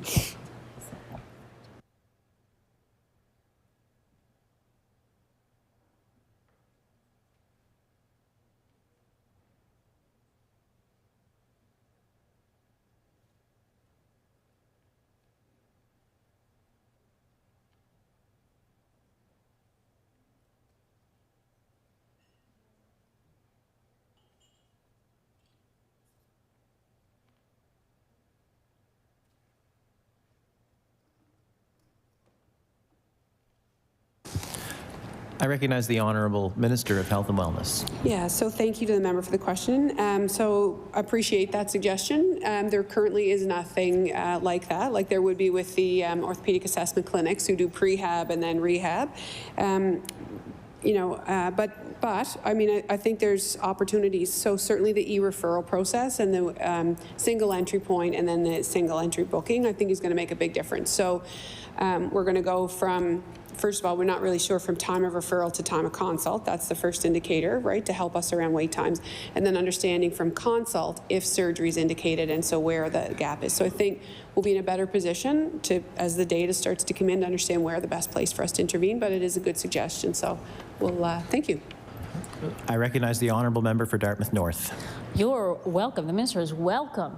I know that her colleague, the Premier, thinks that we have no suggestions over here, but we do have suggestions. We've got lots of good ideas over here on this side. So that new system, the entry, the surgical, when is that up and running? It's today, literally today? Today's the first day? Okay, well, we look forward to hearing some feedback about that soon. So the Progressive Conservatives promised to meet national surgery wait time benchmarks within 18 months of the election, which was in August 2021. But so far, it seems like we are nowhere near the benchmarks. In fact, it seems like the numbers are getting worse. So when will surgeries be at the benchmark? At the benchmark.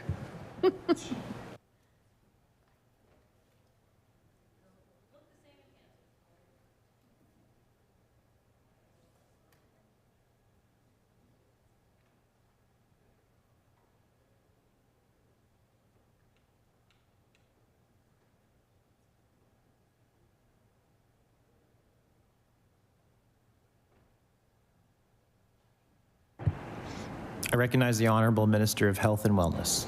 So thank you. Thank the member for the question. So I know that the surgical teams have really been focusing on those folks who've had considerably long waits in terms of, removing them, getting their procedures done. So Nova Scotia is tracking to the national benchmark for cataract surgery by fall of 2023. So that's encouraging. And we are heartened, so certainly seen a significant increase in the number of outpatient arthroplasties. So, year to date, the teams have completed 1,098 hip and knee outpatient arthroplasties, and compared to 72 year to date in 2019-20. So, there is progress happening, and also the surgical growth rate ratio has been under the target of 1 for the last 3 quarters. So that tells us that we're taking more people off the list than are actually going on the list. So these are early indicators that really starting to move through some of those long wait lists, and so we do expect to see, and I know the Premier will be very anxious for us to meet that target in fall of 2023 for cataract surgery. I recognize the Honourable Member for Dartmouth North. Okay, can the minister update us on progress toward the promise of opening operating rooms 24/7?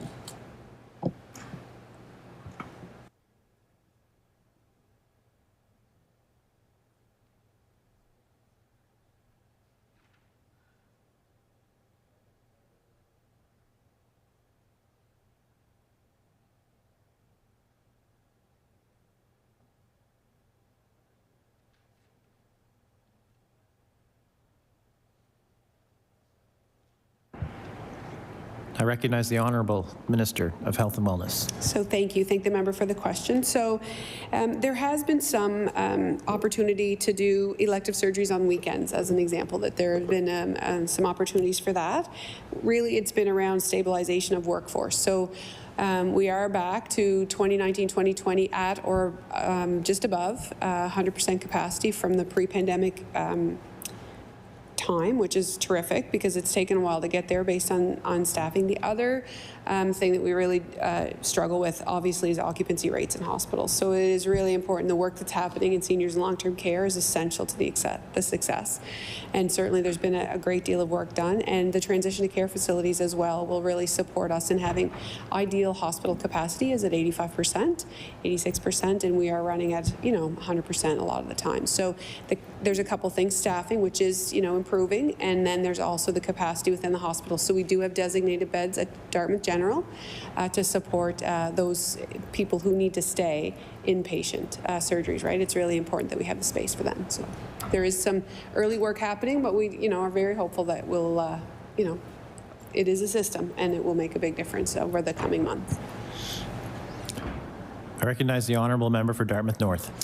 And does the minister think, once a couple of transition care units are open, say the work in long-term care is, progressing, and all of those pressures on the surgery wait times are sort of relieved, will there be need for 24/7 operating rooms, or is the 24/7 operating room idea a way to get at the backlog? When everything is running properly again, will that be in place?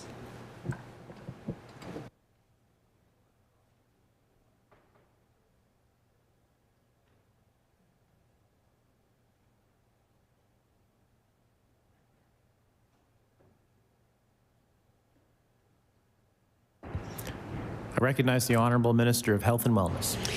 So the expansion, to longer hours, whatever they be, in terms of, it is ideally to get to the surgical backlog, right? And then we would look at what are the opportunities. Maybe there is opportunity for us to continue elective surgeries on weekends and things like that. But really, it is around the occupancy rates so that we have coming, inflow. There's lots of people coming, trying to get in. It's the outflow that really is, a barrier. And, respectfully, we are underbedded in the province, underbedded in long-term care, and underbedded in terms of our population growth and where we are in chronic disease rates and aging population, et cetera. So those beds will make a significant difference, particularly here in the metro areas. That those additional beds will have significant support. We do have some transition to care units in the province and other places, but I think really it is to sort and support people moving to the right place in community in order to be able to bring people in more efficiently. But I think, there may be some folks who would be happy to have our teams working into the evenings and into the weekends as well to keep that. And a wait list is not zero either. That's the other piece. Like the hope is not that the wait list would actually go to zero. There will always be a wait list of, whatever that number would be to keep us, as long as we stay within benchmark, that's the goal. Yeah. I recognize the honourable member for Dartmouth North. Can the minister talk about any other transition care facilities that are planned or being looked at for HRM? So we know about the Bedford one. We've asked about the Bedford one. Are there any others?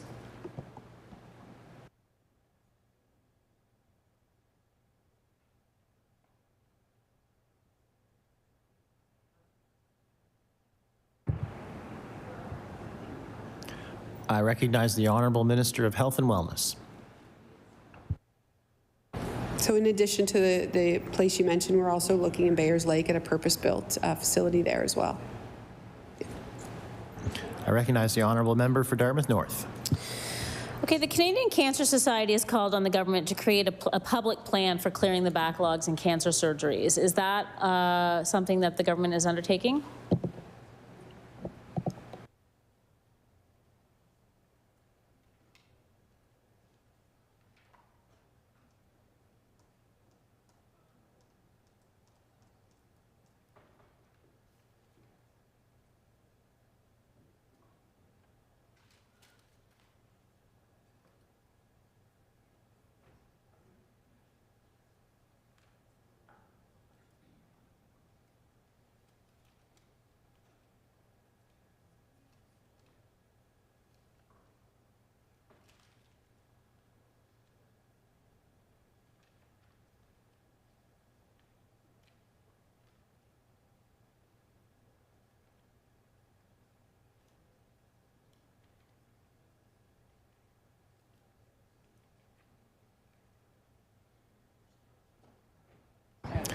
I recognize the Honourable Minister of Health and Wellness. So we do monitor benchmarks for those surgeries, and the surgical strategy really is not just specific to hips or what have you. We really are going to look at those major surgeries and the surgical services. So we want to get all of those things into benchmark. We just have to check on this rates right now to see how far out we may possibly be. But that is the goal, that we would have everybody within benchmark as soon as possible. And time-sensitive surgeries continue. So if it's urgent or emergent, those things continue to happen, is what I would say. They're certainly prioritized, which is why the elective surgeries take longer, because those urgent and emergent clinical cases are brought forward first. I recognize the Honourable Member for Dartmouth North. So 2 or 3 days ago, an RFP went out for a health center facility in Dartmouth North. I'm wondering if the minister can talk about that space and what the sort of timeline around that is.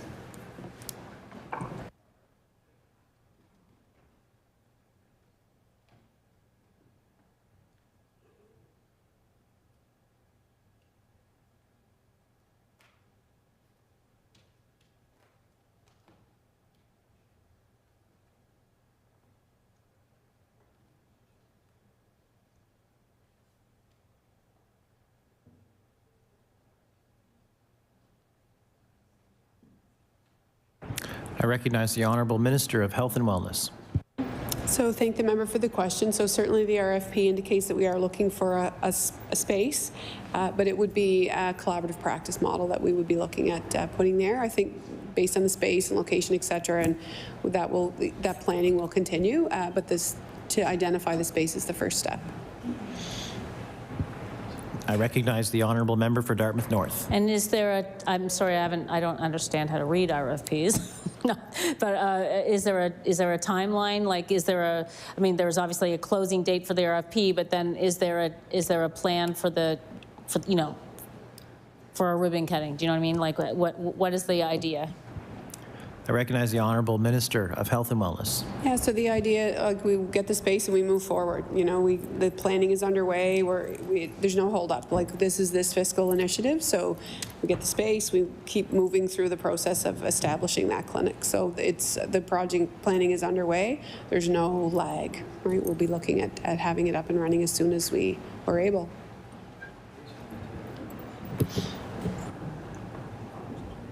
I recognize the Honourable Member for Dartmouth North. Well, that's great to hear. I've been asking about a clinic in Dartmouth North since I was elected, so I'm happy to hear that it's in this budget. What's that? I know, yeah. I mean, I was going to say I'll thank the minister in a more formal way another time, but I am very pleased to see this investment, obviously. So, very happy. But enough about Dartmouth North. moving back to more difficult questions, perhaps. Rural emergency rooms are routinely and unexpectedly closed. This has a carry-on effect for the entire system, as paramedics and patients have to go further and wait longer for help. How many emergency medicine vacancies are there today, and how does that compare to this time last year?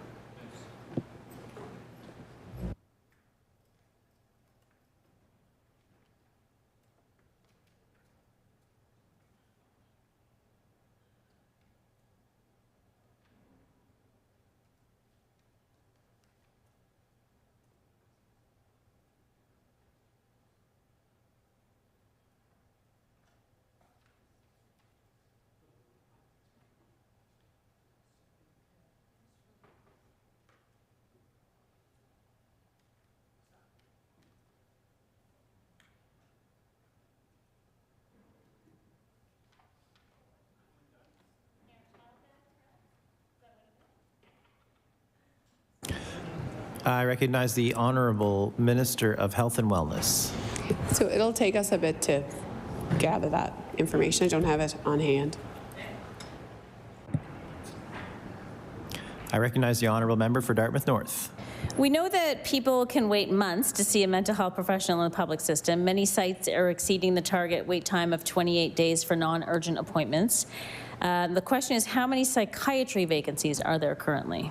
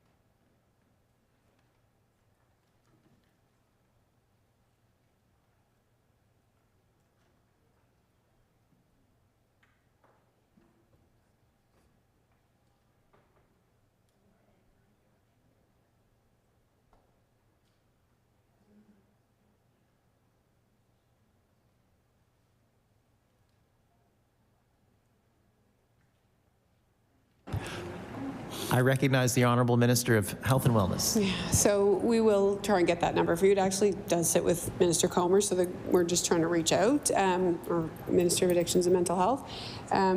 But yeah, so it'll just take us a couple minutes, but we'll have a look for you. I recognize the Honourable Member for Dartmouth North. Moving right along in the vacancy questions. How many paramedic vacancies are there currently, and how does that number compare with this time last year?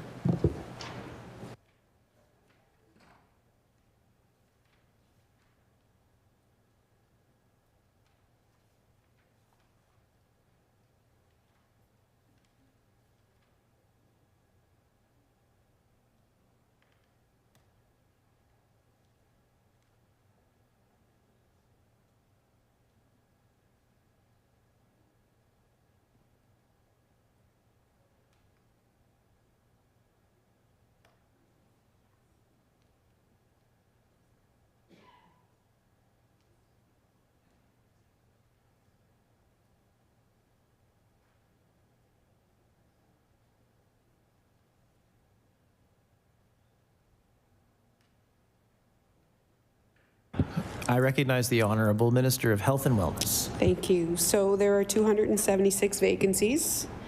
And this past year saw the highest inflows of paramedics in previous years, but there has been a net decrease of 13 paramedics,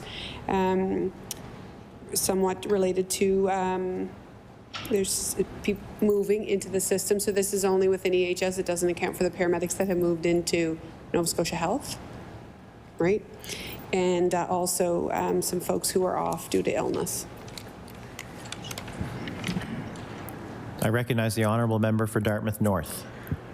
Okay, thank you very much. So now I would like to know how many nurse vacancies are there? And I guess I would love that broken down by type. So how many LPN vacancies are there?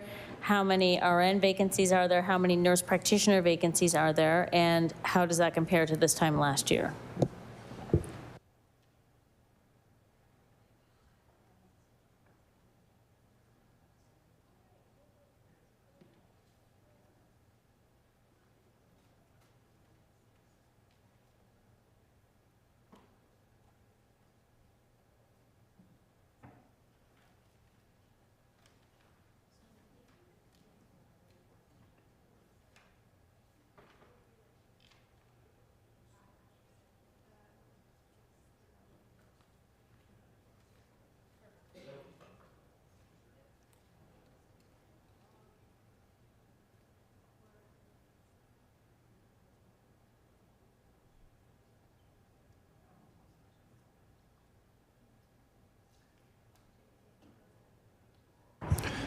I recognize the Honourable Minister of Health and Wellness. Okay, so I'm going to just confirm these numbers and get back to you. Just want to make sure they're. I think it's this. I recognize the Honourable Minister of Health and Wellness. I still had the red mic. Okay, so registered nurses, there are 1,307 vacancies. LPNs, 403. Nurse practitioners, 94. Continuing care assistants, I don't have a vacancy number for that. I recognize the Honourable Member for Dartmouth North. Okay, and how does that compare to last year? Do you have those numbers?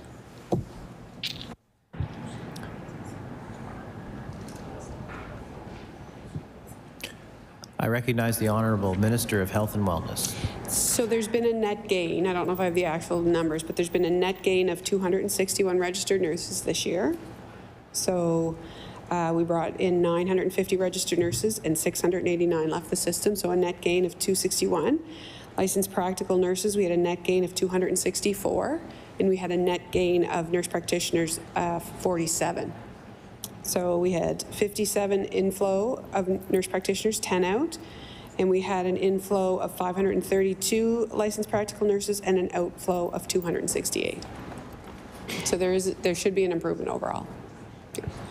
I recognize the Honourable Member for Dartmouth North. And can the minister break down, because we hear so many different bits of information, it'd be nice just to hear it all in one spot, break down the most recent recruiting trips and, you know, who's coming from where, when kind of thing. I know we've heard people are coming from, I believe, Nigeria or Kenya maybe, and then the Philippines. I just would be great to get a summary of that.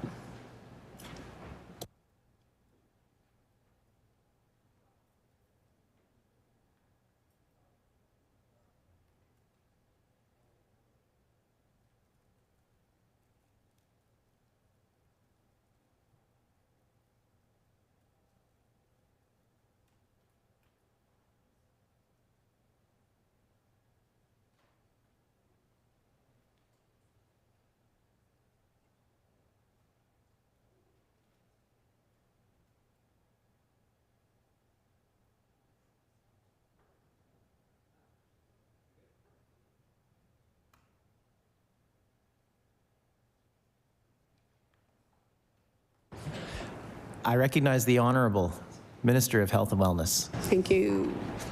So, Office of Healthcare Professional Recruitment, working with partners on a calendar of recruitment events and activities. They've been on 20 recruitment events, both in Canada and internationally, for occupations needed across the health system.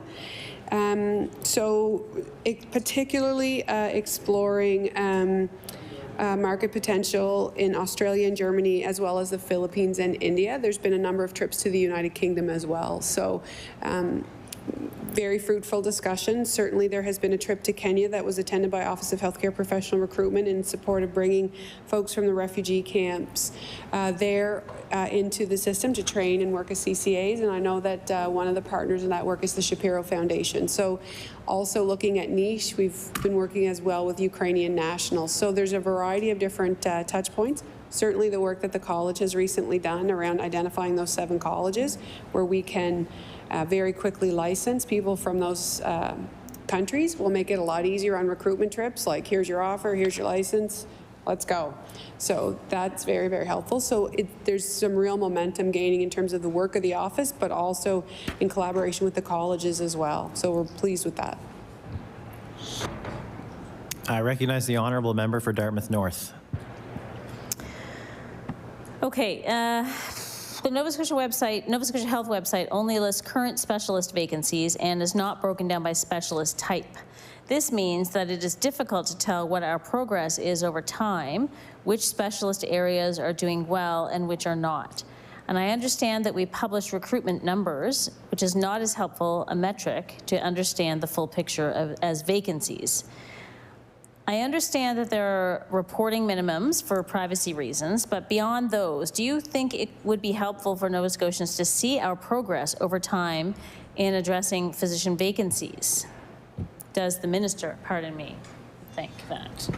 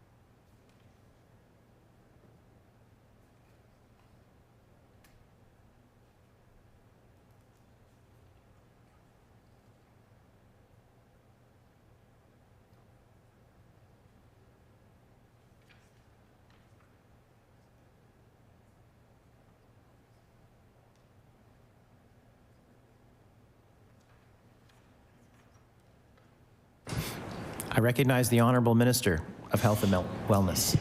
It's really hard to know what people would want. I think they want to know that we're trending in the right direction, and I think the biggest and most important thing is that people know that there's healthcare providers, in their local hospitals, when they're there. So we do know that we struggle, particularly, as do all jurisdictions, with psychiatry, anesthetists, OBGYN, and emergency room physicians, as example. Those are the hardest to recruit. So, I think there would be some people who would be interested in it specifically, and I think there would be some people who, it's hard to answer that, I guess. It's just around people's personal preference. I recognize the Honourable Member for Dartmouth North. Thank you, Mr. Chair. Yeah, I get that. I get that people have different thoughts on that. But I guess for my money, I'm interested. So I'm going to ask if the Minister's office could provide vacancies by specialist type to the NSH for publication, and if not to the NSH for publication, to me. And then we'll publish.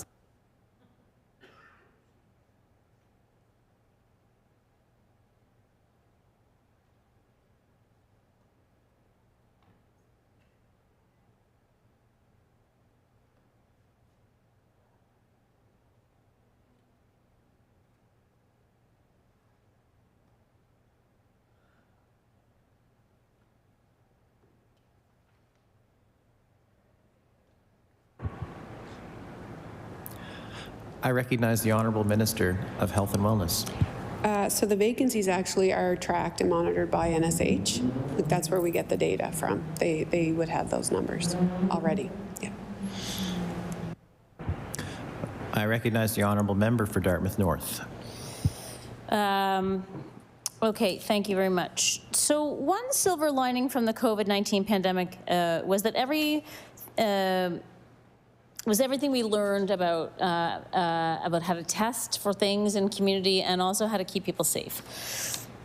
Advocates have been asking for that we take some of those learnings, I guess, and apply them to HIV rapid testing. So we were glad to see a small bump in funding to Sexual Health Nova Scotia, but we need more action on sexual health, especially HIV. There was a bump in HIV cases in Nova Scotia last year, and very well may be again this year. So I'm wondering, is there any new funding specifically for HIV in the budget? If so, how much?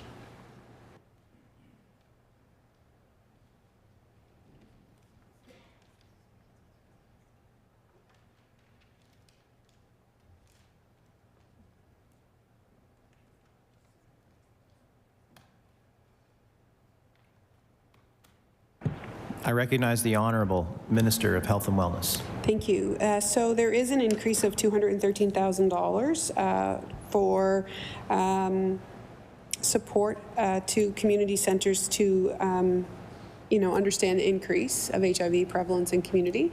And there is exploration happening this fiscal around self-testing for sexually transmitted infections. I don't have all the details of that just yet. The program's evolving, but we are looking at self-testing. I recognize the Honourable Member for Dartmouth North. Okay, thank you. Now, so when the minister says for community centres, can the minister clarify what that means? Does it mean community health centres like North End Community Health Clinic, or does it mean like, community centres where there's basketball courts? I recognize the Honourable Minister of Health and Wellness. Yep. So the organizations that are receiving the grants are the AIDS Coalition of Nova Scotia, Halifax Sexual Health Centre, and Ally Centre of Cape Breton. For HIV specifically. I recognize the Honourable Member for Dartmouth North. Great, and so that initiative that the minister referenced around self-STI testing, does that include HIV testing? Like, is that, or is there a specific test and a specific program for HIV testing? And if so, is the department funding the HIV test specifically?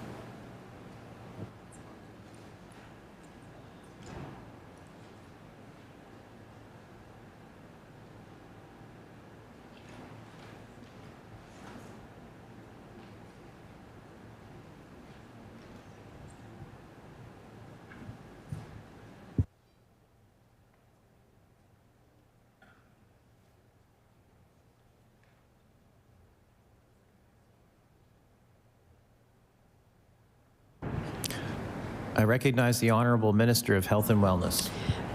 Thank you. So there is, we will have a proof of concept first. We're doing a test and try environment, and there is $3 million invested in that test and try, but it is under development right now in terms of what tests will be offered and where the proof of concept will happen. But there is a business case put forward and it's been approved, but all details are not fully developed yet. I recognize the Honourable Member for Dartmouth North. Okay, thank you. So we also need more prevention strategies around HIV, like PrEP, contact tracing, and trying to improve public education on HIV/AIDS. Is there any funding, new funding, in the budget for this work? And if so, how much?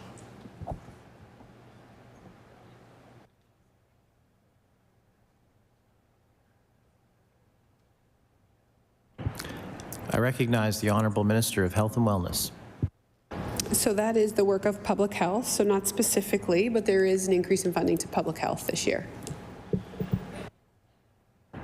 I recognize the Honourable Member for Dartmouth North. Okay. Okay. So my understanding is that the public health budget comes directly in, is part of the health and wellness budget, because it's not a different department. So does that mean there's no breakdown for that for public health spending?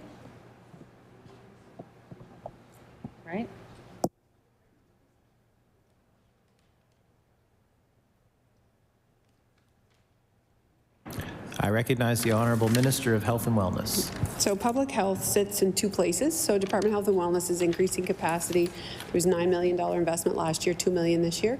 But there's also another part of public health that sits at Nova Scotia Health, which is where that frontline staff are, the operational budget is for there. So that's also part of public health. So we have a portion of it, but there is a portion that also sits in Nova Scotia Health operation. So the public health nurse does not work for Department of Health. They work for Nova Scotia Health. Yeah. I recognize the Honourable Member for Dartmouth North. Thank you. Well, it would be really good to know, as Nova Scotians, you know, how the breakdown of public health spending or where the breakdown is. So is there a way to request that breakdown so that we can see, you know, this much is going into disease prevention, this is going into vaccines, this is going into, you know, new moms, that kind of thing? It'd be really good to have that breakdown.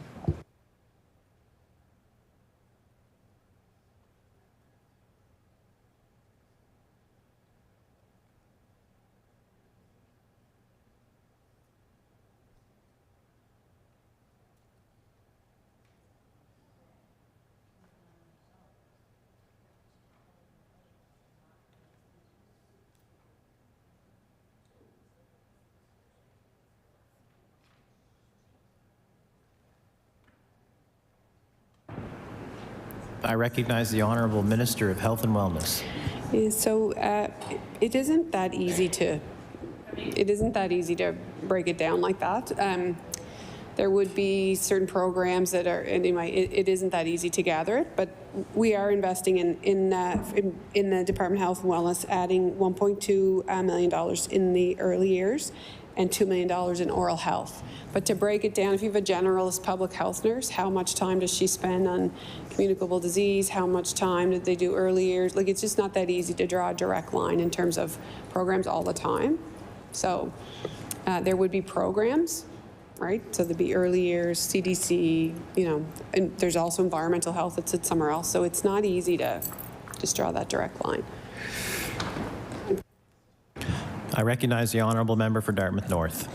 With 6 minutes left of this hour, I just feel like I just need to push on this a little bit more, because I get that if we're talking about the funding of a public health nurse, that nurse might be going and doing a bunch of different things in public health. So I get that. But also there's program costs. So like, and even when like, so if there's public money being spent on, say, and this is always my touchstone, but like a arts organization, it is possible to find out what that arts organization spent its public money on. It's required, actually, and that's an organization that's outside of the government. But we're talking about a program or a budget line that's inside the government on the government public accounts. So I just don't see how we wouldn't be able to get a breakdown of like what public health spends its $9 million on, or $9 million plus on. So I'll ask again, are we able to get a breakdown of the way public health money is spent?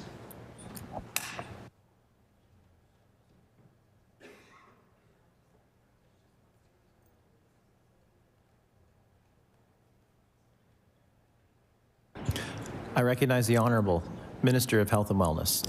Yeah, we can get it, but it'll take a little bit. I recognize the Honourable Member for Dartmouth North. All I got is time. Yep, great. Thank you for that. So moving on to safe supply. I know that safe supply work is shared between public health and the Office of Addictions and Mental Health. But can the minister tell us if there is an increase in investment in safe supply projects in this budget?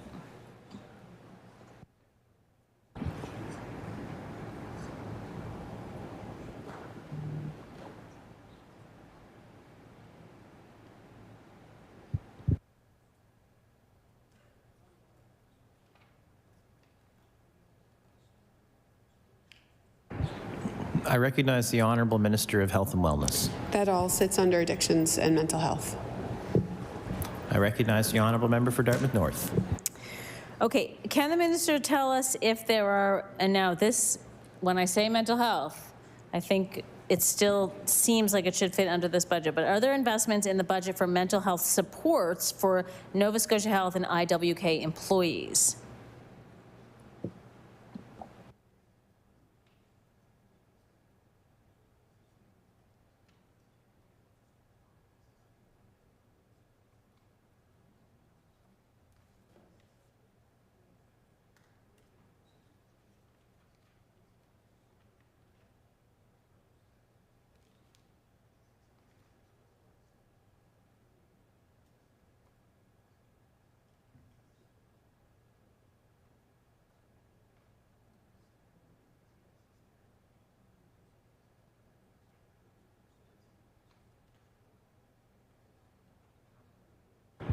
I recognize the Honourable Minister of Health and Wellness. So there is some investment this year in a wellness strategy. It's under the Health Transformation Workforce Planning initiatives, and there'll be more around those details as the year unfolds, but there is an investment of $1.5 million in a wellness strategy, wellness and resiliency supports with innovative, just-in-time access for frontline healthcare workers. I recognize the Honourable Member for Dartmouth North with 2 minutes 43 seconds remaining. Okay, thank you. What key indicators does the government collect on 811? So, for instance, can the minister provide some information from those? For example, response times, callback times, that kind of, collection of data on 811 system.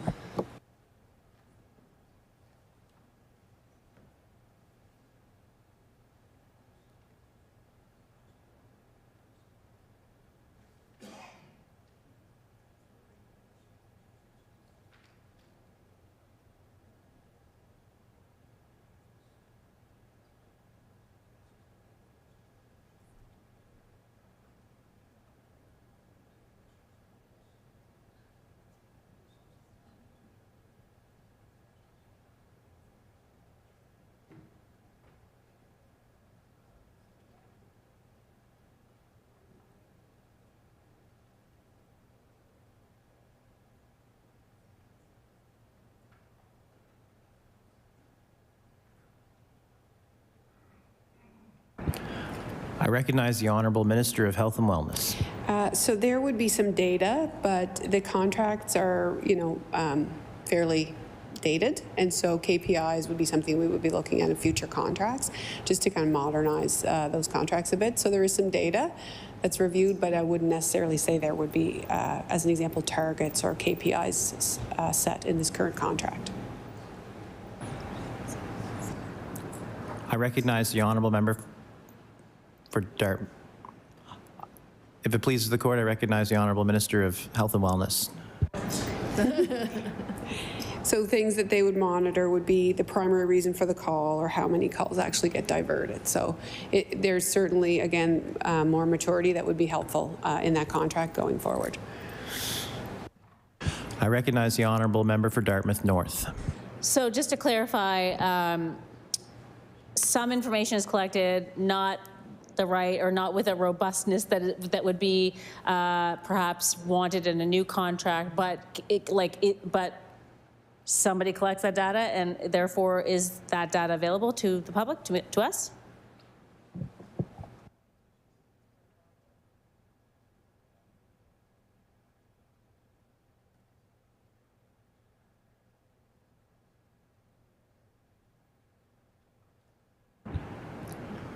Order, please. The time for this hour of NDP questioning has elapsed.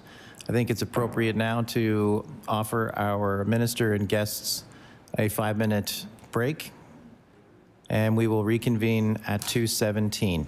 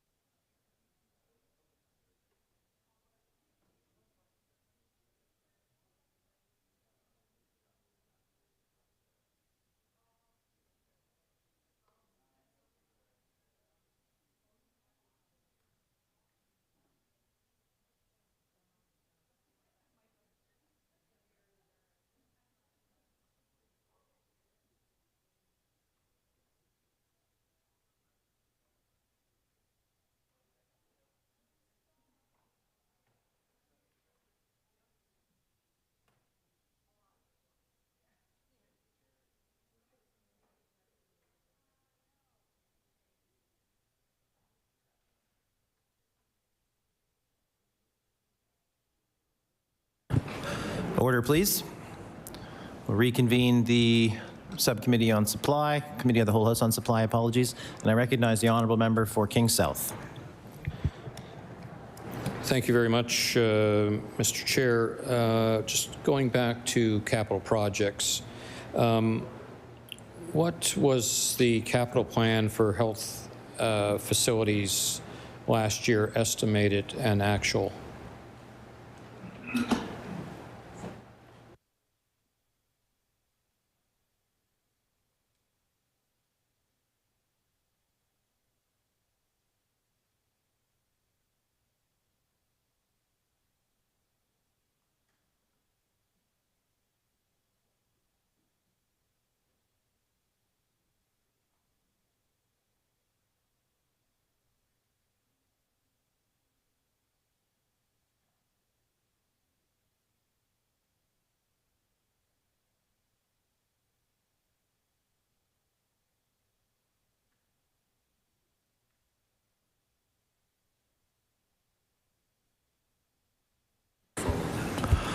I recognize the Honourable Minister of Health and Wellness. Thank you. So 204 million was the estimate. 156 million was the forecast, so the slippage was 47 million.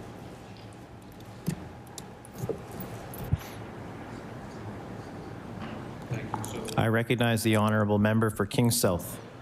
Thank you. So an underspend of 47 million, and what is your capital plan budget this upcoming year?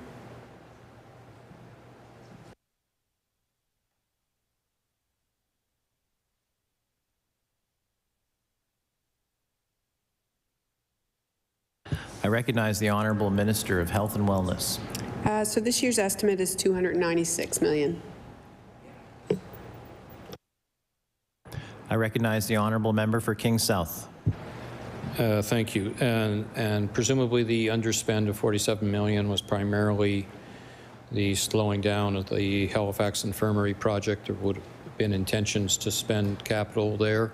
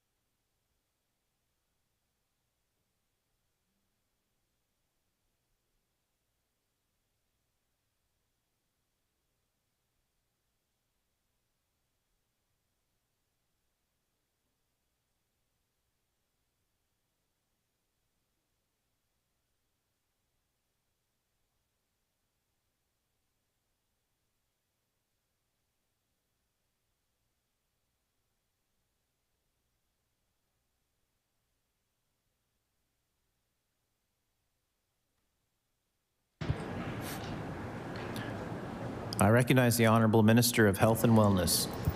So thank you. So the majority of that slippage was the South Shore Hospital redevelopment related to funding that went to out years because of supply chain issues, significant supply chain.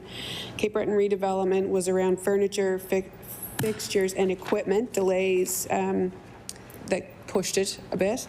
And IWK emerged, so the work began later and just moving a little bit more slowly than anticipated.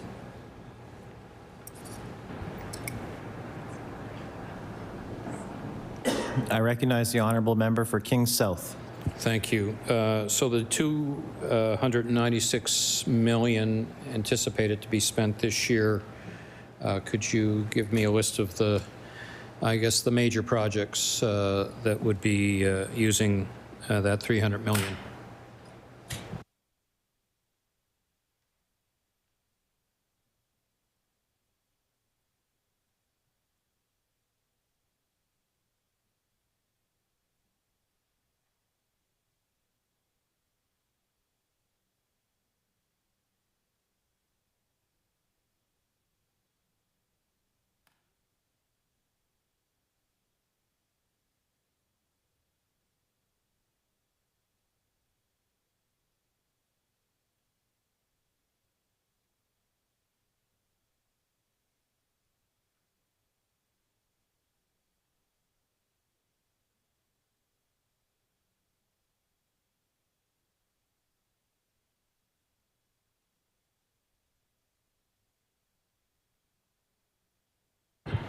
I recognize the Honourable Minister of Health and Wellness. So there's a ton of projects. Is that what you want, the list of them? I guess that's what I'm trying to figure out. So those big redevelopment projects, like there will be the continuation of those. There will be some investment in capital equipment. But it generally is OPOR. The QE2 redevelopment accounts for $210.2 million of that money. I recognize the Honourable Member for King South. That's great. The 200 million is the numbers I'm trying to get at. That's fully 2/3 of it. Maybe you could give me the next 2 or 3 capital. I'm interested in the buildings that are in the capital.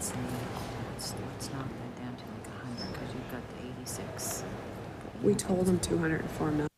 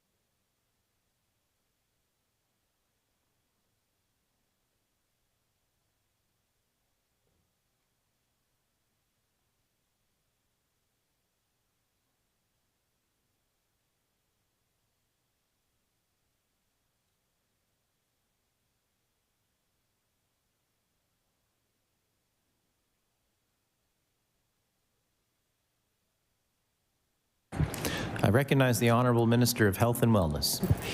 So I hope this answers your question, okay? So it continued investment in Glace Bay Hospital, the Cape Breton Regional Cancer Centre, the North Side, all of those projects continue, the Energy Centre, the Clinical Services Building, all of those types, New Waterford. So it is just a continuation of all of those projects. The other money would be around capital medical equipment investment, and then capital renovations as well. He's wondering where the new builds are. I recognize the Honourable Member for King South. Thank you, Minister. Could you give me the capital plan for Glace Bay, Cape Breton, and I think you said North Side, North Side? I recognize the Honourable Minister of Health and Wellness. Yep, so Glace Bay, 8.5 million. The Cancer 3-point Centre, this would be, that's equipment, right? Yeah, so equipment, furniture, fittings, and fixtures, etc. 3.6 million. Those would be the biggest. Cape Breton Regional, there's another $1 million investment. Cape Breton Regional Energy Centre, 26 million. Clinical Services building 35, almost 36 million. The laundry, 36 million. New Waterford, 6.5 million.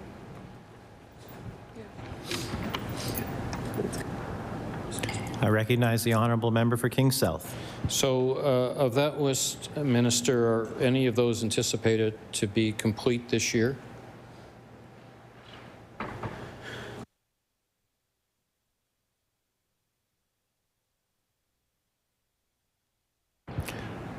I recognize the Honourable Minister of Health and Wellness. So really just the ones I talked about before. We expect like the pug wash will be completed, and then Bayers Lake will be occupied in November and then open in February. So, you know, essentially complete end of November and then open February of next year, sorry. I recognize the Honourable Member for King South. Thank you, Minister. And I think I in the last session caught your last 3 words that implied there will be no additional staff costs at Pugwash, a change in scope of their work, or are there staffing will be the same? Any additional operational costs for the new facility?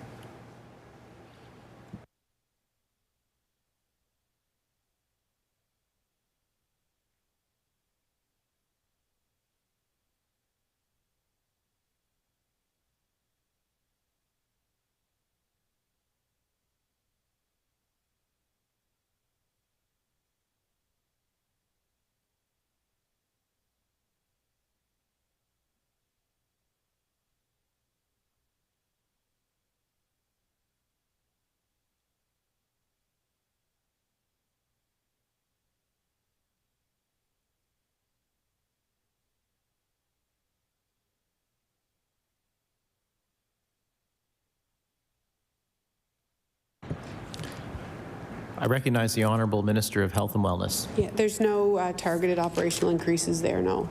So it appears to be on time and in the same scope, yeah. I recognize the Honourable Member for King South. Thank you, Minister. And similarly for Bears Lake opening near the end of the year, is there going to be additional staff costs to the department to populate that building and an estimate of the operational costs for this new facility?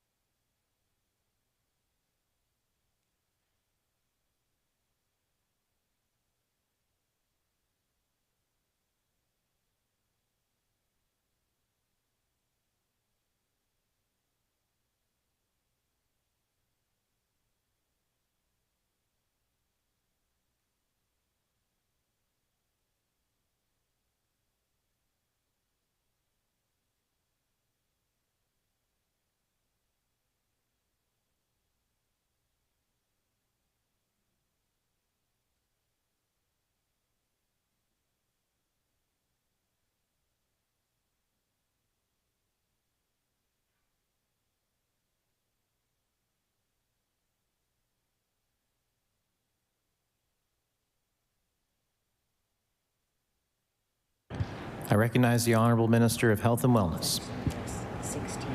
So the operations of the Bayers Lake would be $16 million. It's allocated for that. I recognize the Honourable Member for King South. And does that include the cost of staff in that building? I recognize the Honourable Minister of Health and Wellness. Yes. I recognize the Honourable Member for King South. Thank you, Mr. Chair. So the reworked Halifax Infirmary project, I believe, was announced to add additional beds to that site. Can you remind me, was there something about 100 new beds, or am I mistaken?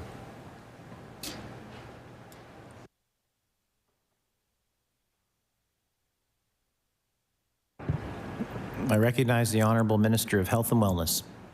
So thank you. So the project will add around 400 new beds, increase emergency department capacity, and expand operating room capacity with the intention of allowing for 2,500 more surgeries per year. I recognize the Honourable Member for King South. Thank you, Minister. So 400 new beds is significant. Has the department quantified the additional annual operating cost to bring on 100 new beds and obviously the other additional spaces? Do we have an estimate of when we build that you would be adding to your budget additional operational and staff costs?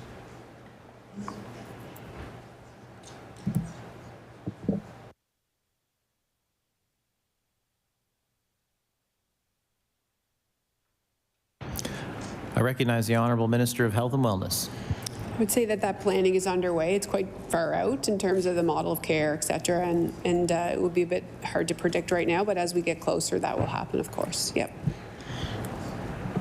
I recognize the honourable member for King South. Thank you, Minister. Do you have any ballpark indication of when that project may be reaching completion?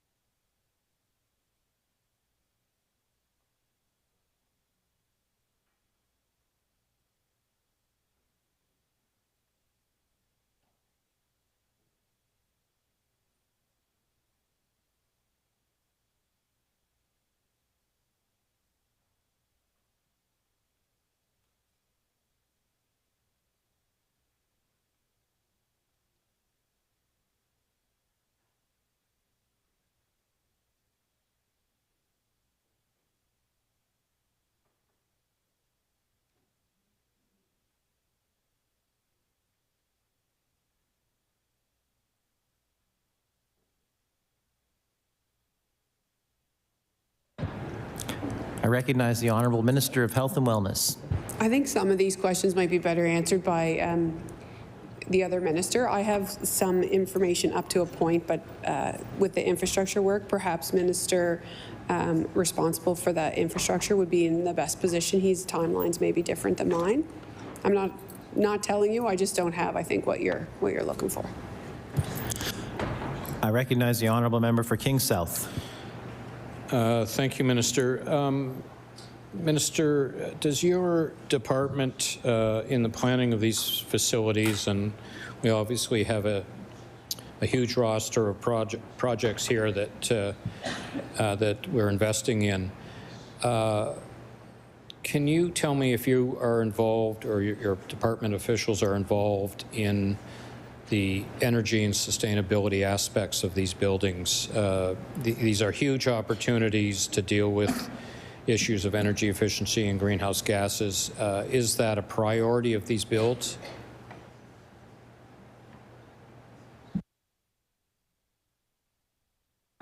I recognize the Honourable Minister of Health and Wellness. Yeah, so I believe that there are some government policies, but that would sit with Build and the minister that's responsible for those infrastructure projects. I recognize the member for King South.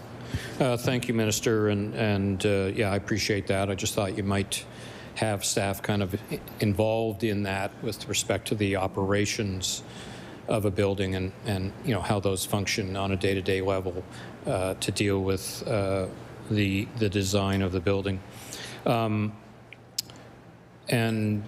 Well, maybe I'll leave it at that. I'd like to thank the Minister for responding to some of my detailed questions. You can tell I enjoy a number or two. I can have your binders? Anyway, thank you to you and your staff for all the responses this afternoon, and I look forward, or I wish you the best of luck for your last few minutes. Thank you. I recognize the member for Halifax Atlantic. Maybe I think you might have been wishing you luck because I stood up. I don't know. But I will not be asking about the numbers because I don't like numbers as much as that member. But first question I'll start with is, could you please, are you able to give us the offload times for every regional hospital in the province?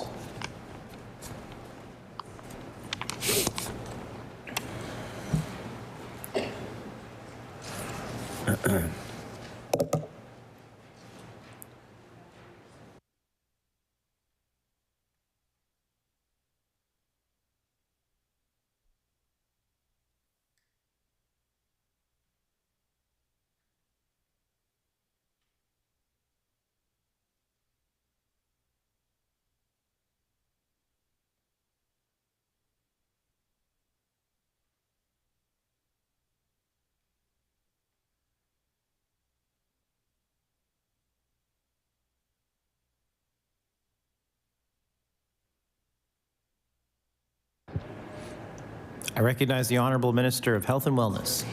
So we'll get them for you. I have it in a different format. We have like percentages, so we'll look at the regionals. I know we have it because I know Aberdeen and St. Martha's are the two best offloads in the province. So I just don't have them at my fingertips, but we'll get them for you. I recognize the Honourable Member for Halifax Atlantic.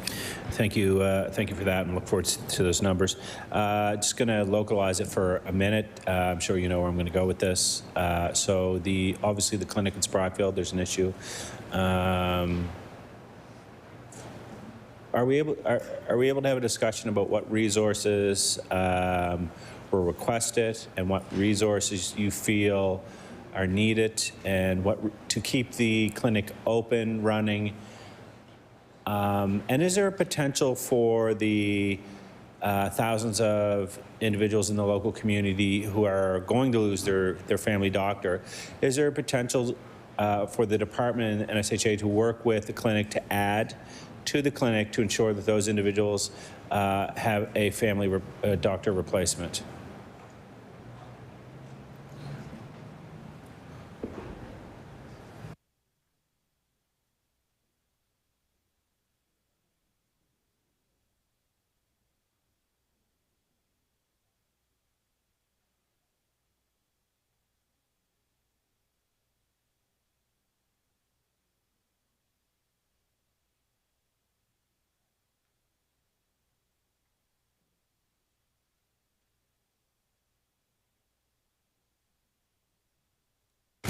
I recognize the Honourable Minister of Health and Wellness.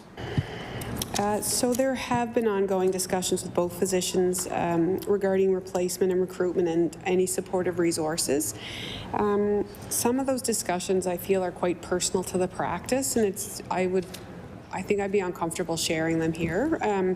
But I would really encourage, to call the hotline for those physicians to really look and see if there are opportunities for us to support the practice, in terms of replacement physicians as an example. So, we're very open to those discussions. We want to make sure that those folks are attached to the best of our ability. So, if there's more conversations to be had through the hotline and through physician services, we'd be happy to continue those discussions. I recognize the Honourable Member for Halifax Atlantic. Are you confident that there will be some type of agreement between your department, NSHA, and that clinic to ensure that the resources are provided? Without going into detail, I know, like you said, it's confidential and we don't want to get into this.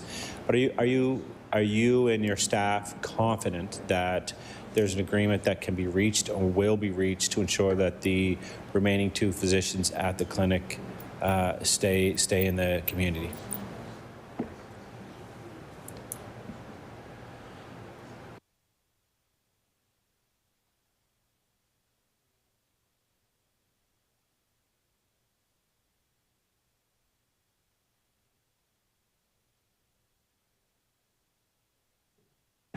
I recognize the Honourable Minister of Health and Wellness. So I thank the member. Certainly we want to make sure that any decision is mutual as we move forward, and that the services are mutually agreed on by Nova Scotia Health and the physicians in the practice. So, again, we're committed to working with them, and hopefully we'll be able to find, a place to land.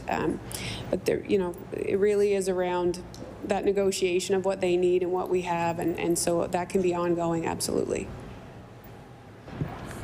I recognize the Honourable Member for Halifax Atlantic.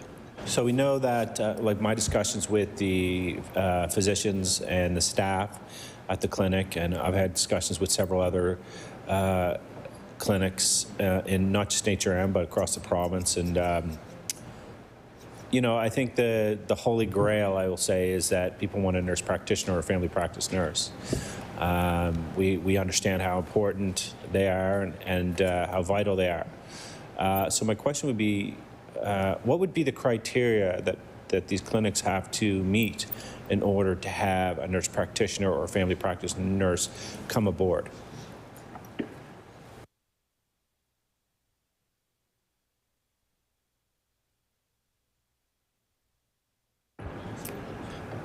I recognize the Honourable Minister of Health and Wellness.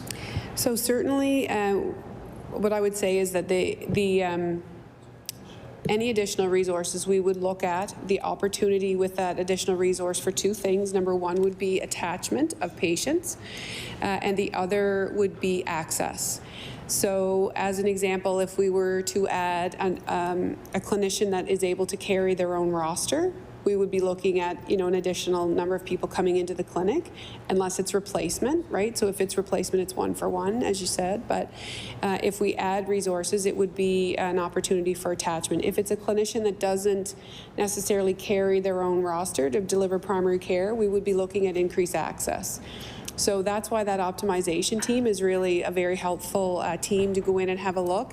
So with the addition of particular resources, what would the opportunity be for clinics, say, to go to same day, next day appointments, as an example, to improve access? Or what would be the scope of practice of the additional practitioner that they were looking for, whether it be social work or, pharmacy, family practice nurse? How could that allied healthcare professionals support them in terms of access for their patients, so that not everyone would have to see the physician or the nurse practitioner when they came into the practice, but actually that group could carry on some of the work that perhaps was taking more time of the physician. So that's the work of the optimization team. What are the practice supports? Could there be a different scheduling or billing system?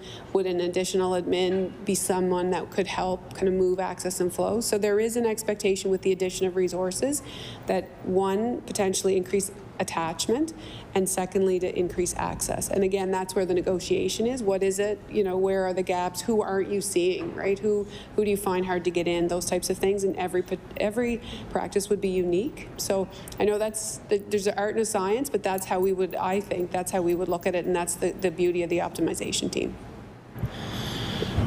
I recognize the honourable member for Halifax Atlantic. So just to understand, so we're saying is, in order, one of the main criteria is to get a nurse practitioner, family practice nurse, would be to take on more patients. So is there any scenario where the clinician or the physician is stretched thin and they're able to they would be given the resources for a family practice nurse or nurse practitioner and not have to take on more? And the reason I ask that is because I'll use the Sproutfield Clinic, for example. One of the things that all 4 physicians had told me, well, technically 5, but 4 that were left, was that even with a nurse practitioner or someone like that they couldn't take on more, that they needed that individual to help offload and take some of the weight off their shoulders of their already full roster. So is there any scenario where you, and I say this respectfully because I know that everybody wants a nurse practitioner, everybody wants those resources, and I think that you could talk to any family doctor, not just now, but for the last 10, 15 years, and they're pretty loaded, right? So is there any scenario where you would go into them and say, okay, you know what, we realize that your roster's large, you're exhausted, maybe it keeps them in practice, we'll give you a nurse practitioner and you don't have to take on any more clients? I recognize the Honourable Minister of Health and Wellness. Yeah, thank you. So I wouldn't presuppose that. I think it's really important. That's why I think there's so much value in the optimization team. And I use, we speak about the Dow Family Medicine Clinic so frequently because that's exactly how they felt, I think, without, I didn't have the direct discussion, but really feeling stretched thin and actually looking at the possibility of decanting patients because they did feel very overwhelmed. So with the help of that optimization team, they were able to go in and actually support them. And when we say find efficiencies, I don't mean work harder or be more productive, right? But, and I will give you another example. I was very, very fortunate to travel to Denmark last year and met with a physician who, we were in a practice where he did feel totally overwhelmed. I think there was 5 doctors. And he, through working with a group of individuals, changed his practice from booked appointments for like weeks and weeks and weeks to same day, next day. And he's fee for service. So he showed us his schedule for the following week, not a patient. And he said, when you're fee for service, that's a bit stressful at first. But it's changed his practice and it's allowed him to provide better access as a result. So I'm not saying that those physicians are not are inefficient in any way. What I'm saying is sometimes with technology now and looking at red tape reduction, are there opportunities to increase access? Is there ways that we can optimize the practice and also take some of that burden off, right? It doesn't feel good. Like when people are done, it doesn't. So it is fully and truly in an effort to support them. So a family practice nurse would be a different resource than a nurse practitioner. But if we did add a nurse practitioner, if a physician was leaving, then the rosters would switch, right? So a physician would be outgoing and a nurse practitioner would take on some of the patients of that outgoing physician. So it really is unique, but I think there are opportunities to support those practices in taking some of that like mental and emotional strain off, because their practices, if they're retiring, they probably opened them 30 years ago, and the flow of patients and the illness of patients and the expectations of patients has changed from the day they open their practice. So I just think there's opportunities there. Maybe that would happen, but I think the optimization team is really well suited to support practitioners to see if there are things, and then if that person does retire, do they want to continue to participate in some way in there or in a different part of the system is also another important conversation. I recognize the honourable member for Halifax Atlantic. So when it comes to retention and with doctors, I know when we talk about the healthcare systems, we talk about doctors a lot, but I'm going to talk about, hopefully in the next 25 minutes or so, we'll get around to a whole bunch of other different things. But I do want to touch on a topic when it comes to doctors. One of the campaign promises that were made was around pensions for doctors. So where is your department at? We're 2 years in, 2 budgets in. I didn't see anything in the line in the budget anywhere pertaining to pensions for doctors. This was a big promise from the Premier on a way to attract and retain doctors. Is there any money in this budget to start the process of creating pensions for doctors? And when do you expect, or when can Nova Scotians expect this to be fully implemented?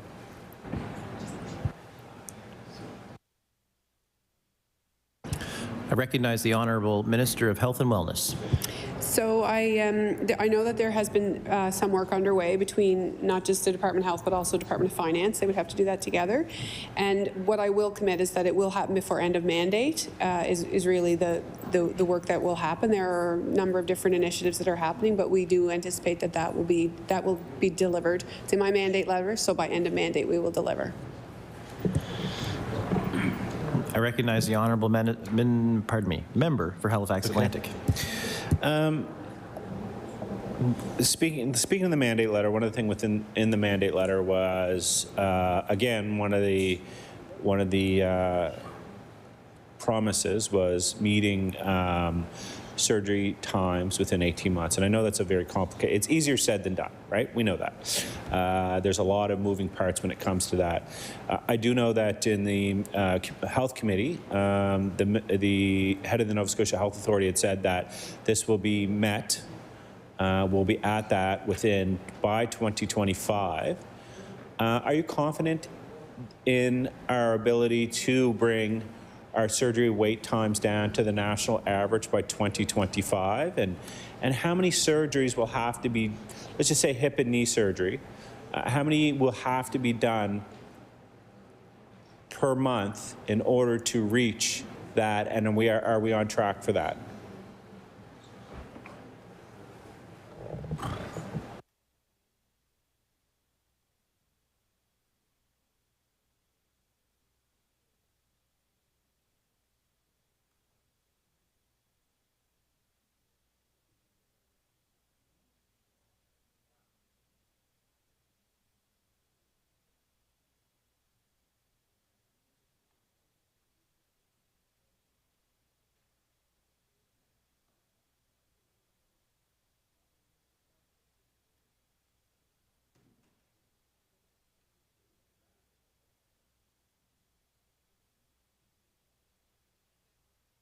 I recognize the Honourable Minister of Health and Wellness. Yeah, so thank you. So I am feeling encouraged and confident. So Nova Scotia is tracking towards meeting the national benchmark of 112, no longer than 112 days for cataract surgeries by fall 2023. So that's positive. There's been almost 3,300 patients since April 1st, 2022 off the list. The surgical waitlist growth rate has been under the target of 1 for 3 consecutive quarters, which means there's more people coming off the list than going on. And so, you know, those are early signs. You know, this time in 2019-2020, year to date, Nova Scotia Health had completed 72 arthroscopic hip and knee outpatient surgeries. This year we did 1,098 year to date. So the teams are really making good progress. We are leveraging public-private partnerships for low acuity surgeries, and day surgeries are easier to go through than those who require inpatient. But again, the work that happens in seniors and long-term care is really very, very helpful in the transition to care facilities because it's bed availability. So 24 beds added to Dartmouth General Hospital. That will also help. Designated beds where there's no off-service patients in those beds to support. So there has been a number of initiatives, and I do expect that we will see momentum building as these initiatives stack over the next 2 years. I recognize the Honourable Member for Halifax Atlantic. Is it possible that we're going to see Nova Scotians moved outside of the provincial jurisdiction and federal jurisdiction for surgeries and procedures? So has there been a jurisdictional scan for capacity when it comes to different surgeries? And you know, I know people feel differently about this one way or another, and this isn't a gotcha thing, I promise you that. We've had discussions about this. I think that you know, if I need a knee surgery, I need a knee surgery, right? Let's be frank. Or if you need a life-altering or life-changing surgery, I don't think the majority of people really care where it comes from, right? As long as you get it. So I'm just wondering, has your department or have you initiated any type of jurisdictional scan outside of the province and outside the country to see if there's capacity when it comes to offloading some of those surgeries so that Nova Scotians are able to get those surgeries in a more timely manner?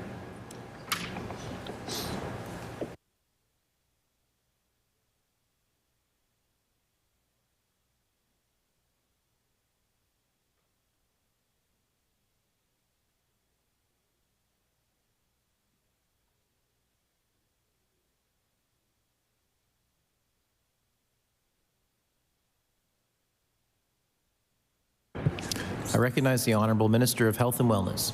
So I thank the member for the question. So currently we do leverage public-private partnerships to the best of our ability, you know, to do that. I would say that our Canadian counterparts are in a similar situation in terms of surgical wait times. And in fact, we've actually had some other jurisdictions, other health departments reach out to us because they see that we have had some early success and want to know what we're doing here. There have been other jurisdictions who have gone outside of the country, and you know, we're wondering how what the success rate has been. So there's a few folks that have gone before us, and we are watching to see if there's opportunities. So nothing's really off the table. We want people to get care. We want to get within wait times and then maintain our system. But I would say that across Canada, our counterparts are in a very similar situation that we are, and actually looking to us for strategies. I recognize the Honourable Member for Halifax Atlantic. So the reason why I kind of brought that up a little bit is we know that, so for example, with endometriosis, we know that individuals are leaving the province and going to different countries for procedures. There was a young lady in my community who had a different issue, and she left the country, and so I don't know. I always think that, you know, if it's kind of unfair, if you know what I mean. Like if you have the funding, if you have the capacity, financial capacity to go get a surgery, and you're leaving the province the country to go get it. Some people have that financial capacity, and it obviously makes their life a little better. And then there's a lot of people that don't have that financial capacity that are unfortunately have to live with that until the process comes up. So, I mean, maybe it gets me in trouble, but I hope you do look at all possibilities and to make Nova Scotians' lives better and make it a more level playing field, right? So,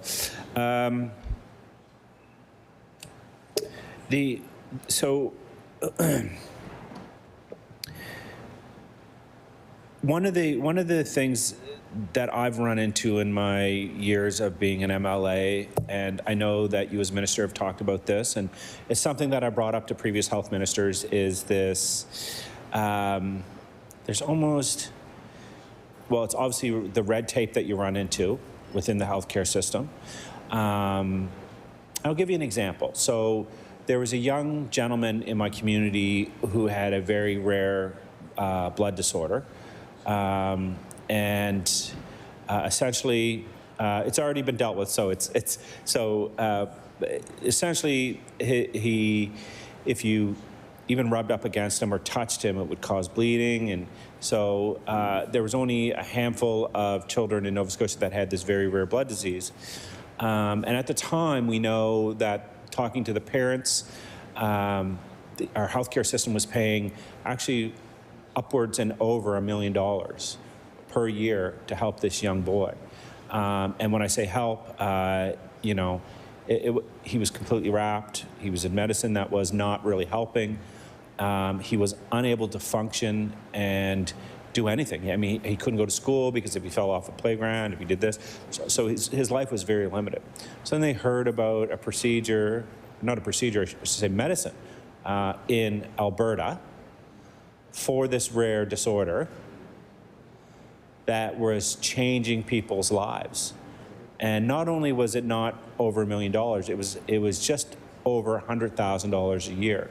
So we fought and fought and fought. In fact, I ended up calling the vice president of the pharmaceutical company who produced that drug and essentially begging them to give this young boy the medicine for free. It took about 2.5 years of process to get through it. And a lot of it's, you know, we have to meet with other provinces to see if this is something we want to cover. Anyways, he was able to get the medicine. He now plays hockey. He's back in school. He's playing, I mean, of all things, he's playing hockey. His life is completely transformed. My partner, Rena, her best friend, they have a young son who is not speaking out of turn. Katie's been very open about it. That has a genetic disorder. They were getting an amazing treatment in sick kids when they were living there. They moved here, the treatment changed. And there was a lot of fighting and back and forth to have the parent's voice sometimes. I think sometimes the parent's voice is lost in all of this. And nobody can advocate better or more for that person than the parent. So I think it's something, and I don't know if there's anything you can really do. It's just a frustration for me that when we know that there's other processes and there's other procedures that not only can save money for the healthcare system, but actually will change lives.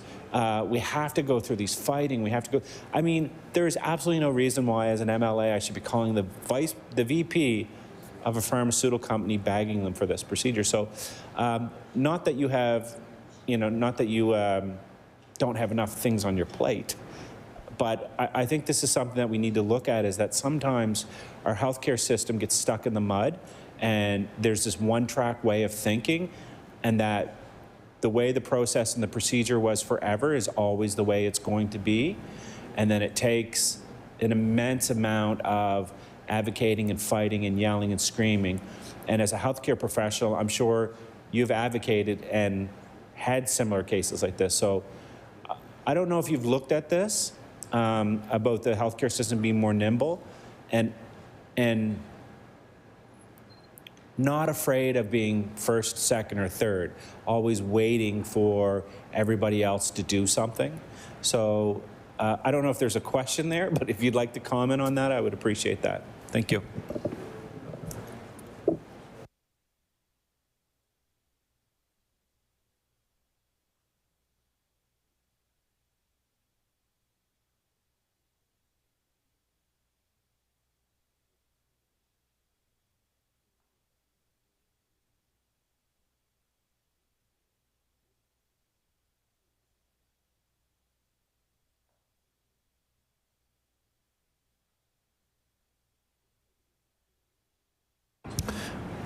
I recognize the Honourable Minister of Health and Wellness. Okay, so I thank the member for that.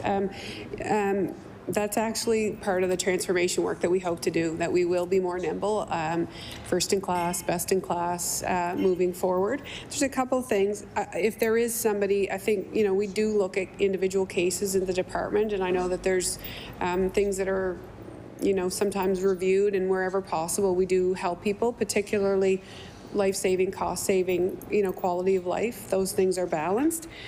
I would also like to get a plug in here for the Nova Scotia Innovation Hub and the Atlantic Clinical Trials Network. So we are working with other provinces, our other Atlantic colleagues, as the Atlantic Clinical Trial Network, and I will tell you, it's very appealing to drug companies. We're 2.5 million people. They want to do their trials here, creating a commitment of from time of proposal, if accepted, to time of trial beginning, 90 days, very appealing. And it brings cutting edge care to Atlantic Canadians in order to offer cutting edge treatments and study work, so study drugs and treatments, therapies. So that's another step forward. It is, again, I had an opportunity to do the announcement last year at this conference with our other Atlantic colleagues, and very, very, it really was appealing to drug companies. 2.5 million, 90-day startup, very robust team to support the research that's happening, and I think that's an important way that we can bring cutting-edge treatments to Nova Scotians. I recognize the Honourable Member for Halifax Atlantic. I'm just going to fire off a couple quick questions, if that's okay with you. What's the update on the app that was announced during the Action for Emergency Room announcement?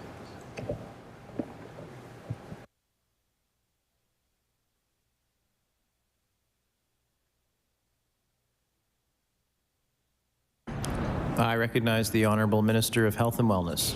So that's coming very soon. You'll see that very soon. I have offloads if you want them. By regional? Okay. Yep. By regional. Cape Breton Regional offload 124 minutes. St. Martha's offload 24 minutes. St. Martha's. Only to be outdone by the Aberdeen offload 22 minutes average. Colchester East Hants is 79. Cumberland is 53. Dartmouth General 104. The New HI is 162. Cobequid is 110. Valley Regional 63. Yarmouth 50. And South Shore 66. Yeah. I recognize the Honourable Member for Halifax Atlantic. How many nurse practitioners have been hired to work in the ER rooms?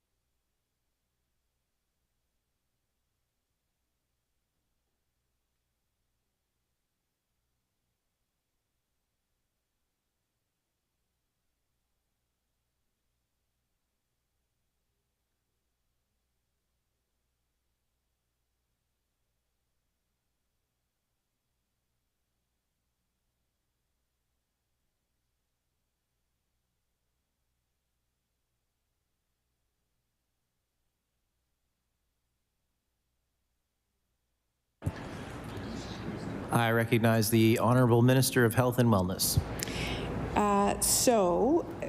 Nurse practitioners are active in Cumberland and in the planning phase in Truro and the Aberdeen. In Western Zone, looking at a couple of sites in Western Zone as well as Eastern Zone, and physician assistants are in place in Dartmouth, and they're recruiting for South Shore and pending recruitment by the end of Q2. If we can find the people, that the physician assistants will be implemented in a number of emergency rooms across the province. I recognize the Honourable Member for Halifax Atlantic. So is there none in Halifax?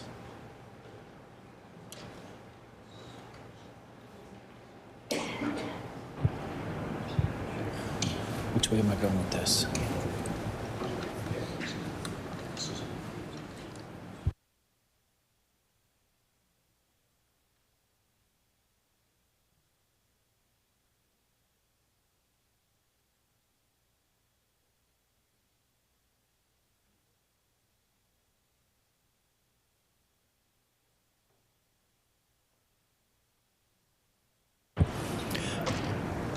I recognize the Honourable Minister of Health and Wellness. So there's one at the Halifax Infirmary, one nurse practitioner. I recognize the Honourable Member for Halifax Atlantic. How many more are needed in Halifax?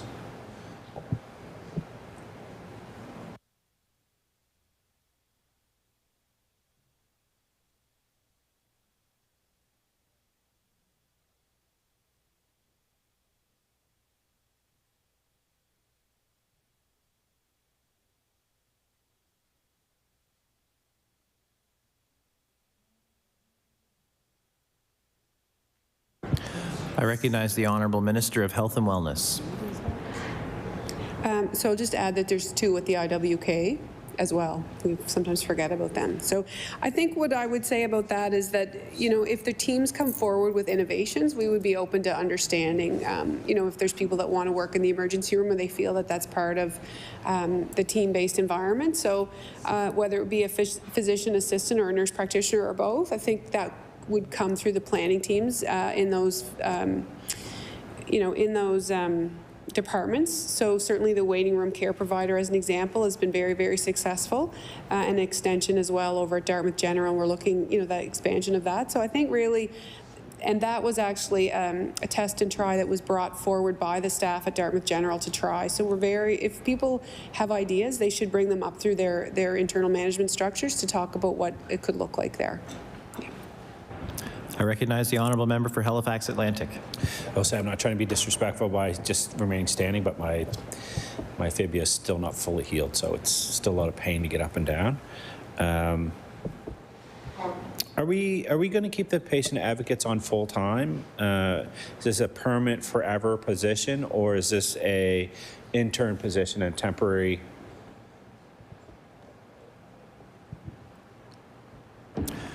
I recognize the Honourable Minister of Health and Wellness. So I would say that those positions are for the foreseeable future. It would be wonderful if we got to a time when they weren't required, but certainly we know that they have a lot of benefit right now. So yes, they are positions that will be there for an extended period of time to support the comfort of patients waiting in the waiting room. I recognize the member for Halifax Atlantic. How many nurse practitioners are in Dartmouth General Emergency?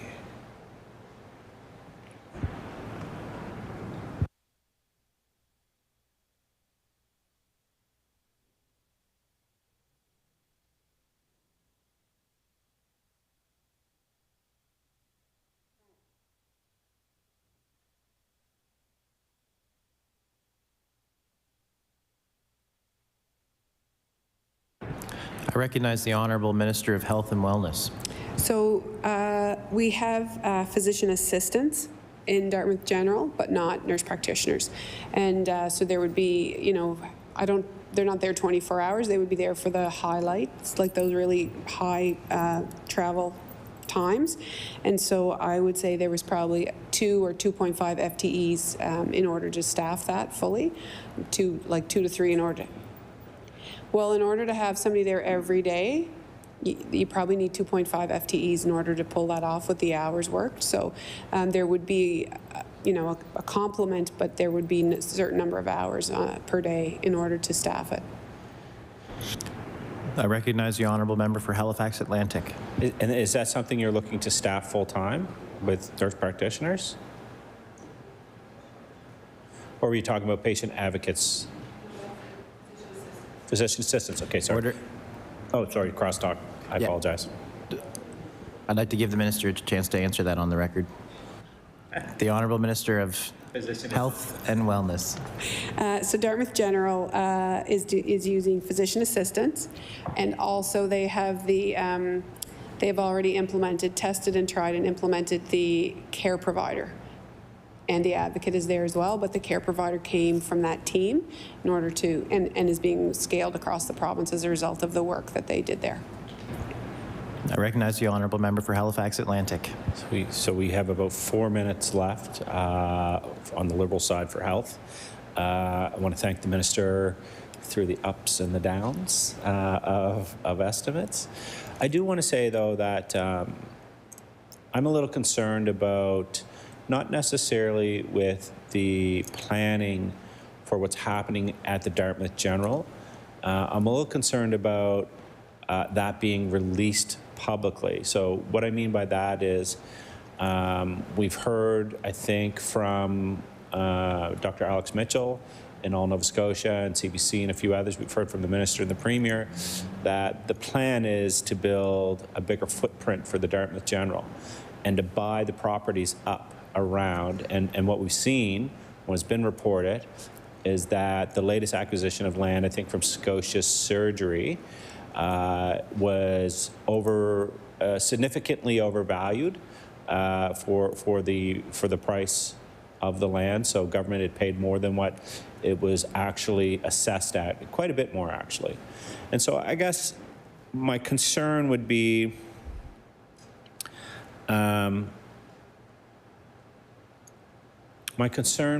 that if I knew somebody desperately wanted to buy my house and was willing to pay anything for it, there is a chance that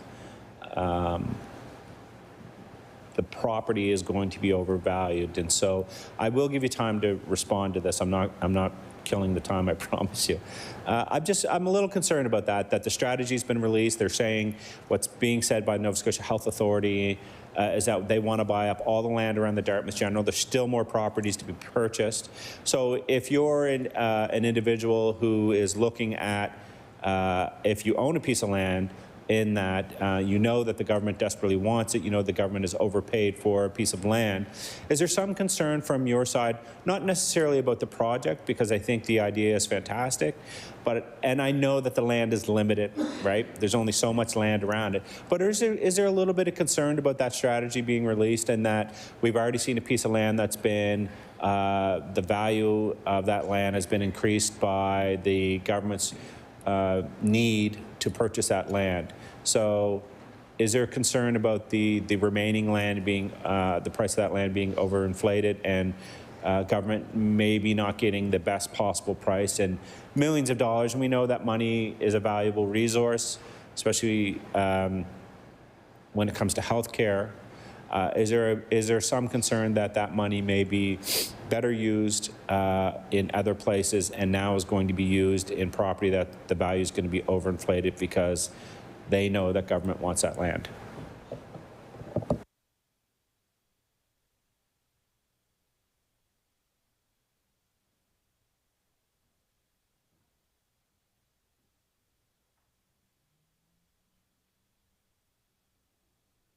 I recognize the Honourable Minister of Health and Wellness.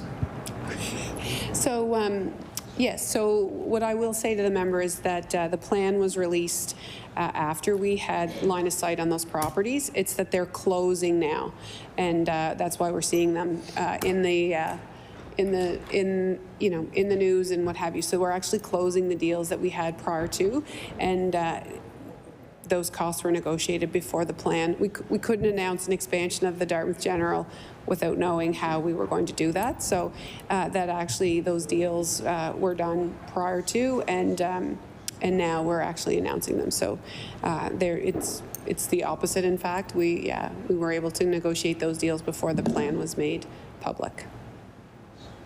There. I recognize the member for Annapolis.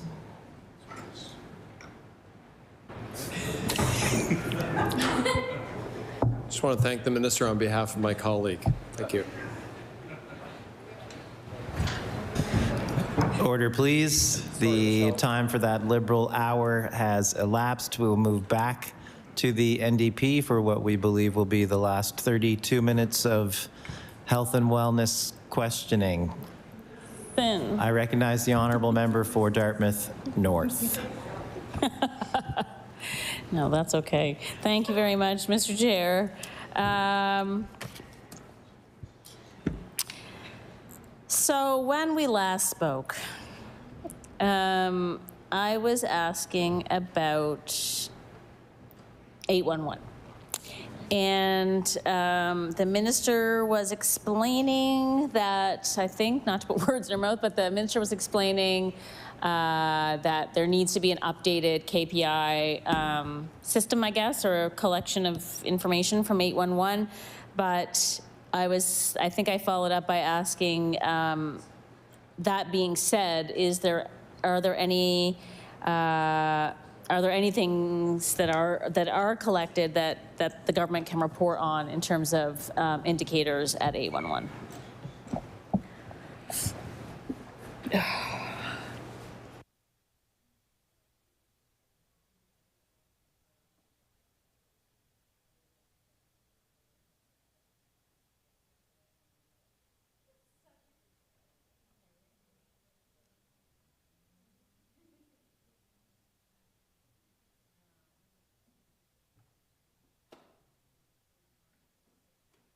I recognize the Honourable Minister for Health and Wellness. So thank you. So the predominant things would be the types of calls, as I said. The types of calls, how many individuals get diverted to care, in-person care, probably emergency room care, as the primary place where they would be referred. And then, understanding the primary reason for the call. So, and a little bit around the demographics as well, who's calling. So those would be some of the things, but that are tracked. It's just, there's an opportunity for us, I think, to, look at the current service. What could it be, and then how could we measure and create some KPIs? That's okay. I recognize the Honourable Member for Dartmouth North. Thank you, Madam Chair. Here to the bitter end, I see. What about callback times on 811? Like, I remember in the olden days of 811, you could call, and if you didn't reach someone right away, they called you back within a half an hour, and they would even say that on the recording, like, you will receive a call back within a half an hour. Now it seems like the wait is much longer. Do we have any data on that?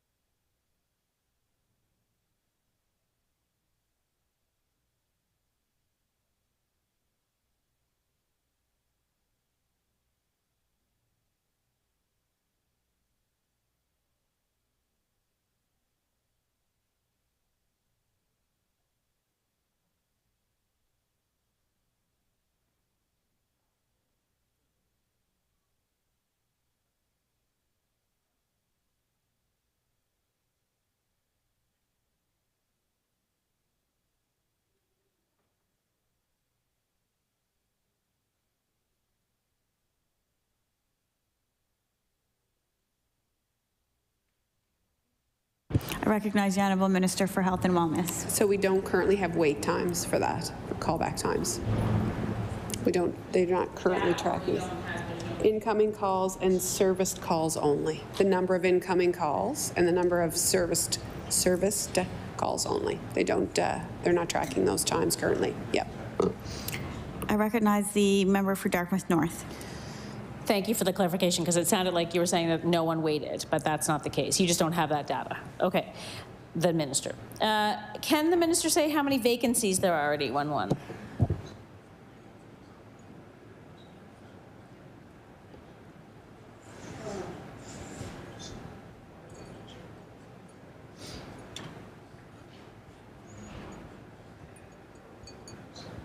Thank you.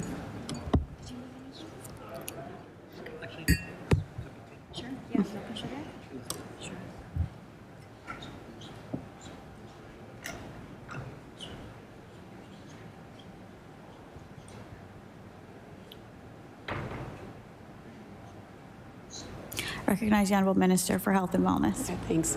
So they'll reach in and check on the vacancy numbers. I recognize the member for Dartmouth North. That'd be great. And while that checking is going on, could we find out how many people at 811 are full-time and how many are casual, like the breakdown of those positions?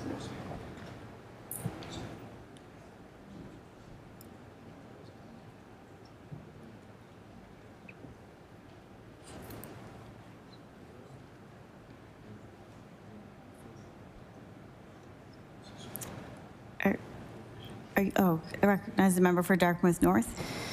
Thank you very much, Madam Chair. I wanted just to ask a couple of more questions about the Action for Health indicators. I know the Minister and her staff will be paying close attention to the indicators, so I'm hoping just to get some clarity about what's going on with them. So in 2021-22, there were only 13 net new increase. There was only a 13 net new increase in family doctors, fewer than 2021 or 2021. There are currently 97 family doctor vacancies in the province. Does the minister know how many net new family doctors have been recruited in 2022-23, and what is the goal for 23-24? Family docs.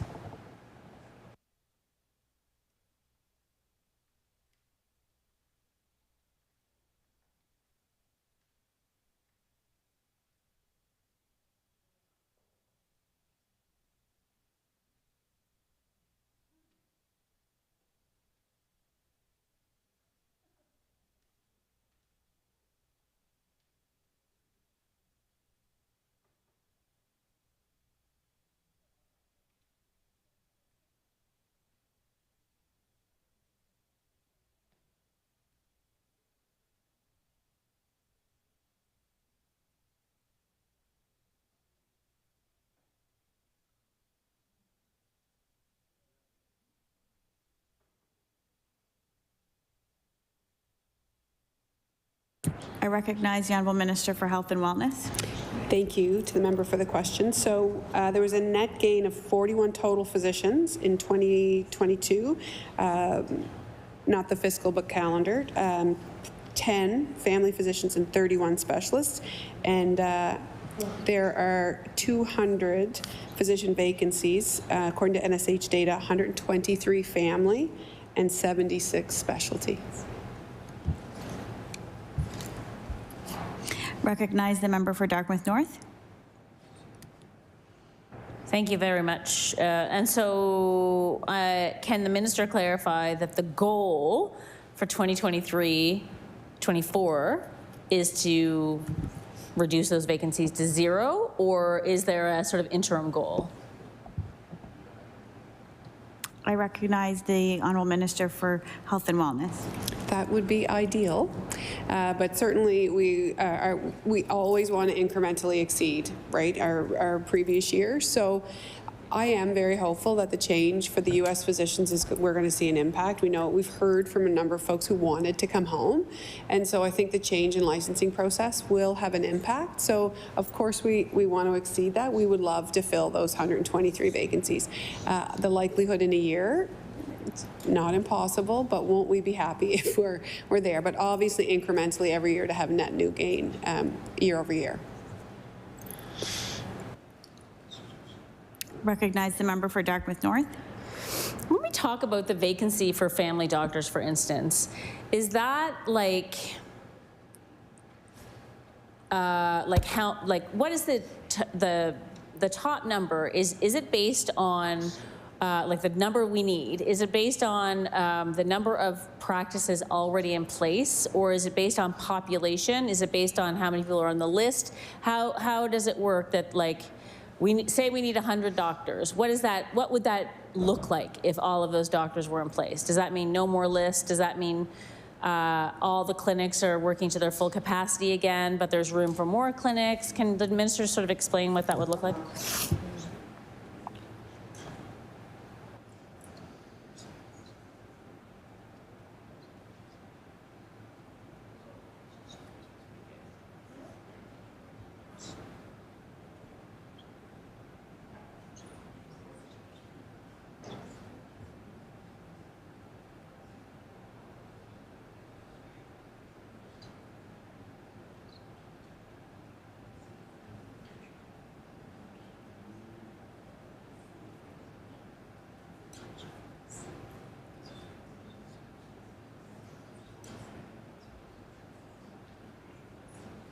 Recognize the Honourable Minister for Health and Wellness. So the 123 vacancies would be FTEs. And so if we had 123, of course there would be retirements, right? So the number would be moving. These are the vacancies now, and certainly, you know, it would be based on our population. The issue with it is it doesn't mean it's 123 individuals. So we know that we have physicians who come in who want to practice 0.5 in an office, 0.5 OBGYN, or 0.5 palliative care, or hospitalist, or what have you. So some will absolutely come in as FTEs and fill a full roster position, whereas in some cases it may take 2 physicians, where friends or couples or colleagues may share a position and then do other things like oncology or what have you, because we see similar, not fully to the old days, but somewhat, that our GPs were very office-based, and we're starting to see folks now that want to do some OBGYN in some of our rural communities and supporting palliative care and medical oncologists and all types of things. So working with physicians, which is why the fit is so important, why the match of the individual and the practice to the community is such an important part of the recruitment process. Recognize the member for Dartmouth North. Okay, that's helpful. But so based on that, say, like even if we're talking FTEs, so say we have 123 FTEs that are filled with 123 people who want to work full-time, just to make it the math easy. What would that look like in terms of our attachment to, like, what I'm saying is, when we have, I guess my question is this: do we have more need than we have vacancies for? So for everyone in Nova Scotia to be attached to a family physician or a family care practice, how many FTEs would we need? I recognize the Honourable Minister for Health and Wellness. So if nothing changed and we had 123 full-time family physicians with a roster of 1,350 each, that would service 166,000 people, just by simply doing straight math, right? Yeah, right. But the other issue is we could have a family practice where, you know, this person has a family practice nurse and a social worker and a pharmacist, and so perhaps can roster to 1,600 people as a result of all of the different folks. We have fee-for-service physicians who have, so that 1,350 is the, you know, the smallest roster, ideally, although we do adjust them somewhat for APPs who have a high rate of patients with a high rate of chronic disease, but that's what it would be. Just 1,350 times 123 is 166,000. Recognize the member for Dartmouth North.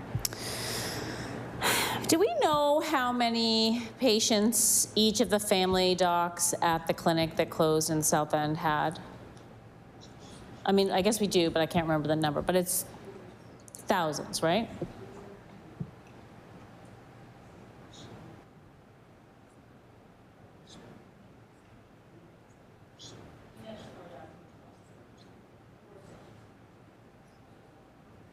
I recognize the Minister, Honourable Minister for Health and Wellness. So we can do some work around algorithms and things like that, but we don't actually, the information actually sits with the physicians around the size of their rosters. I recognize the member for Dartmouth North. Okay, how many,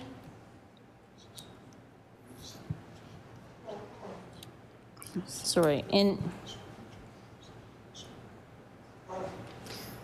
yeah, I guess I'm going to ask this question in another direction. So in 2021-22, there were 125 family doctors per 100,000 Nova Scotians.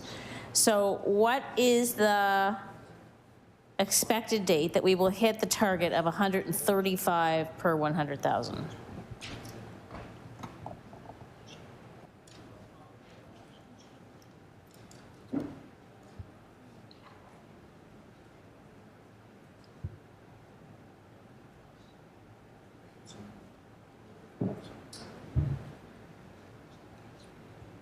Recognize the Honourable Minister for Health and Wellness. I'm just wondering where the target came from of 135 per 100,000. I recognize the member for Dartmouth North. Well, now it's my turn to say I'll get that information for you. But speaking of information, I just wanted to ask, because we have 16 minutes left, and I wanted to know, first of all, how many minutes the minister needs for closing remarks and to do the resolution, but also how we will collect all of the information that that we've asked and that has been, said that we'll get to it, or that we'll receive it. So will the minister, write to us with all the information that hasn't been answered today or during estimates? Just want to know how that will work. Recognize Honourable Minister for Health and Wellness. Thank you. So I need about 5 minutes at the end. And the staff are getting the information. They're collecting it as we are talking, and they'll compare it to Hansard, and then we'll submit it to the clerk, in a timely fashion. Yeah. Yes.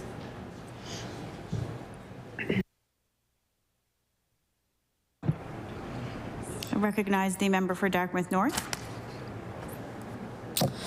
Okay, thank you. So I just wanted to talk about a letter that we received from a full-time nurse practitioner student and a full-time registered nurse working at the QE. So this nurse, they're a full-time nurse at the dialysis unit, and they're working full-time in the NP program, or studying full-time to become an MP. They began the nurse practitioner program in January 2022 as a full-time student while continuing to work full-time as a dialysis nurse in the renal program. Their decision to pursue the NP program as a full-time student while continuing to serve the community as a full-time RN was due to 3 reasons. They were unable to afford leaving their position as a nurse to pursue the NP program. They would have lost their seniority and health benefits for their spouse and themselves. And they felt obligated to work full-time due to the high level of staffing shortages we're seeing across the province. Despite these constraints, they were committed to becoming a nurse practitioner in Nova Scotia with the goal of continuing to work in the renal program. Their passion caring for patients with kidney disease began in 2016 during their final clinic placement as an RN student. Since then, they've continued to demonstrate their loyalty and provide leadership to the renal program by investing in themselves and others as outlined below. They're currently instructing a course in the RN program at Dalhousie. If you can imagine that they have time to do that. They worked as a clinical nurse educator, focusing on optimizing nursing scope of practice while onboarding, supporting over 100+ staff during the pandemic. They worked as a charge nurse responsible for emergency planning for COVID, scheduling and staffing levels, conflict management, all while advocating for patients. They were a preceptor to Dalhousie RN students for clinical hours and continued to act as a mentor and role model for new RNs. So, in some remark, and I've heard Ms. Oldfield, the CEO of Nova Scotia Health, say this before at different committees and community meetings and stuff. If you are a nurse practitioner in Nova Scotia, we want to hear from you. So this person is calling out for help. Here she is. They are asking for help from, well, this letter goes to Karen Oldfield and then a number of Gail Tomlin-Murphy, the Premier, and the Minister. The province, the person writes, the province can support me by providing tuition reimbursement for the NP program, providing financial incentives to practice as an NP in Nova Scotia, and employing me as an NP in the renal program. By leveraging my experience and skill set in nephrology, the province of Nova Scotia has an opportunity to alleviate emergency department utilization rates by a population who is known to disproportionately utilize emergency health care services. So, I'm reading all that into the record because I would love to know, the minister's response to that. Is there a plan to provide tuition reimbursement? I'll ask the first one. Is there a plan to provide tuition reimbursement for people taking the NP program?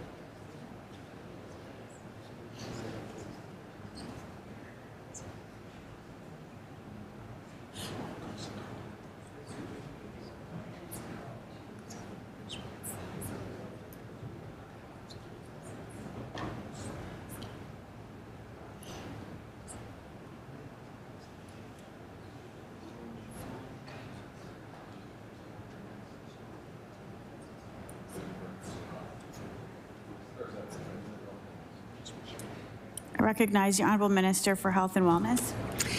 So I will have a look for that correspondence. It probably went to my very busy health minister email, but certainly we'll are happy to go, review that with the Office of Healthcare Professional Recruitment.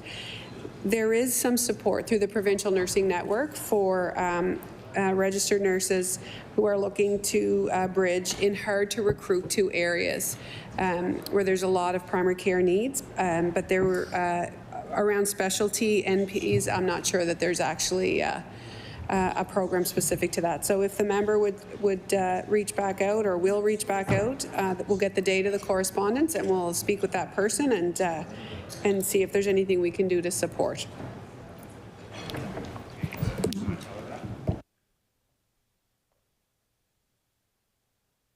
Oh, are you? Yeah, Has that just changed? potentially, yeah. Because I was... Okay. I recognize the member for Dartmouth North. That was me. Yeah, sorry. It just came from, so you have another hour. Sorry, I didn't know anything about this until this moment. So order for... Yeah, thanks.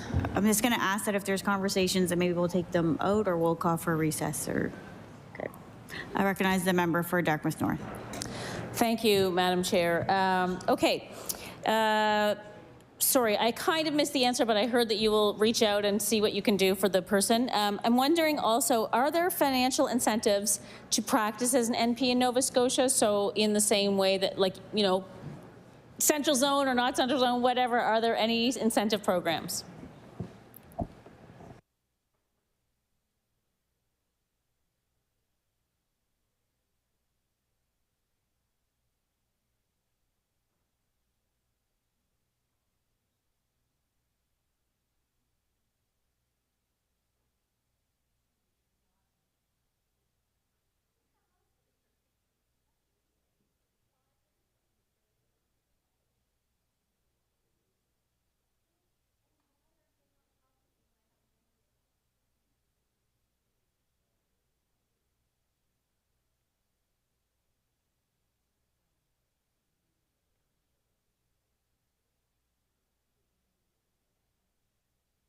I recognize the Honourable Minister for Health and Wellness.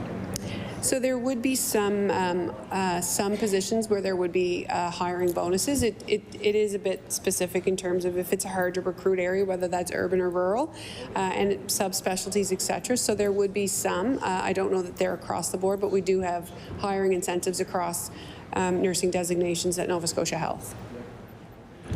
Recognize the member for Dartmouth North. Okay, thank you. We've heard about the 14 collaborative care clinics. Do we know where those will go yet? That's my first question about that.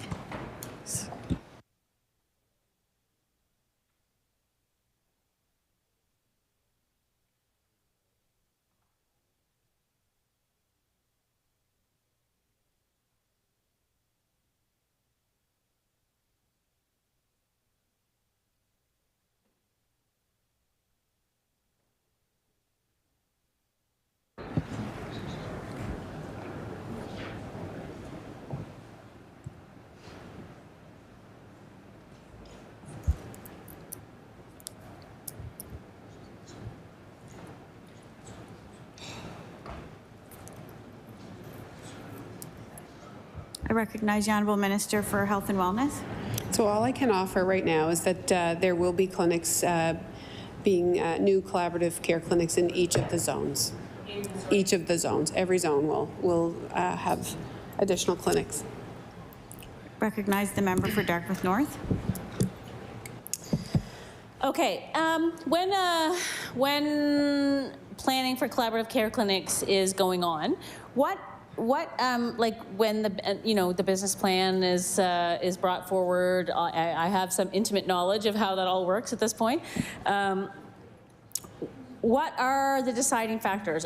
Do you have a priority list of things that you're looking for a plan? Is it like actual attachment need, or what other things go into it besides attachment need?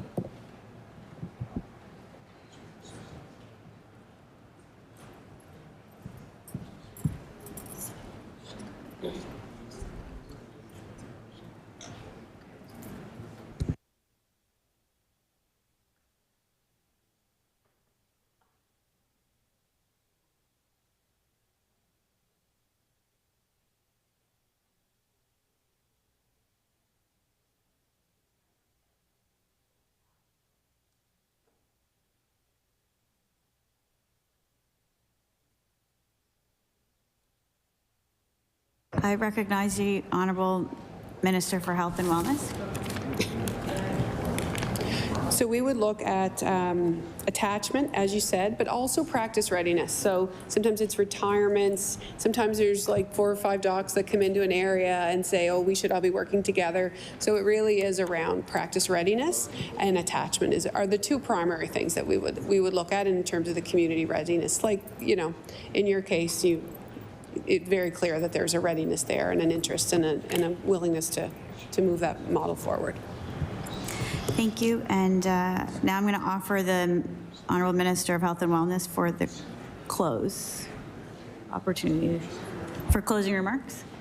I recognize the Honourable Minister for Health and Wellness. Thank you. So in closing, I would like to thank my colleagues for their thoughtful questions. I appreciate the opportunity to discuss this transformation budget, and I know healthcare is important to every one of us.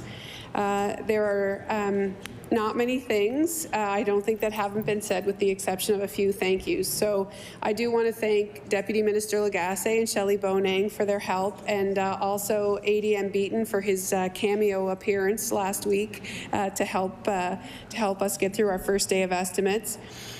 Behind me, behind us, as others know, is a team of people who helps respond to the opposition questions. These folks are brilliant, committed, dedicated people working every day, and they make a difference to Nova Scotians, and I extend my gratitude to each of you. I want to thank my constituency assistant in my office, Wendy, who's keeping things together, and to Jean and Jamal, the special assistants who work with me and help me do my job and help support my colleagues on all sides of the House. I also want to thank my mother-in-law and my husband, the only 2 people not paid to watch estimates. I want to acknowledge the healthcare workers across this system, across this province. Action for Health is a plan built on their voices, on their solutions, and I want them to know that it will take time to transform healthcare, and I hope as we do that all of you feel our commitment and feel our support. I want to assure Nova Scotians that the Premier, myself, and government has our shoulder to the wheel. We are investing in healthcare workers. We are investing in healthcare teams. We are investing in technology and innovation and in your communities. And there's $6.5 billion worth of investments in healthcare to provide access, attachment, and deliver on our election promises and give you the healthcare system that you want and deserve. And finally, I would like to thank the Premier for giving me this privilege to serve as a health minister, as well as the Minister for the Office of Healthcare Professional Recruitment, and to my colleagues for their ongoing support and wisdom as we carry out our first mandate. So, Chair,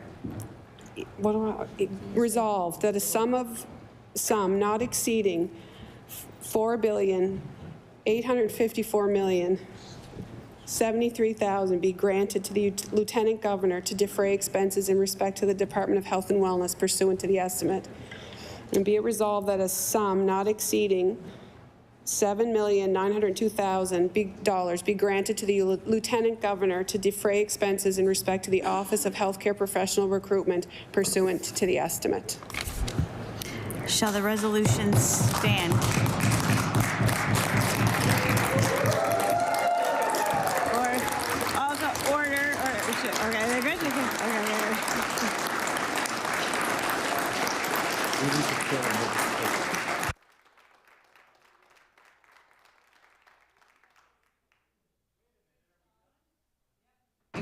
Shall the resolution stand? Yes. The resolution is stood.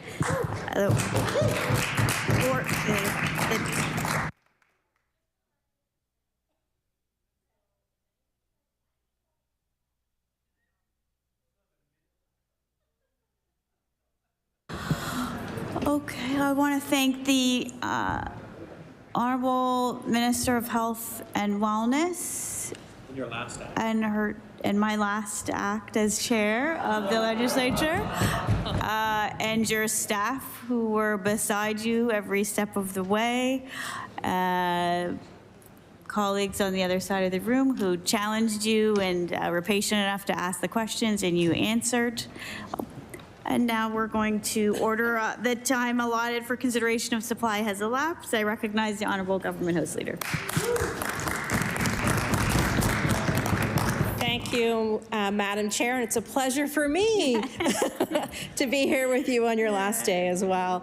I move that the committee do now rise and report progress and beg leave to sit again on a future date. Okay, the motion is carried. The committee will now rise and report its business to the House. And we'll take a brief recess. Thank you.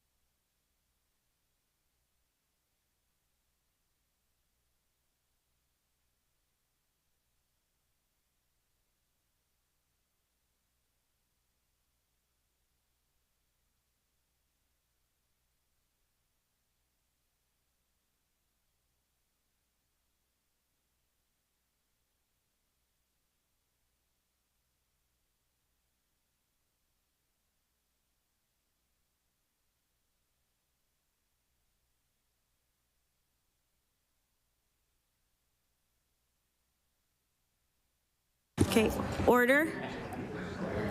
The chair of the Committee of the Whole House on Supply reports That the Committee of the Whole House on Supply has met and made progress and begs leave to sit again. I recognize the Government House Leader. Thank you, Madam Speaker.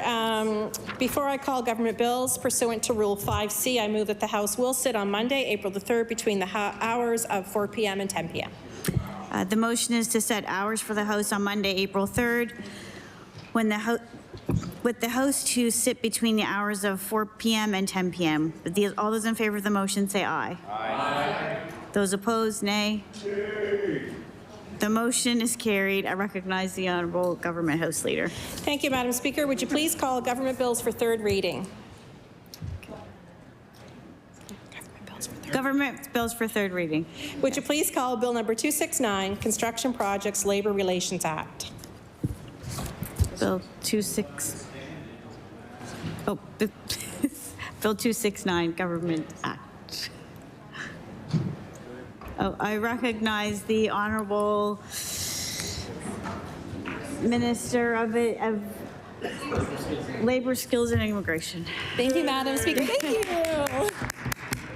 I move that Bill 269, an act to amend Chapter 18 of the Acts of 2016, the Construction Projects Labor Relations Act, respecting hydrogen production facilities, now be read a third time and do pass. I am pleased to rise today before this House to read for a third time Bill 269. As I've shared before, Madam Speaker, as a government, we are committed to helping private companies and investors reach the completion of projects on schedule. We know this keeps Nova Scotia's economy growing. It helps important infrastructure projects reach completion, and it provides hard-working Nova Scotians with steady, reliable employment. Madam Speaker, this government sees the potential for hydrogen production facilities. We are positioning Nova Scotia as a leader in green hydrogen production. We are exploring all scenarios where hydrogen can advance development of our renewable resources. All scenarios where we can safely supply the demand for cleaner energy and where we can build Nova Scotia's green economy. An important way to keep that green economy growing is by making sure these types of mega projects can move forward uninterrupted and to completion. The purpose of the Construction Projects Labor Relations Act is to allow parties involved in a specific construction project to enter into a collective agreement for the life of the project. Amendments to the Construction Project Labor Relations Act will broaden the legislation to include larger-scale green hydrogen production facilities as Nova Scotia transitions to green renewable energy. Under the Construction Projects Labor Relations Act, unionized contractors and unions enter into a collective agreement for the construction project, safeguarding it from work stoppages during the life of the project. In developing the proposed amendments, we have consulted with community partners, unions, open shops, and construction associations.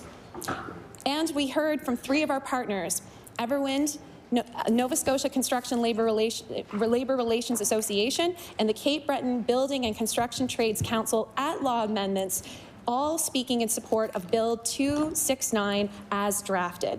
Large-scale projects like green hydrogen production facilities provide significant investment, economic activity, and jobs for our province. These amendments will support a timely completion of large-scale green hydrogen projects in Nova Scotia. Thank you, Madam Speaker. I recognize the Honourable Member for Bedford Basin. Thank you, Madam Speaker. This is an amendment to a bill that I brought in back when I was Labour Minister, and we will be supporting it. I would note that it does have the potential for considerable economic activity, jobs, etc. I will note it does not move us towards our green. It's not helping us along our path to reducing emissions. And I will note again for the government's information, just in case folks didn't catch it the first time I said it.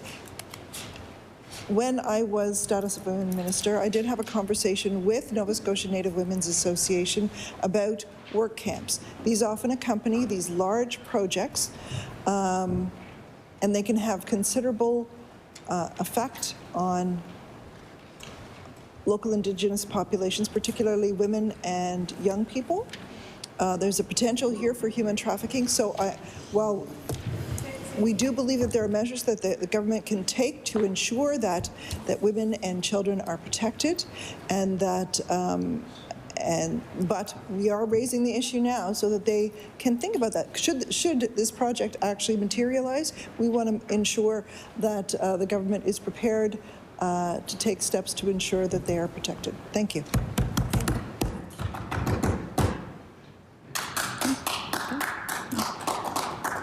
I recognize the Minister of Labour, Skills and Immigration. Thank you, Madam Speaker, and thank you to the member for sharing those important comments. And I've already taken that into advisement with the department, and we will make sure that we speak with community partners to ensure that anything around work camps does not happen.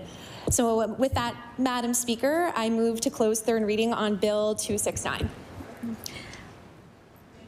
I recognize the Honorable, oh, no, sorry. The motion is for third reading of Bill 269.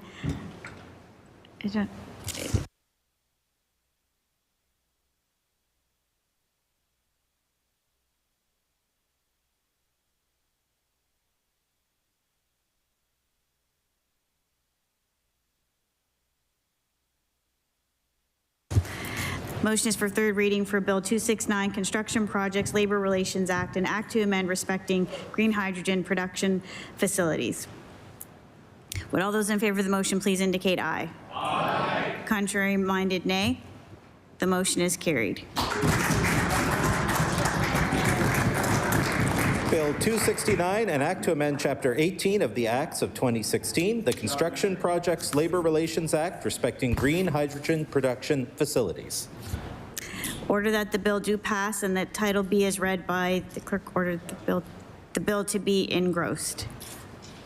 Recognize the Honorable Government House Leader. Thank you, Madam Speaker. Would you please call Bill number 264, Electricity Act? Call number 264. I recognize the Minister for Natural Resources. Thank you very much, Madam Speaker. I move that Bill number 264, an Electricity Act, an act to amend, be now read a third time and do pass. As I've said in the chamber before, Nova Scotians deserve clean, affordable, and reliable electricity. This bill takes another step in that direction. Madam Speaker, amendments to the Electricity Act will fast-track energy storage solutions. This includes things like large-scale batteries.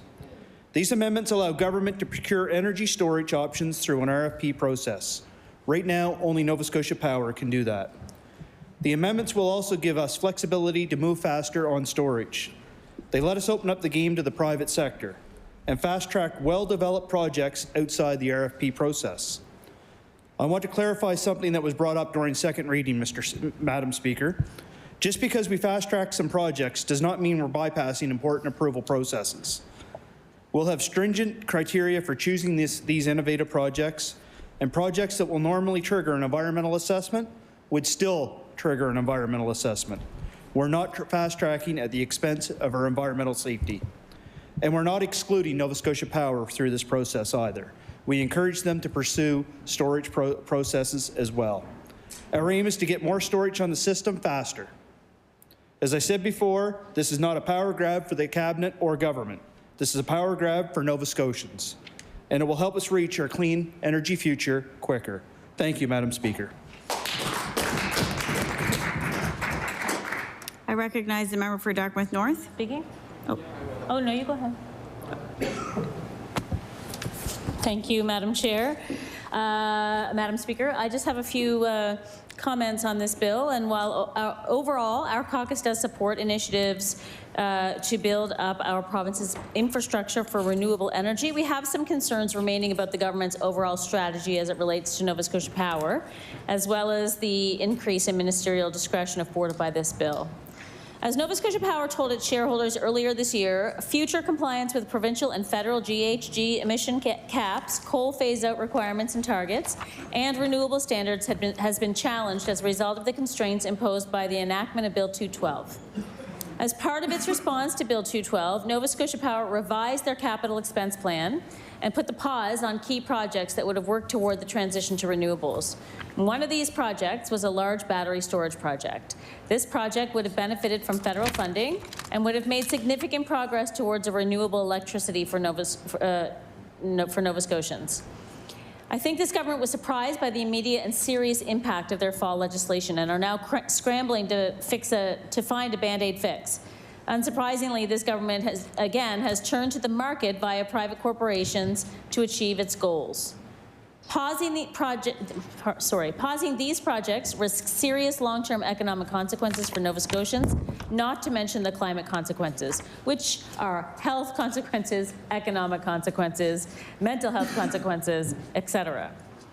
Our caucus supports these kinds of investments in renewables. We recognize the need for this infrastructure, but we continue to be confused by this government's reactive and short-term approach to our utility regulation. Again, our caucus believes there is a better way to do all of this.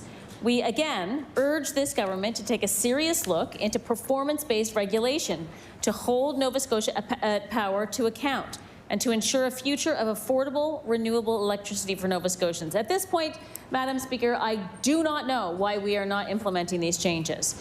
It doesn't make any sense. We're doing everything but performance-based regulations, it seems. Finally, we continue to have concerns about the expedition and ministerial discretion afforded to the RFP process by this bill, bypassing accountability and transparency in the decision-making. So the minister made mention that he had heard concerns about the bill and environmental assessments. Well, that's not actually, I mean, that is a concern of ours, but the minister has assured us that it needn't be. But what we are really concerned about is the ongoing trend and the overall trend that we've seen from this government of taking power from independent boards and bodies and placing it in the hands of cabinet. With those few words, I will take my seat. I recognize the member for Annapolis. Thank you. We are optimistic to learn the government is putting legislation forward, yet cautious. We're hopeful that this will encourage and streamline more renewable energy projects. We need to continue to encourage companies to invest in renewable energy and to help us get off coal and meet those 2030 targets. There are two main changes that I mentioned in second reading to these amendments. Allowing the procurement of energy storage mainly through battery storage. I'm told by the department that this process will be similar to what government developed, I believe, last year for 373 megawatts of wind power, and similar to that procurement and that contract process. I'm also told by the department that there'll be an independent third party that will be retained and provide advice to government to implement the process and deliver on policy objectives and goals. The second amendment is more concerning. These amendments enable the minister to issue contracts and power purchase agreements outside of the RFP process without competition and without much oversight. We hope government will use these self-appointed powers with the public interest in mind and choose projects that are innovative, provide max value to the electrical system and therefore to Nova Scotia ratepayers. I mentioned my concerns around this process. It was good to hear a commitment from the minister at second reading around environmental planning will be included, stakeholder engagement, and other concerns I had that are bound by the legislation. Beyond government, I'd like to see Nova Scotia Power partnering with the private sector to ensure these renewable energy projects come to life. And I hope that both government and Nova Scotia Power partner with, our industrial partners, our residential customers, and Nova Scotians across the board. And with that, I will take my seat. Thank you. I recognize the member for Halifax-Chebucto. Ms. Speaker, might I say a short word of introduction? Oh, absolutely, yes. I just wanted to say a welcome to the House this afternoon to Carol Johnston, who's a longtime member of the NDP in Halifax-Chebucto, who's joined us for the debates this afternoon, and we're very pleased in the House to have Carol here with us. Thank you.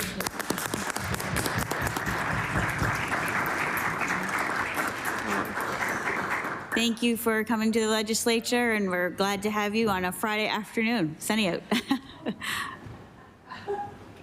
And I recognize the Minister of Natural Resources. Thank you very much, Madam Speaker. And Bill 264 is exactly what we said we do with Bill 212. And that was to protect the ratepayers of Nova Scotia, improve our grid. And Madam Speaker, it wasn't just us that believed that we would stand with the ratepayers. The UARB believed that we stood with ratepayers, and they found that in their findings in February. And Madam Speaker, it was also Nova Scotia Power that finally gave in this week and admitted with a paper sheet that went around to every elected official in Nova Scotia and said that Bill 212 did what it did. It did what it was supposed to do. We're going to stay focused on protecting the ratepayers. We're going to stay focused on greening our grid. We're going to stay focused on making sure Nova Scotia ratepayers are receiving the power and quality that they deserve and are paying for to Nova Scotia Power with hard-earned money. So, Madam Speaker, we're pleased to be doing this. I'll highlight the fact that this government's not the first government to be doing innovative projects as a test result or a pilot project, if you will. I won't go too far back in history, but we won't talk about the boondoggle that Comfit ended up being at the first. But anyway, Madam Speaker, I move that we do close third reading on Bill 264. The motion is for third reading of number 264, Electricity Act and Act to amend. Would all those in favor of motion please indicate aye? Aye. Contrary minded, nay. The motion is carried. Bill 264, an act to amend Chapter 25 of the Acts of 2004, the Electricity Act. Ordered that the bill do pass and the title be as read by the clerk. Ordered that the bill be engrossed. I recognize the Honourable Government House Leader. Thank you, Madam Speaker. Would you please call Bill number 263, the Public Utilities Act? Bill number 263, I recognize the Minister for Natural Resources. Thank you, Madam Speaker. I do move that Bill 263, Electricity Act, Public Utilities Act, an act to amend, be now read a third time and do pass. Excuse me. Nova Scotians have been forced to dig deep into their pockets lately. The cost of living, heating, groceries, fuel, housing. It's all going up. And now the cost of electricity is up with the UARB decision to increase the rates. But even though ratepayers are paying more and more for electricity, the quality of service they're getting is less and less. That's not right, Madam Speaker. If people are going to pay more, we should at least get reliable service. For years now, Nova Scotia Power has failed to meet its performance standards, and they haven't been fined sufficiently either. So we're increasing the performance penalties for these things like outages and reliability. The maximum penalty is going from $1 million to $25 million per year. I want to repeat a few details from my second reading because it seems like unlikely they were fully understood. We are setting up performance standards where these fines will apply. My staff have already begun writing some of these regulations for proposals.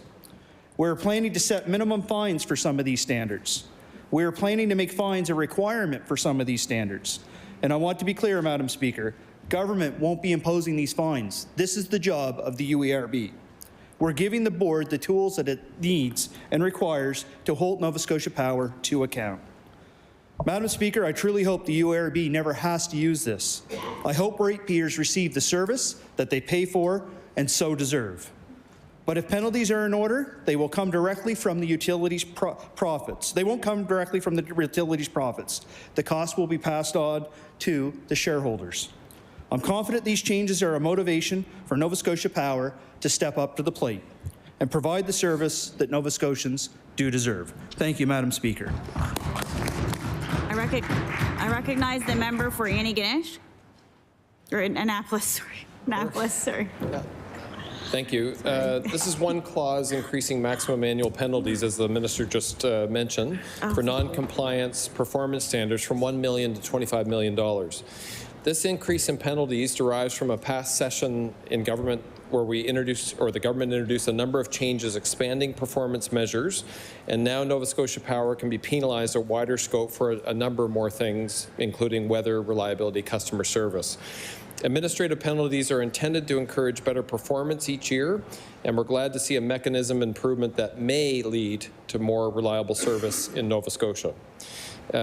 The reason I mentioned may is, as was raised in our bill briefing, past penalties issued to Nova Scotia Power ranged, I think, in the $200,000 to $300,000 range. They were never close to that $1 million cap, which raises the question of why the need for a 25-fold increase. I can only speculate if government expects UARB to issue more fines or believes that this larger penalty amount has greater impact for encouraging better performance. It was nice to hear just now from the minister that the penalties can't be used as part of the rate-making process. They're not permitted to increase rates to Nova Scotians to compensate for this potential deficit. And with that, I look forward to hearing more from my colleague. Thank you. I recognize the member for Dartmouth North.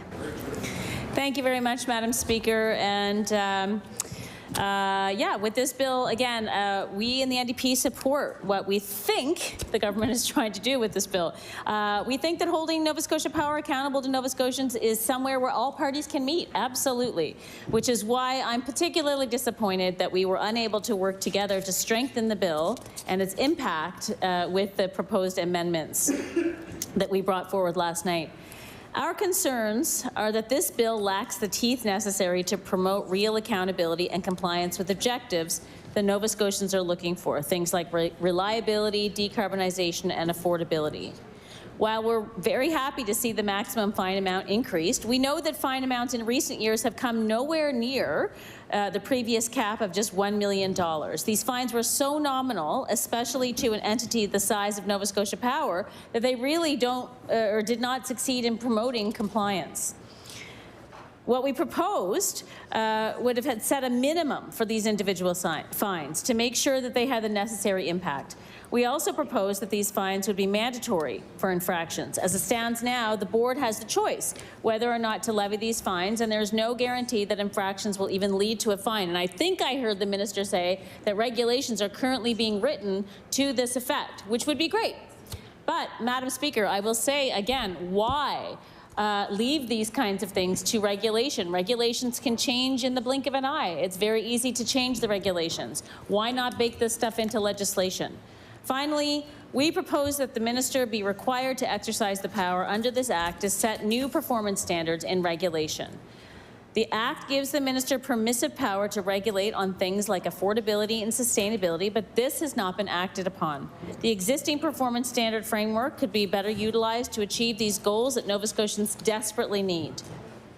I want to center this all in our caucus's previous call for a true performance-based regulation framework, tying the utilities' affordable return, the utilities' allowable returns to their performance on various criteria. Strengthening this existing performance standard framework is certainly a move towards this, and one that we support, but we maintain that a real overhaul in how we regulate the power utility is necessary. Administrative penalties clearly aren't sufficient to achieve the goals we need. This past year, we've seen massive profits earned by Nova Scotia Power, and yet they have recently gone back on plans to develop renewable infrastructure and remain uncommitted to undertaking the transformative change the sector needs.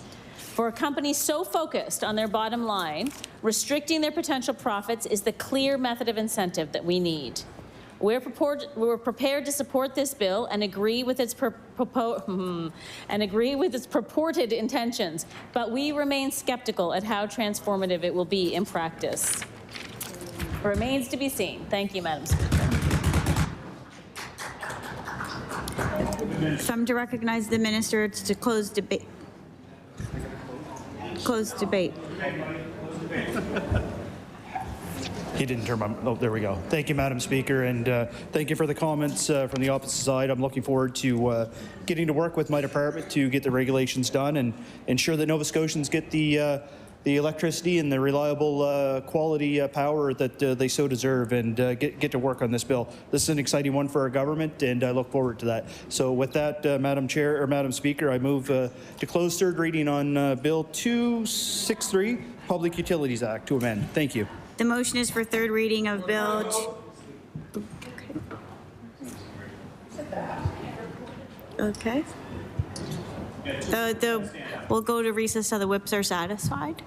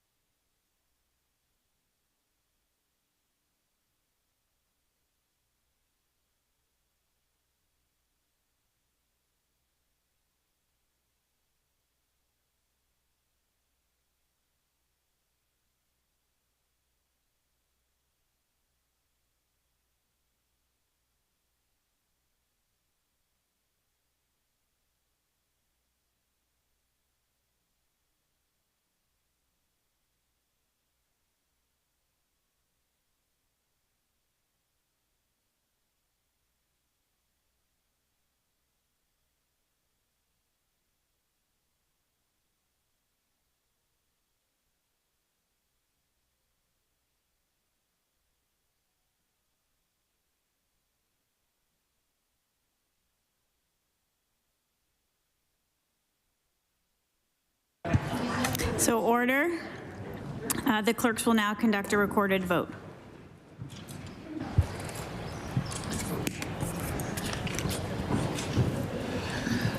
Brad Johns. Yes. Tori Rushton. Yes. Barbara Adams. Yes. Kim Masland. Yes. Tim Houston. Alan McMaster. Yes. Carla McFarland. Yes. Michelle Thompson. Yes. John Lohr. Yes. Pat Dunn. Yes. Tim Hallman. Yes. Steve Craig. Dave Ritzie. Brian Wong. Yes. Susan Corkum Greek. Yes. Brian Comer. Yes. Colton LeBlanc. Yes. Jill Balzer. Yes. Trevor Boudreau. Yes. Greg Moreau. Becky Druin. Yes. Larry Harrison.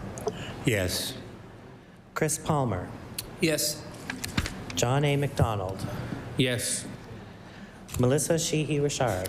Yes. John White. Yes. Danielle Barkhouse. Yes. Tom Taggart. Yes. Nolan Young. Yes. Kent Smith. Yes. Patricia Arab. Brendan McGuire. Yupper. Kelly Regan. Yes. Zach Churchill. Derek Momberquette. Ian Rankin. Susan LeBlanc. Yes.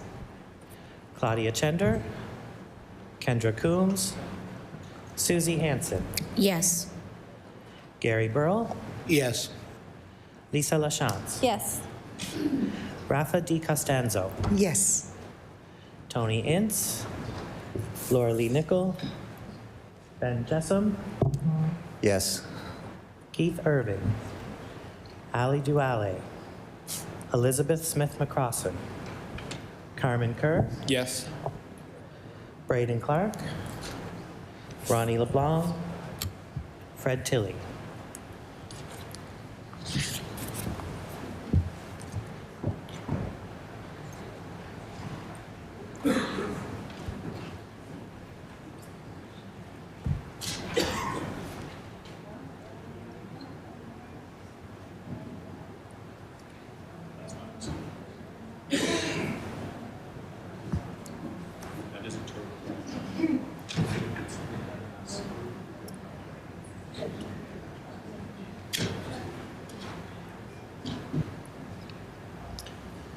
The results of the recorded vote are as follows. Yeas 36, nays 0. The motion is carried. I reckon. Bill 263, an act to amend Chapter 380 of the Revised Statutes 1989, the Public Utilities Act. Order that the bill do pass and the title be as read by the clerk. Order that the bill be engrossed. I recognize the Honourable Government House Leader. Thank you, Madam Speaker. Would you please call Bill number 256, the Patient Access to Care Act? Bill number 256, I recognize the Honourable Minister for Health and Wellness. Thank you. Thank you, Madam Speaker. I move Bill number 256, an act to reduce administrative barriers to the provision of health care, also known as the Patient Access to Care Act, now be read a third time and do pass. Mr. Speaker, I don't believe anyone in this chamber would disagree with the purpose of this bill. To improve access to health care for Nova Scotians, we all share this goal. We all want to ensure our healthcare providers are spending more time caring for Nova Scotians on their healthcare journey, not filling out paperwork. We want to ensure that healthcare providers are working to their full scope of practice, so they are using all of their competencies. We want to ensure that healthcare workers who live in other parts of Canada or even other parts of the world do not have their ability to work delayed because of unnecessary red tape. What this bill does is give us the ability to move quickly when things change, to be nimble, agile, but quickly does not mean unsafe. Madam Speaker, at Law Amendments, we heard 17 presentations from people who also agreed with the principle of this bill. During these presentations, representatives from the regulatory bodies for healthcare workers and members of the public expressed some concerns about the bill and proposed amendments that they said would make it better. They expressed concerns about unintended consequences, and Mr. Speaker, I would like to take a moment to address these concerns.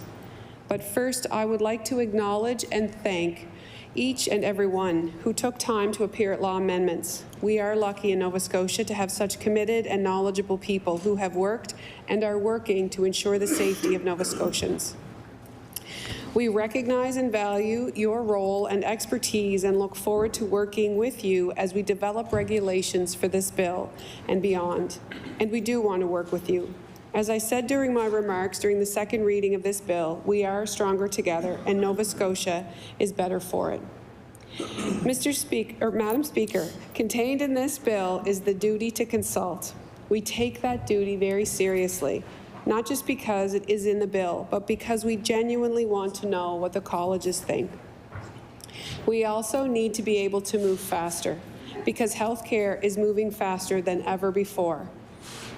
Madam Speaker, one of our presenters at Law Amendments Committee on Tuesday illustrated perfectly why it's so important to improve the way we update a profession's scope of practice.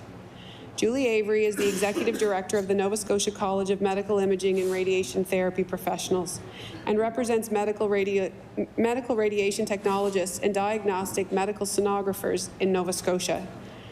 She told the committee that the work that these vital healthcare professionals perform is dependent on technology.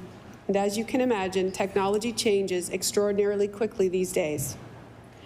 Under this Act, our government will be able to move quickly to update a medical radiation technologist scope when new technology becomes available and those technologists gain the competencies they require to use it. I think we would all agree this is better than the current system where technologists waited a decade to be able to perform CT scans in Nova Scotia. Changes to legislation can take a long time, and in this case, it served no one. Madam Speaker, another healthcare profession that has seen an expansion of scope is pharmacists. They had been trained in pharmacy school for decades on assessing minor ailments, but were only granted the authority to prescribe for these ailments a little more than a decade ago. It's hard to believe considering the integral and growing role pharmacists play in our healthcare system. Where would we have been during the COVID pandemic if changes to the scope for pharmacists had not been made years ago? But as I said, moving quickly does not mean that it is not safe. Madam Speaker, the mandate of our regulatory bodies is public safety. This is the government's mandate as well. But more importantly, our healthcare professionals take the safety of their patients very seriously. It is the heart of who they are. In fact, they take oaths and that will say that they will care for others. They have a code of ethics. They have the responsibility to their patients to only offer care that they are competent to provide, and each healthcare professional must know their limits. They have a responsibility to continue their professional development for every year after they graduate. And Madam Speaker, this is not unique to Nova Scotians or even Canada. The vast majority of healthcare professionals who are licensed and are coming from other jurisdictions have these same individual responsibilities ingrained in them through their training. Holding a license in almost every jurisdiction means that you have the training, experience, and commitment to provide appropriate patient care that is within your scope of practice and that you are still competent to provide it. Licensed healthcare professionals take the public good seriously. It is because of this seriousness that each of our healthcare providers take the health and safety of their patients to heart. When we visit a doctor, nurse, pharmacist, dietitian, dentist, we trust them with our safety because we know we are in good hands. And if they can't help us, we trust them to tell us that. This is the foundation of practice in our healthcare system. This government made the commitment to fix health care in Nova Scotia. We said that we will deliver better health care and that all Nova Scotians deserve, no matter what part of the province they call home. Madam Speaker, we said that we will do whatever it takes. That means we cannot continue to do things the same way we always did. Change can be uncomfortable, but it is necessary. It doesn't mean that we are going to permit healthcare providers to provide care without liability insurance. It does not mean that we are going to let healthcare providers who are convicted criminals practice in Nova Scotia, or those who have difficulty with language requirements, or those who have significant disciplinary actions against them.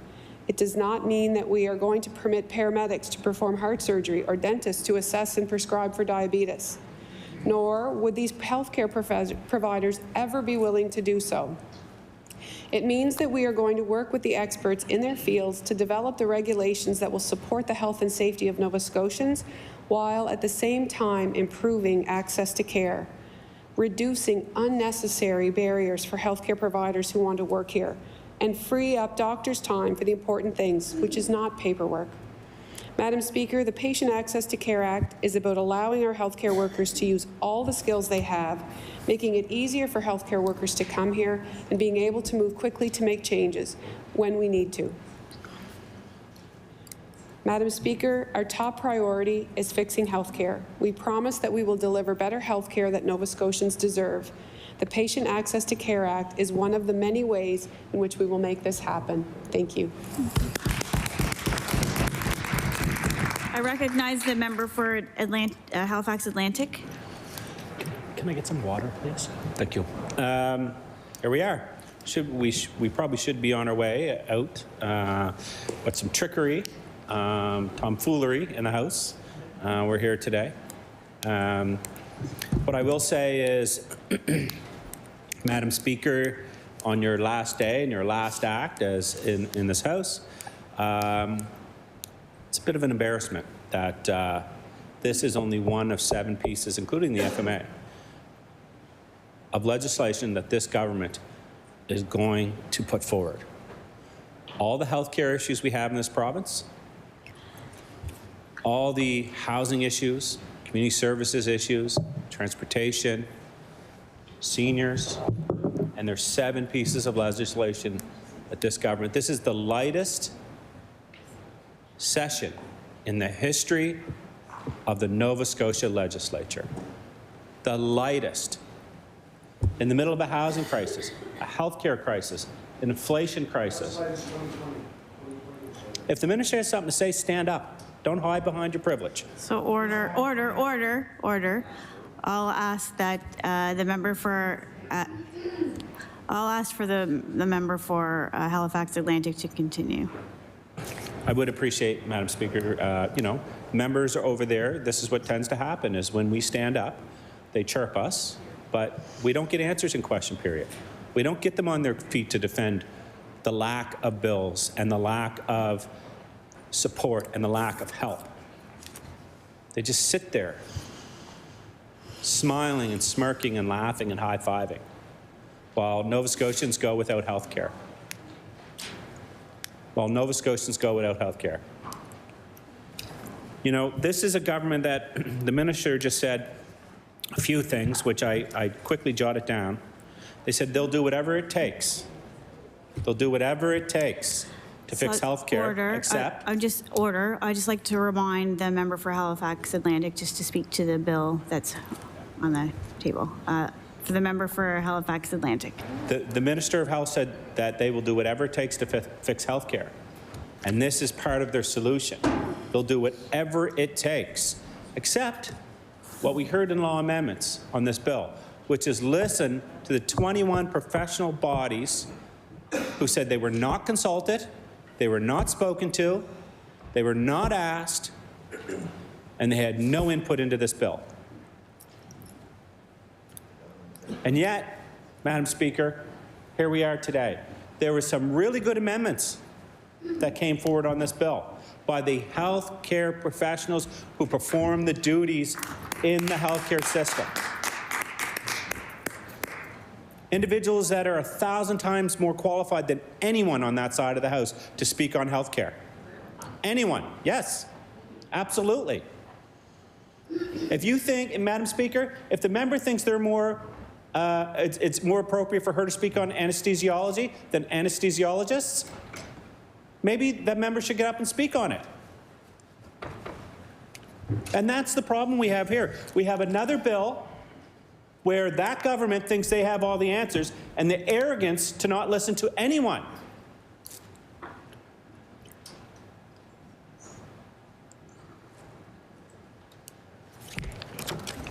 that they know everything about everything. And they don't need to listen to the 21 professional bodies that told them you got it wrong. There's some things you could fix to make our lives and the patients we deal with, their lives better. Their access to care better.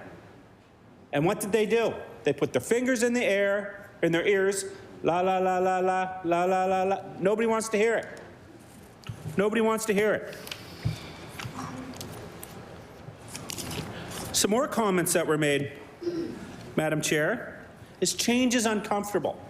The minister said she knows that when it comes to this bill and when it comes to health care, that change is uncomfortable. I'm just going to ask the member to remind the member to refer to members across the floor as minister or. Recognize the member for Halifax Atlantic. Madam Chair, when the member stood up and spoke on this bill, the Minister of Health said, change is uncomfortable. We know that change is uncomfortable, right? You know what's uncomfortable? Not having access to a family doctor. Do you know what else is uncomfortable? Going to a walk-in clinic here in Nova Scotia and it not being open. Take the elevator down to the bottom of Scotia Square. Walk down the hallway. Tell me when the last time that walk-in clinic was open, Madam Chair. That is uncomfortable. That is uncomfortable. We have a Premier of Nova Scotia, Madam Chair, who continues to say, when it comes to the Medical Act, when it comes to midwifery, when it comes to nursing, when it comes to optometry, when it comes to getting a chiropractor, when it comes to any of these professions on here, that you have access. They say, go to a walk-in clinic, call virtual care. This is not access. People are dying in this province. People are getting sick. People are leaving this province. This government is spending money hand over fist. They said, money is no issue. It's no issue, except for the doctor incentive in HRM. We're not going to give you that. This is called barriers to the provision of health care. I'm going to give you some barriers. Not having a family doctor in HRM. Anyone on that side of the House that is from HRM, Madam Chair, that hasn't spoken up in this chamber about the explosion of the lack of doctors in this province, in this province's capital, because of the missing incentive, shame on them. Because I have the numbers. Some of those members across there, the people they're supposed to represent, their access to a family doctor has decreased by 400% and 500% and 600%. We had members on that side that stood up every single day in the legislature and said, where's my family doctor? Where's my family doctor? Where's my family doctor? Where's my family doctor? And are dead silent now. And they don't have a family doctor. What has changed? Paychecks. Honorable in front of their name. Power.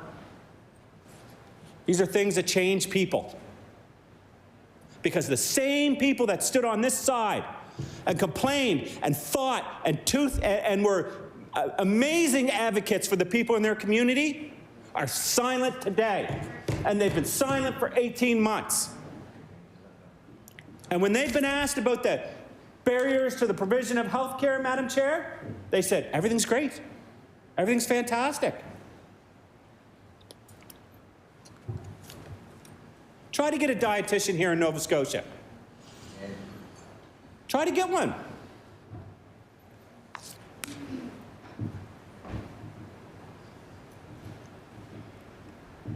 You know, this government continues to bash the federal government and point their fingers at the federal government to fix every problem and say, it's not us, it's the feds. I didn't hear any of you celebrate when we heard there was money coming for low-income people when it came to access to dental work. Not a single one of you stood up and said, hey, that's going to do great things in my community. There's a member over on that side, Madam Chair, that continues to make comments. If that member wants to stand up, show the fortitude and stand up.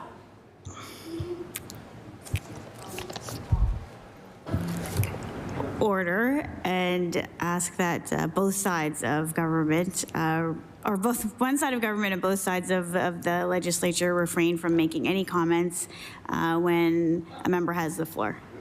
So if the member would like to leave, please do so. But right now, the member for Atlantic, Halifax Atlantic has the floor. Thank you, Madam Chair. You know, I go through the list of the acts.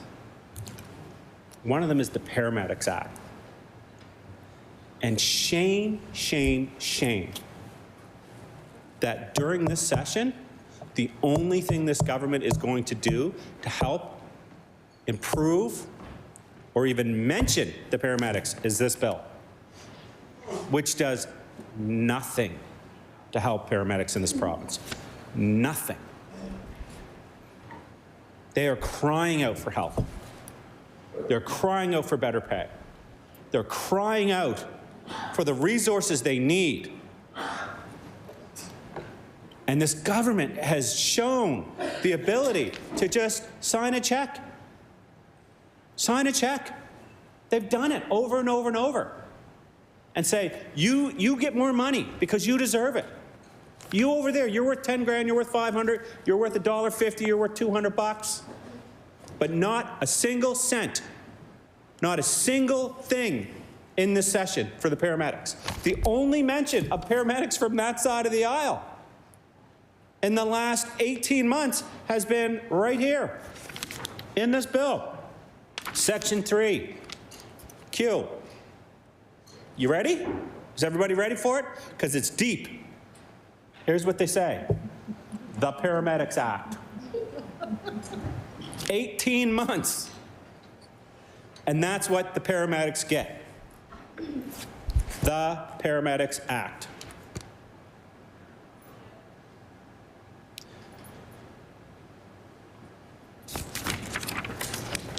It's just, we don't expect everybody, listen, we don't expect this government to wave their magic wand and everything be fixed, right? No government could do that. We saw the previous government had some successes and some failures, just like this government in 18 months has had successes and failures, just like the NDP government had failures and successes. But wouldn't it be nice for once in the bloody history of this province if a government, it doesn't matter what stripe you are, admitted that you made mistakes, admitted that you had failures, and said, we're going to do this and we're going to correct the course, we're going to fix this, instead of saying, that was broken because of them. All parties have done it. And people are sick of it. People are sick and tired of it. It would be historic if a premier stood up and said, you know what, we made a mistake on this. We're going to correct it. We're going to fix it. Instead of saying, I think the other party did that, not us. And it's not on this side of the House. It's not just about throwing mud and saying what's wrong. There are solutions. We've come forward with solutions. And I've said it before and I'll say it again. A good idea is a good idea no matter who it comes from. And that's a good idea, yeah. The individuals that came to law amendments did not wear a Liberal hat. Some of them might have worn an NDP hat, I don't know. But in all seriousness, they did not wear a Liberal hat. Did not wear an NDP hat. They did not wear a Conservative hat. I've been in this House long enough to know you can see a partisan from across the street. You see them coming, you're like, That's a Conservative witness, that's an NDP witness, that's a Liberal witness. You can see them coming a mile away because it's usually the same people. But the individuals that spoke and took the time to speak on this bill were not partisans. They were there because they have a deep care for the healthcare system, and they have a deep care for the individuals it impacts. They were not there for their own selfish beliefs. They were not there for their own self-interests. They were not there to get more money, to get more power, to get a new name. They were there to fight for the people they were sworn to protect, help, and heal.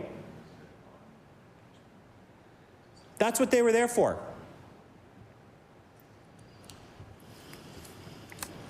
And it fell on deaf ears. It fell on deaf ears. And just, I think, a day or two beforehand, the Premier said, you bring forward good ideas and law amendments on this bill, we'll listen. We'll listen. Well, they didn't. They didn't. So again, what is the purpose of law amendments if you're not going to listen? And I think all governments have done it, right? The bill goes in, you rubber stamp, and you move on. This bill is supposed to reduce the barriers to the provisions of health care. One of the barriers of health care is that, as we heard in estimates, our emergency rooms are constantly closed. We have communities that go days, weeks, months without access to emergency care. When you have paramedics saying to you, it's never been worse. How, like, it just proves to me it's not money that solves problems. It's leaders and good ideas. Because this government is spending more money to fix the barriers to healthcare than anyone before them. And they won't admit that everything's gotten worse. Maybe some things have gotten better. I remember the Minister of Health, Madam Chair, had said, please forgive me for not remembering, but there was some access. Some of the lists have gotten better. I think optometry maybe was one of them. I can't remember. Yeah, one of them. Access to eye surgeries were one of them. This is great stuff. Believe it or not, whether they think, no matter what they think of me, quite frankly, I don't care. The only thing I care about is what my wife and children think about. But no matter what they think of me, I want them to be successful.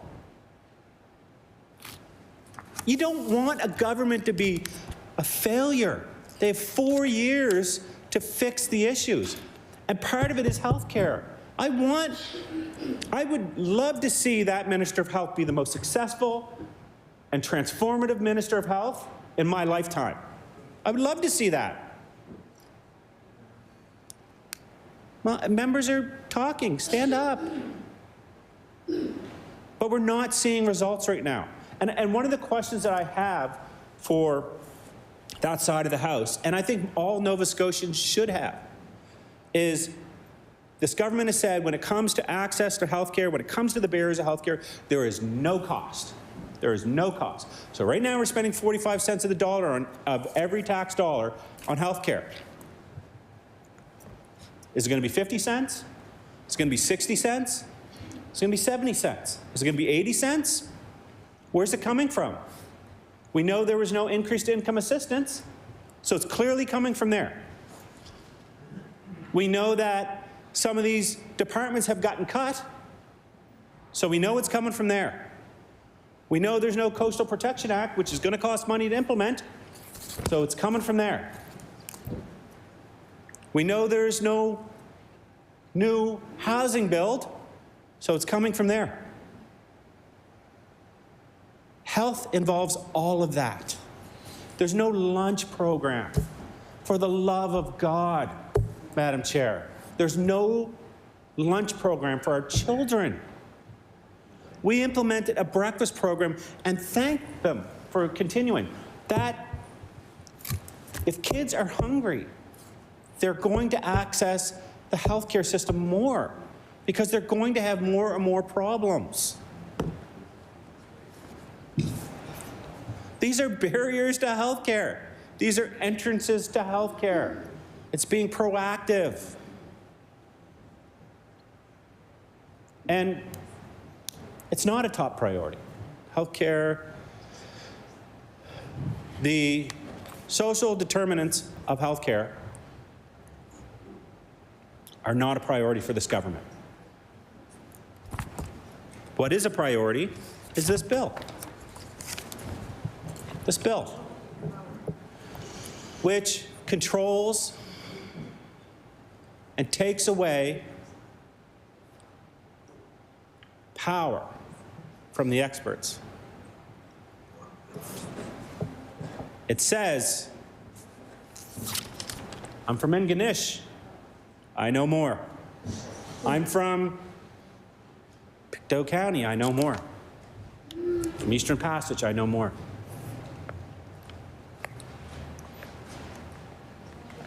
From Hants. But they don't know more. And I think it's important that in opposition, the same members stood there and said, transparency, listen to the experts. How dare you? The Premier in opposition filibustered law amendments. First in its history. Because we would not listen. That's what he said. And he filibustered.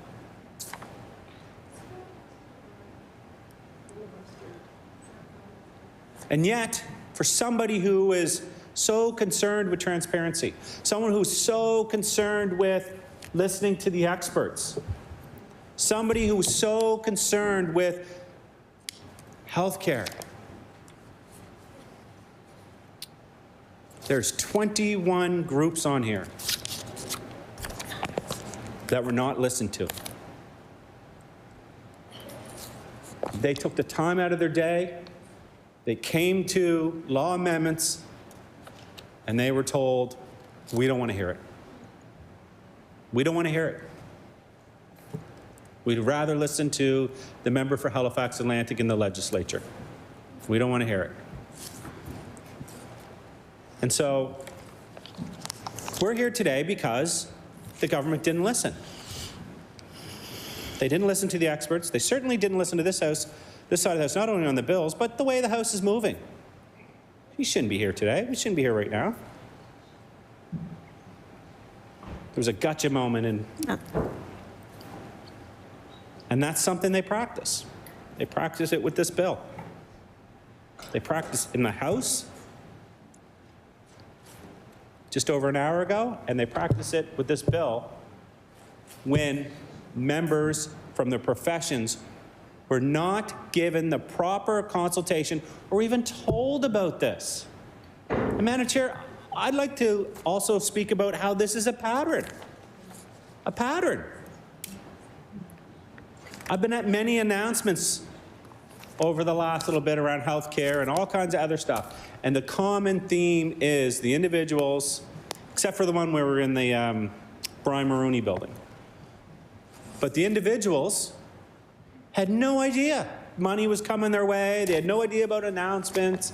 You know, there was a big announcement about a hotel when it came to homelessness. And when you speak to the individuals that are in that field, they had no idea. No idea the announcement was coming. They had no idea this was happening. Nobody talked to them about it. And why would they? Why would they? They have all the power. And they're going to ram this bill through, come hell or high water. They're going to do it. There's no stopping it. The only thing we could do is kind of annoy them a little bit, right? Make them actually work an 8-hour shift. Imagine that. Imagine working 8 hours on a Friday. on a Friday to debate this bill. Because I could tell you, when people stood up and it prolonged this bill debate, there was groans from that side of the House. They're like, oh, God, we got to work more than 3 hours on a Friday. Order. I'll ask the member just to, for Halifax Atlantic to stick to the bill. Member for Halifax Atlantic. Oh, sorry. I can tell you, it's going to be more than 8 hours on this bill. We got a long road to haul on this bill. We got a long road to haul on the other 3 bills that are left on the docket. Long road. We're going to get lots of input. I plan on it. I hope all of you do. From these 21 associations. Some of them belong. Imagine belonging and being a member of one of these associations and then deciding, thank you for paying my bills all these years. Thank you for giving me a profession. Thank you for being my brothers and sisters. And then you put on your fancy clothes, you come down to the legislature, and you become this fancy pants MLA who drives $80,000 vehicles, and you say, I'm no longer listening to these professions, these 21 professions. Some of you that were a part of this, part of these professions. It's like me not listening to the union. Wait a sec. I love my union brothers and sisters. But Madam Chair, someday they will be back, some of them, not all of them. The truth of the matter is politics is pretty simple stuff, right? We know that not every single person on that side is going to be here in 2 years. We know some of you will retire, some of you will lose the election. There'll be new faces, people come and go. And I hope, because I've spoken to former members that only did 1 term or half a term or this or that. Some of the really good ones leave early. This is my going away gift to you. But some of them have said, I wish I would have had a stronger voice. I wish I would have stood tall. I wish I would have fought for what I believed in. And I think it's difficult when it comes to this bill to go back to the professions that you're intimately involved in. And they'll ask you, why didn't you listen to our voice on bill number, what is it, 257, 257, 256, 256. I think he knows the bill. I know the bill. Don't worry about it. Again, same member, stand up. Madam Chair.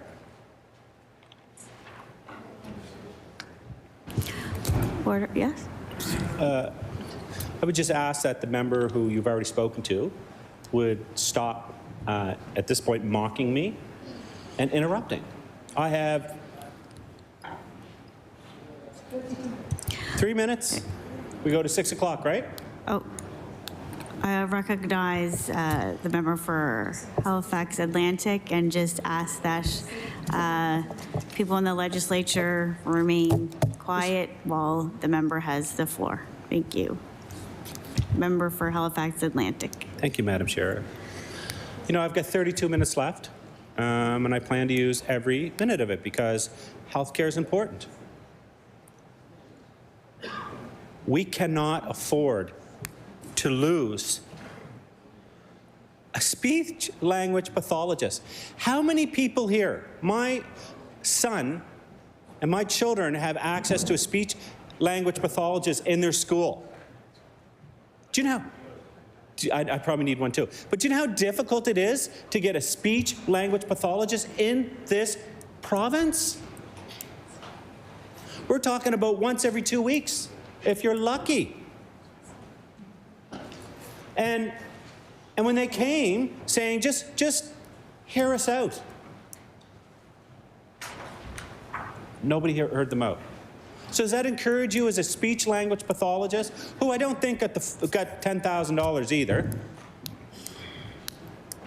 Does that encourage you to stay in this province? Does that encourage you to continue to work? What about therapists?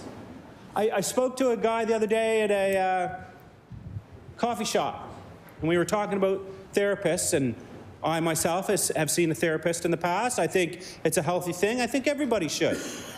Plan on going back to see one after this session. But I was talking to this gentleman in the coffee shop, and he said, I'm looking for a therapist. He said, I've been trying forever to find one. And it's a very intimate relationship, right? It's not just about finding a therapist and going to that therapist. But he couldn't find one. He said, I'll take anyone. And I sat down, had a coffee with him, and we talked for a while. You're not his therapist, are you? He might be a little worse off now. But anyways,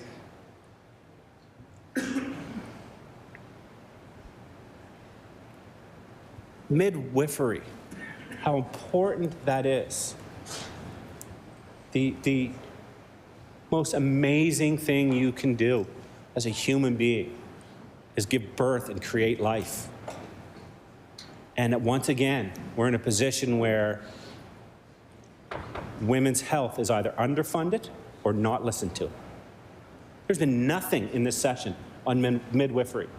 I've heard the member for Timberley Prospect stand up several times asking about that. I heard it in estimates, I heard it in questions, I heard the member from Dartmouth South ask about it. North, south, east, west, everybody's asking about it. But I know the member from Dartmouth North is passionate about this. And nothing. So, Madam Chair, with 29 minutes left, I would just like to say that the decor in this House was going well. We were doing fine. We were moving along, we were cruising along, everything was good. For some reason, somebody decided to put a wrench in it. And it wasn't this side of the House. It wasn't this side of the House. Order. The House now stands adjourned until 4 p.m. on Monday.